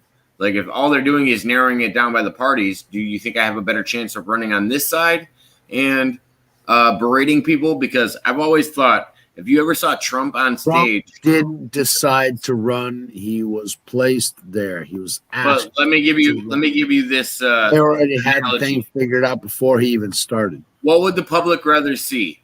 Donald Trump on stage, calling Mark Rubio and Jeb Bush names? What would the public rather see? I think he would have failed miserably sitting on stage calling Bernie Sanders names. What would the public prefer, a nuclear war or a biological war? I think the public would prefer somebody to bash other Republicans. Well, we are facing that was a favorable outcome. We are facing a biological war because this is the war to end all wars. Not the first one, the third one. Einstein told us that after this one, we would go back to the Stone Ages. And those who aren't integrated into the system will go back to the Stone Ages. This biological war will affect many and has affected and will affect in the near term future many more. We are in the middle of World War III. Those who don't accept it or understand it, it's a whole nother fucking situation. Either we win now, or we won't be voting on a president in any of the following elections. Well, there's a lot of fear of things out there, but it's quite often unfounded. Fear porn? So we're not in the middle of biological war. I went back to one of Zachary's posts from before, and Michael's son didn't foretell the World War III until 2028. Yeah, we're gonna be finished off before then. Well, that didn't happen. The timeline has been changed. Therefore, Timelines can change. Now that is a concept that we need to get deeper into. Go ahead. Oh, we talked about that the other day, Michael. We talked about. I was asking you and Junior specifically if you guys thought that God's will was set in stone for you, or if you could alter off the path. And your specific answer to me was you could vary it in slight ways, but you Your couldn't own personal totally ways. vary off of it. And then I followed up with that question with, all right, well, when you say slight ways, is it as drastic as like the butterfly effect, where a butterfly's wings makes that drastic of a change? It doesn't have to be something slight. Yep. Everything slight ends up being great if it expands and the influence that it has. For example, my voice can be shut off. I can have 5 people viewing my channel that obviously after a point in time give up on it. I have nothing new and it dies. Or that effect can go on not only on mine, but on yours, on Michael's, and on everything else. And anyone who's watching any of us, my effect can have an effect on them. And that effect can affect whatever they do and who they become and who they affect later on. And so some of the words that I'm saying today could actually alter the future, most definitely, to whoever's willing to listen to this and whatever influence they have in the future. However, how that influences the overall archaeology that the maker of all of this already did. He who sees the end from the beginning, who saw the end from the beginning and let us know what to prepare for. I don't know about 2080, whatever, too. I don't know about 2028. I don't know about shit. Fuck all. I'm not even sure about what I'm dealing with in 2021. All I know is that shit's going to hit the fan. He told us what to look for. And if we didn't bow down to some fucking governmental world system, that we're not going to be able to buy or sell unless we receive this mark. your $200 worth of Bitcoin is going to be enough for 5 lifetimes if you hold on to it. Well, maybe my grandkids will be able to enjoy it. I think Zachary Kim was correcting me. He said that James said it would happen between 2017 and 2021. He said he would stop it, and it looks like it had. Between 2017 and 2021, He's talking about World War III. That sounds a lot more like the Mayan prophecy to me. Yeah, it's been prevented because obviously it was not necessary for that to happen on the timeline. It's not a fixed event. It wasn't a fixed event. Nothing is a fixed event until the quanta of time when we define it to be. So what did we find as? Certain things are basically immovable, though, like Adolf Hitler being elected, or could we have killed him beforehand? Or Abraham Lincoln being assassinated.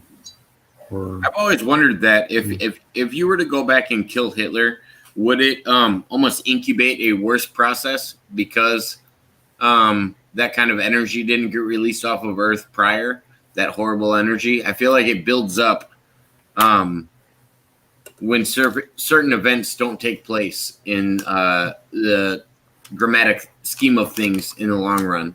I don't know if it's like a harnessed energy that was supposed, like even bad energy and good energy, I feel like has to be released at some point. But I just didn't know if there was any correlation to that you'd think of. Do you think it would be more beneficial to go back in time and kill Hitler, or do you think it's just not possible? It's just not possible. It It just has doesn't to matter. happen. My opinion doesn't matter. I'm not, Well, I just didn't know if those events had to happen Yeah. for the reality that we had today. I mean, yes, they had to happen for the reality we have today, but could we possibly not have the reality we have today? Is it even possible to go back and change that, or is it pretty much set in stone? Jake, for that, I'm going to have to intercede and mention that here in Brazil, they believe that Santos Dumont invented the airplane, and I always argue with them that the Wright brothers invented the airplane. But after 20 years of hearing those arguments, I have to simply say that neither one of them invented the airplane, because either one of them would have invented the airplane in the situation in which they were. Because Santos Dumont invented the airplane in France at the same time that they were doing the same technological advancements that the Germans were doing, that also invented the plane a couple of years later, that the Americans did, that invented the plane a couple of years earlier, a different form of the plane, a different version of it, whether it was self-propelled or propelled, or if it was pulled or pushed or whatever. But they were all developing the same thing at the same time, which means it's not an individual who creates it. It's the time frame in which they are involved, which makes that somebody is going to invent it. Whether that individual does or somebody else does, their time frame makes it probable that somebody's going to do just that. Let me ask a question to the man in South America that was just talking about plane development. Do you think what would you define as a plane? To me, Leonardo da Vinci invented the plane, but he invented a hang glider. Basically. Because I saw these golden objects that a certain civilization in South America had invented. Like Peru? Yeah, that look like airplanes. Like a place that you might be relatively by, and you're referencing everything else but that, because they had these golden gliders that they had come up with before any of the American ideas of what a plane would be, or Europe. They didn't come up with it. They were representing something that was brought to them. That technology, I don't think we were talking about this earlier, me and Mr. Macintosh. We were talking about we're a society with lost information, and we rediscover it every once in a while. In my theory, I don't know if Michael feels the same way. I just feel like the Mayas say that we are on the 5th generation of human technology, and that's how we got into vibrations and sound and stuff like that. Is we were talking about this idea that these civilizations have lost this technology, and that's maybe how we have some of our ancient structures that we can't explain on how they were built today. Like liquefying rock and being able to levitate rock. Zach's got even more. I got to let him get in here. Go ahead, Zach. His things are more for Mike, definitely. He said Michael Phillips' phrase "World War III" did start in 2020. Went vital. He said I meant viral. Viral, yeah. 2020, and that sounds like the Wuhan virus. And then he said, speaking of the Wright brothers, another time traveler from 2028 said he saw Wright brothers fly their plane in 1903. Oh, yeah, they flew. Now, it's what you define Zachary, as a plane. if you get a chance, I was going to say, Zachary, if you get a chance, go ahead and let us know what time traveler that was, if he had a name. Sometimes the ones on Apex don't have a name. We're in 2028, which means that we already have an ability to time travel, because in 2028, they're doing it. Well, obviously, Michael is with us, and he proves that the project is already ongoing.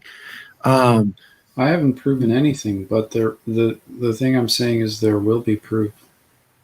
You haven't already traveled through time? Well, I haven't proved it because I can't. But I'm just saying, and but that you have already traveled through time. I have, but the thing I'm saying is that the fact that I'm telling this in advance is part of the proof of the existence of this ability and this technology, because when it's finally made public by the government itself, with evidence to back it up, like actual physical evidence, I'll have been talking about it all along. So that's to really reiterate the fact that it's a real thing.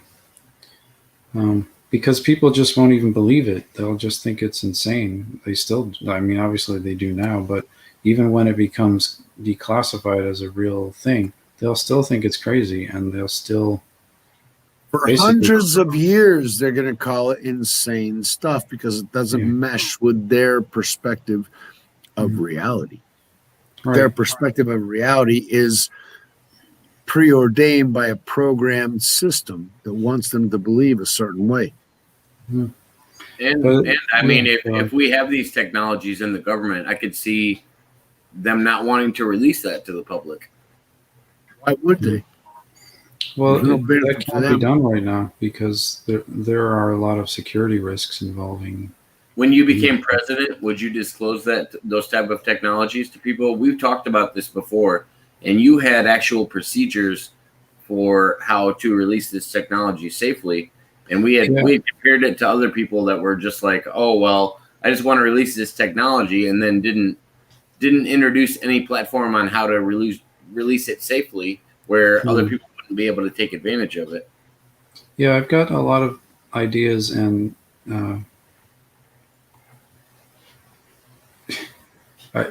I basically ideas as to how we could do all of this safely, but it has to be done in a correct order. You can't just do it willy-nilly, you know what I mean? Or it could cause real serious harm. And that was always my fear of it, is the military would abuse it. If you had teleportation technology, why wouldn't any military? Because they haven't abused it already. Yeah. And why wouldn't military just literally teleport behind enemy lines right in the beginning? Like if it was a battle of figuring out the best position in battle, then we would place ourselves there every time, especially if we had teleportation. I don't think it would be used in humanity's best interest. I think it would be used in military significance. Those that rule everyone else.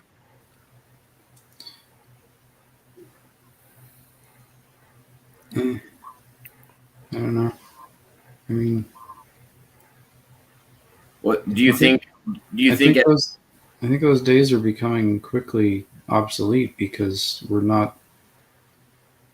We're getting away from the central banking system that has effectively dictated what our military, how our government directs our military for a long time. I mean, since World War I at the least. And this is just an obsolete way of thinking already. I mean, that form of control that some people have had over the government and thus the military is just it's going away rapidly. So it's like we're draining the swamp. Well, yeah, but Trump is the swamp too. You must understand this. He's part of the swamp. Rallying around somebody like him to do that is pointless because he is what he's claiming to get rid of. He's part of the establishment. It's not like you can't. He's a total fraud. I mean, I'm sorry to bust your bubble, but he is a fraud. And I have this theory when it comes to politicians. Is you can support somebody's ideas, but you can't wholeheartedly support any politician because there's nobody in the world that 100% agrees with everybody else's ideas. Maybe it's their public perception of what their ideas are and their agendas are. He's not a politician. Yeah, but there are some people who are just his classification doesn't matter. Anybody running in politics sets their line of what they're going to run on, what their platform is, and everything else like that. And I've never we have to agree with it. And but I've never met we agreed with his platform. I've never met a person that 100% agrees with any other person. Like there's always issues that you will vary on, and it's healthy to do However, that. one main thing about the majority of politicians, the majority of them tell you what you want to hear and do whatever the fuck they please. Well, and that was the other thing I was going to wonder with like Michael. we're seeing with the dementia fucking moron that's in place right now. However, the last guy that was there, he happened to say what he was going to do and actually do what he was going to do. And the majority of the people agreed with what he said he was going to do and agreed with what he actually did. Like and would like it to continue. Huh? Like release his tax returns when he got elected as president? I would like to see Nancy Pelosi's tax returns. I'm not asking you to defer to another thing. I'm saying I would like to see fucking Hunter Biden's tax fucking. There's plenty of references that he made that didn't follow through with what he was doing. They all suck. Yes, and the thing is, we need to get them the fuck away from us. That goes back to what Elegant Mind was saying. There's evil on both sides. So to pick any one side to be right. Anyone who wants power will want power at our expense. The only way that we can get away from it is to be independent individually. You guarantee your shit, help those around you, and fuck the rest. As long as that goddamn central government isn't fucking with your life, you're okay. The less that central fucking government messes with your life, the better. Whether that central fucking government is Macron or that fucking hellfire granddaughter of the Führer, the freaking prime minister of Russia, of Germany, who is subject to Russia at this point. You know, whichever one of them that you choose, they're all twisted fucks.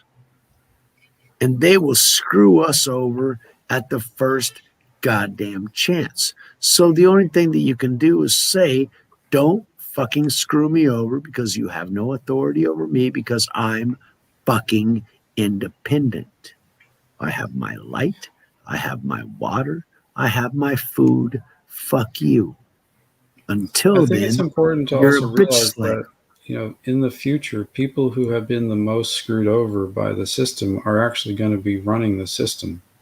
That's it. Hopefully. But then again, today we got Black Lives freaking Matter, those Marxist bastards who think they were fucking screwed over, weren't, and are fucking screwing over the system because they're ignorant fucking bastards. Wait. I'm going to have to interject on that one. So you put your YouTube fucking moderator. You think that Black Lives Matter, because I don't support Black Lives Matter as a political organization, but it's a Marxist fucking organization established by the Chinese to divide us.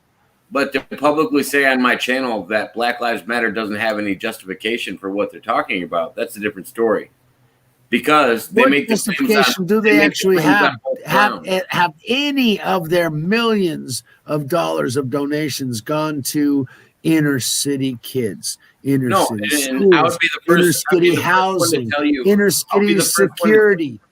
Michael, I'll be the first one to tell you that I believe the number one problem in the black community is black crime on black crime. But I do recognize another story. I've got nothing against black people. I like black people. In fact, but that's why you have to make it. Anyone else. That's why the problem is that these fucking bastards are Marxists. They're different. They want to sow division. That's why you have to make it clear, though. It's not that because I was born and I'm 50% fucking German that I'm a white goddamn supremacist. No, that's got fucking nothing to do with it. I agree. I don't think, Michael, I haven't heard a single word come out of your mouth that makes me think you're a white supremacist. I just know in modern times you have to classify the difference when it comes to when you're because to these motherfuckers, the Chinese they are a political organization. If you allow me to finish the fact that they need to divide to be able to conquer. That's what the freaking British taught the Chinese, because that's how the British took over fucking India. You divide and conquer. They would conquer one region, divided them against somebody else, and they took over the entire freaking continent. Okay, 1.2 billion people were under English control, and they tried to do the same thing. They tried to do something similar to China, and they put opium in there so that all the Chinese production would go into, because everybody's fucking addicted. And that's where we get the opium wars, which were dozens of years of some seriously fucked up shit. However, the Chinese throughout all of that learned big fucking psychological lessons. If you divide your adversary, he will lose. And what is the best way to divide them? From within. They're not coming from without and saying, yeah, you're bad, yeah. They're making us tell ourselves that we're fucking horrible, that we don't deserve anything. And then we turn our butts and we're no longer here. Now, thank God Michael tells us that we're still around like 50 years from now. I won't be, so I don't know. And technically, I shouldn't actually fucking care, because the only things that I should care about are things that are going to be around in my lifetime. And fuck, Why? I'm not going to be around for another 15 years. Why should you only care about things in your lifetime? You're a father. Because that's what baby that's the boomers thing that would do. affect me. As a father, why would you care about things only in your lifetime? Because they would only technically affect me. My kids. And that's all. And that's me. all you're worried about is the things that affect you personally. My kids are going to have many years after me. What I can set them up with, as far as infrastructure and education, is another story, and that's me. That's between me and them. Now the world is independent of me. It's going to do the shit that it's going to do, regardless of what my fucking opinion is. True. Now my kids are going to grow up with my opinion, and they're going to be as fucked socially as I am if they continue with that, because society is in the Antichrist system, and I am not with that bullshit. Okay. The only thing I would warn you about when we're talking about these things is I feel like it's a game, like we were talking about earlier with semantics. Everything's when it comes a game. Theory, exactly.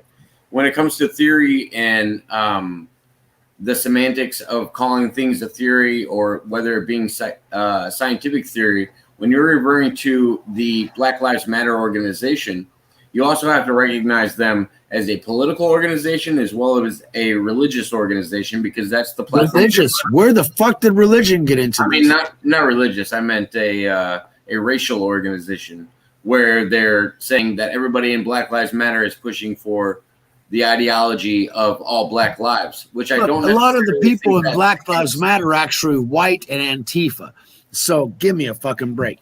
And the people who started this shit are freaking Marxists paid off by China to weaken the United States and other countries, because they're starting that bullshit down here in Brazil as well. And least racist of any fucking country that I know of is down freaking here. And they're pushing that bullshit.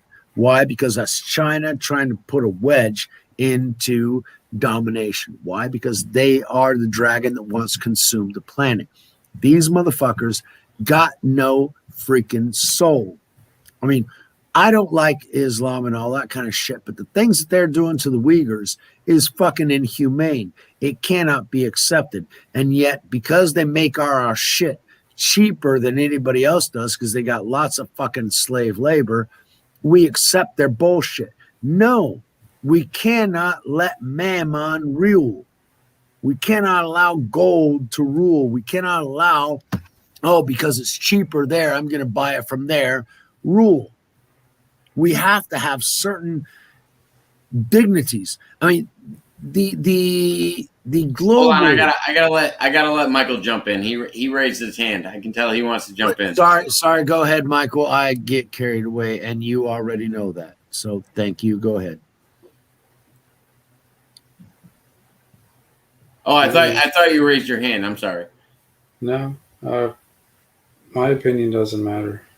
That's all I'm saying. What do you mean your opinion doesn't matter? All our opinions in some way or another matter, which is why we're fucking here, Mike. Otherwise, I'd be asleep right now because it's 3 o'clock in the morning. Yeah, I wish my opinion mattered, but it doesn't. And I guarantee in the long aspect, your opinion does matter. Whether people want to look at it right now or they want to look at it later, your First opinion. of all, you time travel, so your opinion definitely fucking matters in multiple different dimensions. Second of all, you're going to be president, so fuck yeah, your opinion matters. And third of all, no, we're not completely insignificant because Yeah, the but system depends on our acquiescence. If we don't acquiesce to what the why do system we tells us, they don't why do have the we power. accept?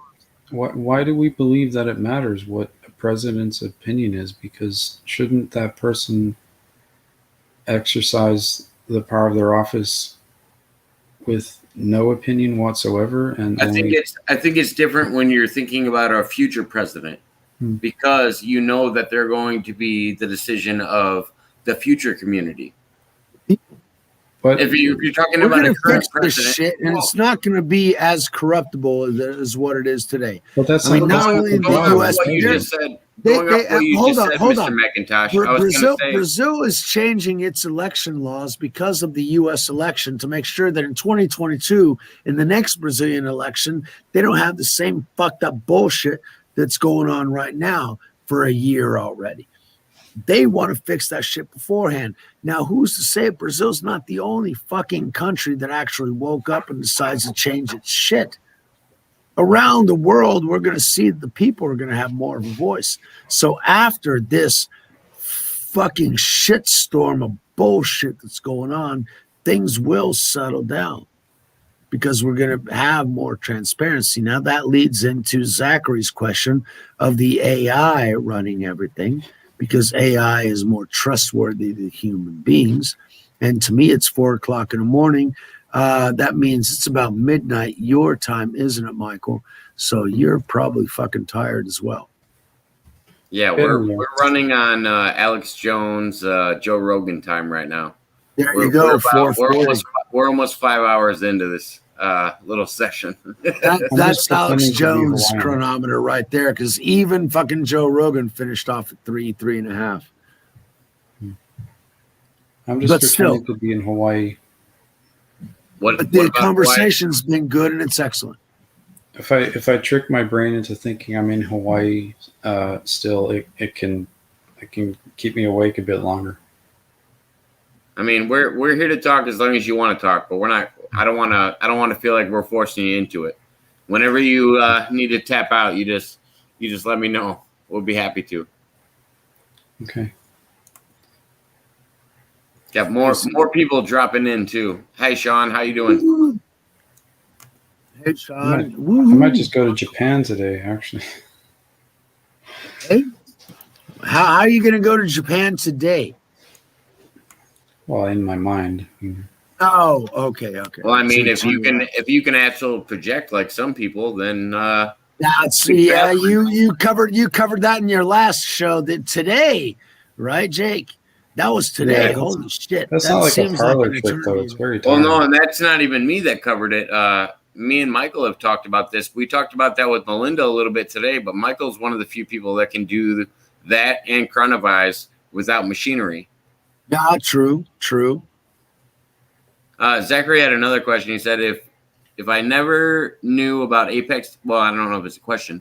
If I never knew about Apex TV, I wouldn't have been here, and I would be asleep by now. So Does thanks, Apex Apex usually TV. run Thank you, Michael Macintosh. This is all a great thing. And Michael Macintosh for President 2024. Sean Andre, thank you for that message. Make America the greatest again. I don't know if Mr. McIntosh wants to go on that particular message for his candidacy, but it would. I know for me it would work. That is my campaign slogan. Siri, make greatest. Seriously, Trump's been just superlative. Sean's been supporting Michael for a long time. I think we've talked to Sean before. No, obviously, because he's already rooting for him for president now. Great's okay, but the greatest has a better ring to it. Absolutely. Why not? You're going to be a greater president. Instead of inventing your own stuff, make somebody else's better or best. You're right. Okay, if that's your slogan, I got to ask you, the universal question that people ask: what was the greatest time that America had? And you're going to make we're it trying better to than reach. that. I, It's going to make it better than any of the times that existed because it's the best. It's not better than, it's the best. Then what will come afterwards even? Well, it's saying make America the greatest again. If you're making America the greatest again, at what point was it great? Is the common terminology. don't think it has anything. 1976 is when it became great, bitch. I don't think it has anything to do with any time period. I think I'm kind of approaching it in a different way when you look at that. I think it's a matter of looking at the best ideas from whenever and wherever and incorporating them into what we're going to do in the future rather than being nostalgic about anything or even nationalistic about anything, because I mean, Being we can learn nationalistic from, or nostalgic, you got to do what's best for the people. That's what you're elected to do. yeah, and we can learn from any time and anywhere. Really, it doesn't have to be based on something You'll great. be bringing knowledge from various different timelines that will allow things to get really the best. I agree with that because I've always thought the best time in America is always the current time. We've always improved from where we were in the past. I do think we have, ups and downs in the course of life, but we've always improved, and society has more approved of the government over time. Mhm. And the way That's no longer the rule. That was the rule for 60, 70 years in the United States. That is no longer the rule. The rule was also that the next generation would live better than the previous generation. However, we're seeing generations that are mirroring Latin American generations to where the kids live with their parents until they get married and can finally look But for I haven't seen a generation pass in that sense. I have seen a 7-year period where people say that a generation is lazy. I've noticed that in the millennials. I noticed it in Gen Z. And at no point have these people even finished their generation. But yet people try to say always that the next generation is the lazy generation. So, and the then thing is that we always want to make life better for the next generation. The question is life actually better for the next generation? Can we have one breadwinner that is able to put food on the table and a roof over their head for an entire family? No, that Well, hasn't that been true. paradigm is being cracked wide open. Everything's going to change. It's just inevitable. We're not stuck in that type of world anymore. So are we going to get into Jasara and Nisara? We can call it that if we want to, but I mean, We can call that now. The question is, are we actually going to integrate that system? you can create whatever you want if you have the means to do so. And What would be the means? well, it's not going to be the dollar, that's for sure, because that's been hijacked and co-opted by a foreign entity.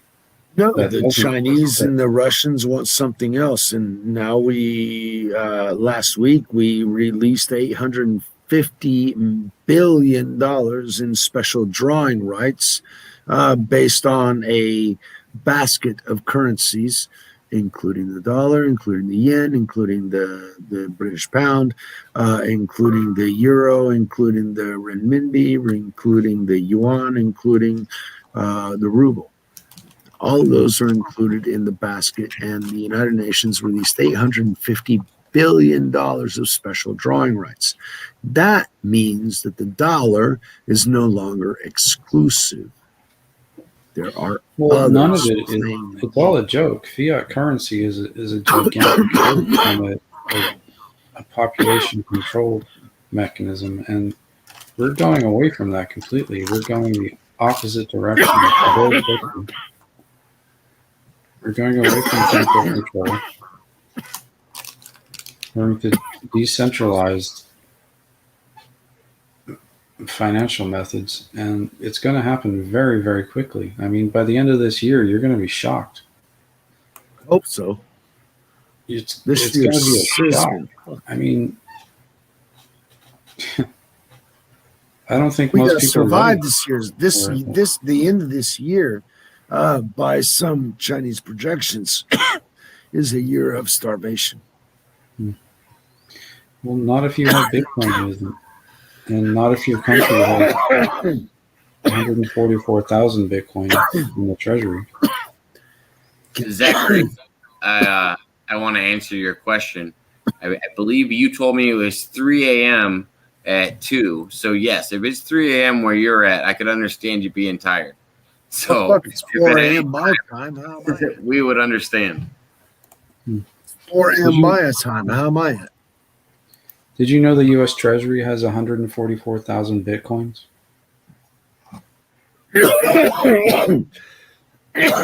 You said that last time we were on is that the U.S. had finally got invested in Bitcoin and how much they had bought.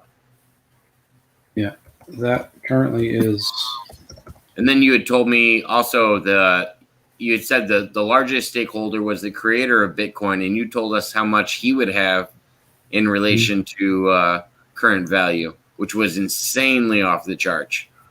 yeah, it's a lot of money. You know who But the creator of Bitcoin was? I thought nobody knew who created it. Well, he or they goes by the name Satoshi Nakamoto. Oh, Satoshi, which are the microscopic coins of Bitcoin. Mhm. Okay. Japanese. So the That's- Bitcoin is Japanese. That explains why the Chinese want their own. Well, nobody can duplicate it because it is what it is, and I mean, or at least nobody will. I don't think. They're trying to make all sorts of cryptocurrencies, but none of them are anywhere near as good as the Bitcoin. Yeah, I like Ethereum myself and that sort of thing, but yeah, Bitcoin is taking off. What's that? Yeah, gonna but the say? problem with it, the problem with Ethereum is it's centralized and it has an infinite supply. Like the creator of Ethereum can just create another million or billion Ethereum coins, and it just makes the value of it go like that. Like gold. The name of mining that last asteroids. caller that's dropping out, thank you very much. He brought in Zachary, Zach, thanks for tuning He in, brought giving in- us all the good information about time travelers, because you had a lot more story to confirm with Michael Macintosh as well, because I wouldn't have known to ask those questions. I haven't lots followed of Apex. questions and facts. Zach did some good stuff at the end of this show, definitely at the end, because at the beginning we had others that were doing their thing. Thanks, Zach. Peace out. We'll talk to you again soon, hopefully. Definitely. He's going to be on the next live from what he said. So congrats, Zach. You got what, from the Philippines now? How did you get people from the Philippines? Just out of my ballpark. Congratulations. So no, I Um, mean, I have to thank the social media on this aspect. So I've followed conspiracy theories and things that follow that general spectrum for a long period of time, and I just said, oh, well, why don't you just go to one of the radio hosts that you know and look in their friends list of people that have told stories, and then as soon as you go to those people, then they connect you with another group of people, and they connect you with another group of people. And my networking. is to literally bring all of these stories together on one platform if I can. And I want to hear people's stories. My job isn't to discredit you, tell you who's lying and who's not. You have a job? I Well, thought your job was landscaping. my job is landscaping, but when it comes to me opening up this aspect of things, I want to give people a place, just like Michael was saying earlier. Nobody really talks about time travel on any other platform.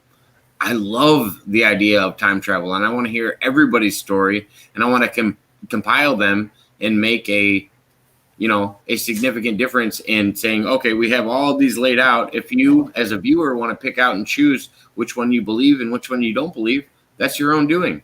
All I'm doing is compiling the information and putting it in front of you because these guests are nice enough to give me this information.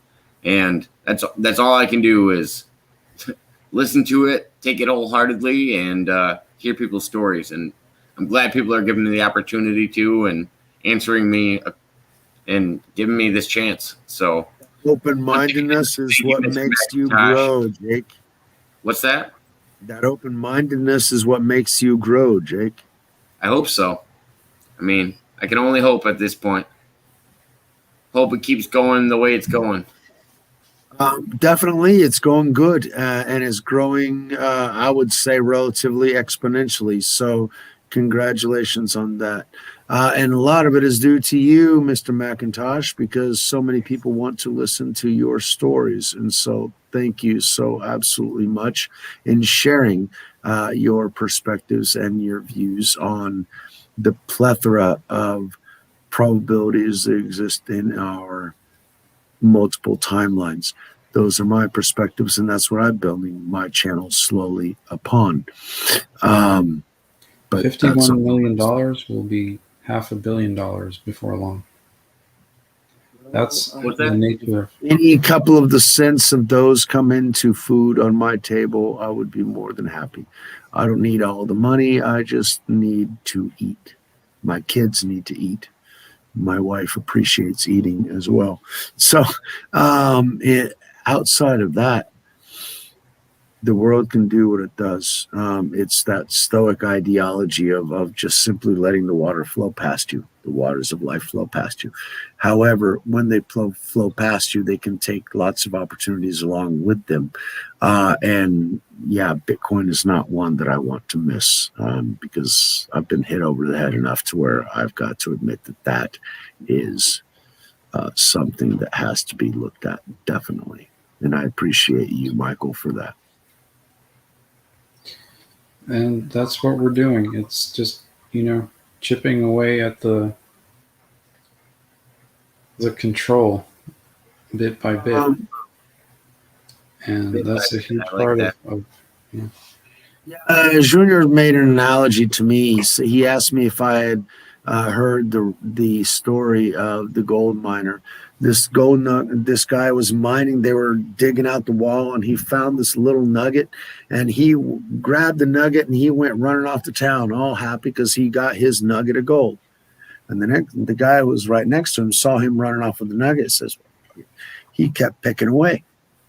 Kept picking away, and as soon as he picked away, all of a sudden they found the mother freaking load that was like 100 or 1,000 times bigger than the nugget that the other guy had found and ran away with because he didn't want to keep picking away. So what he was basically trying to tell me, that he told me he learned from me, was that you don't accept the little stuff, you go after the big stuff. And the big stuff means that you keep chipping and you keep chipping and you chip until you fucking find it, because it's there. You just have to find it. So Jacob, you keep chipping, and you chip away a lot more than I do. Mr. Macintosh, you have already chipped away a lot. So we're hopeful to just reach some percentage of your reality. And in all of that, I'm simply grateful. Chippewa. I'm coming from me, I'm appreciative of both of you guys' contributions to this, because Michael, you got in with me on the ground level when I started talking to people in the first place. So I've always talked to both of you for a long period of time for the simple fact that you guys were willing to talk to me, and that makes all the difference to me as well. And you guys have your own perspectives, you guys have your own stories to tell, and that's what I'm interested in. So once again, appreciative to you guys. I know we're coming on 5 hours now. 5 hours of programs, man. You probably the hardest working man on YouTube. You'd put Tim Pool to shame, man. Well, this will be our longest podcast to date, and I'm curious to see how long it will hold that status. Hopefully not long. Whoever can withstand That's my 6 goal. hours with you, let's go thinking for it. about. That's what I was saying. I'm already thinking about the next goal of all right, who's going to be on with me next where we surpass 5 hours easily, because I know it'll happen again. Who can carry on a conversation. But anyway, that's for another day. It's 4:30, what, going on 5 o'clock my time. Yeah, it's 4:20 here in Brazil.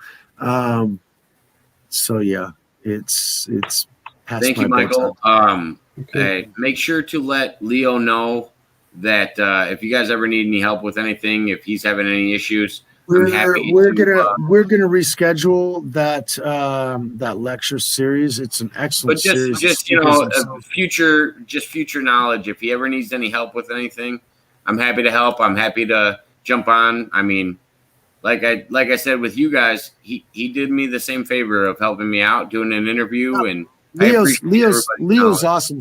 Leo is awesome, folks. The ideology that his entire group is going after is 100%. I like that. It kind of fits.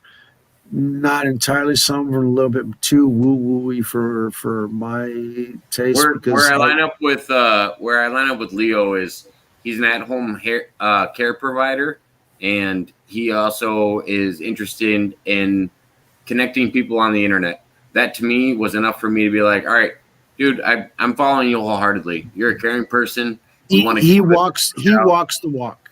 He doesn't talk the talk. He walks the walk, and that, my friend, there are a few. Okay.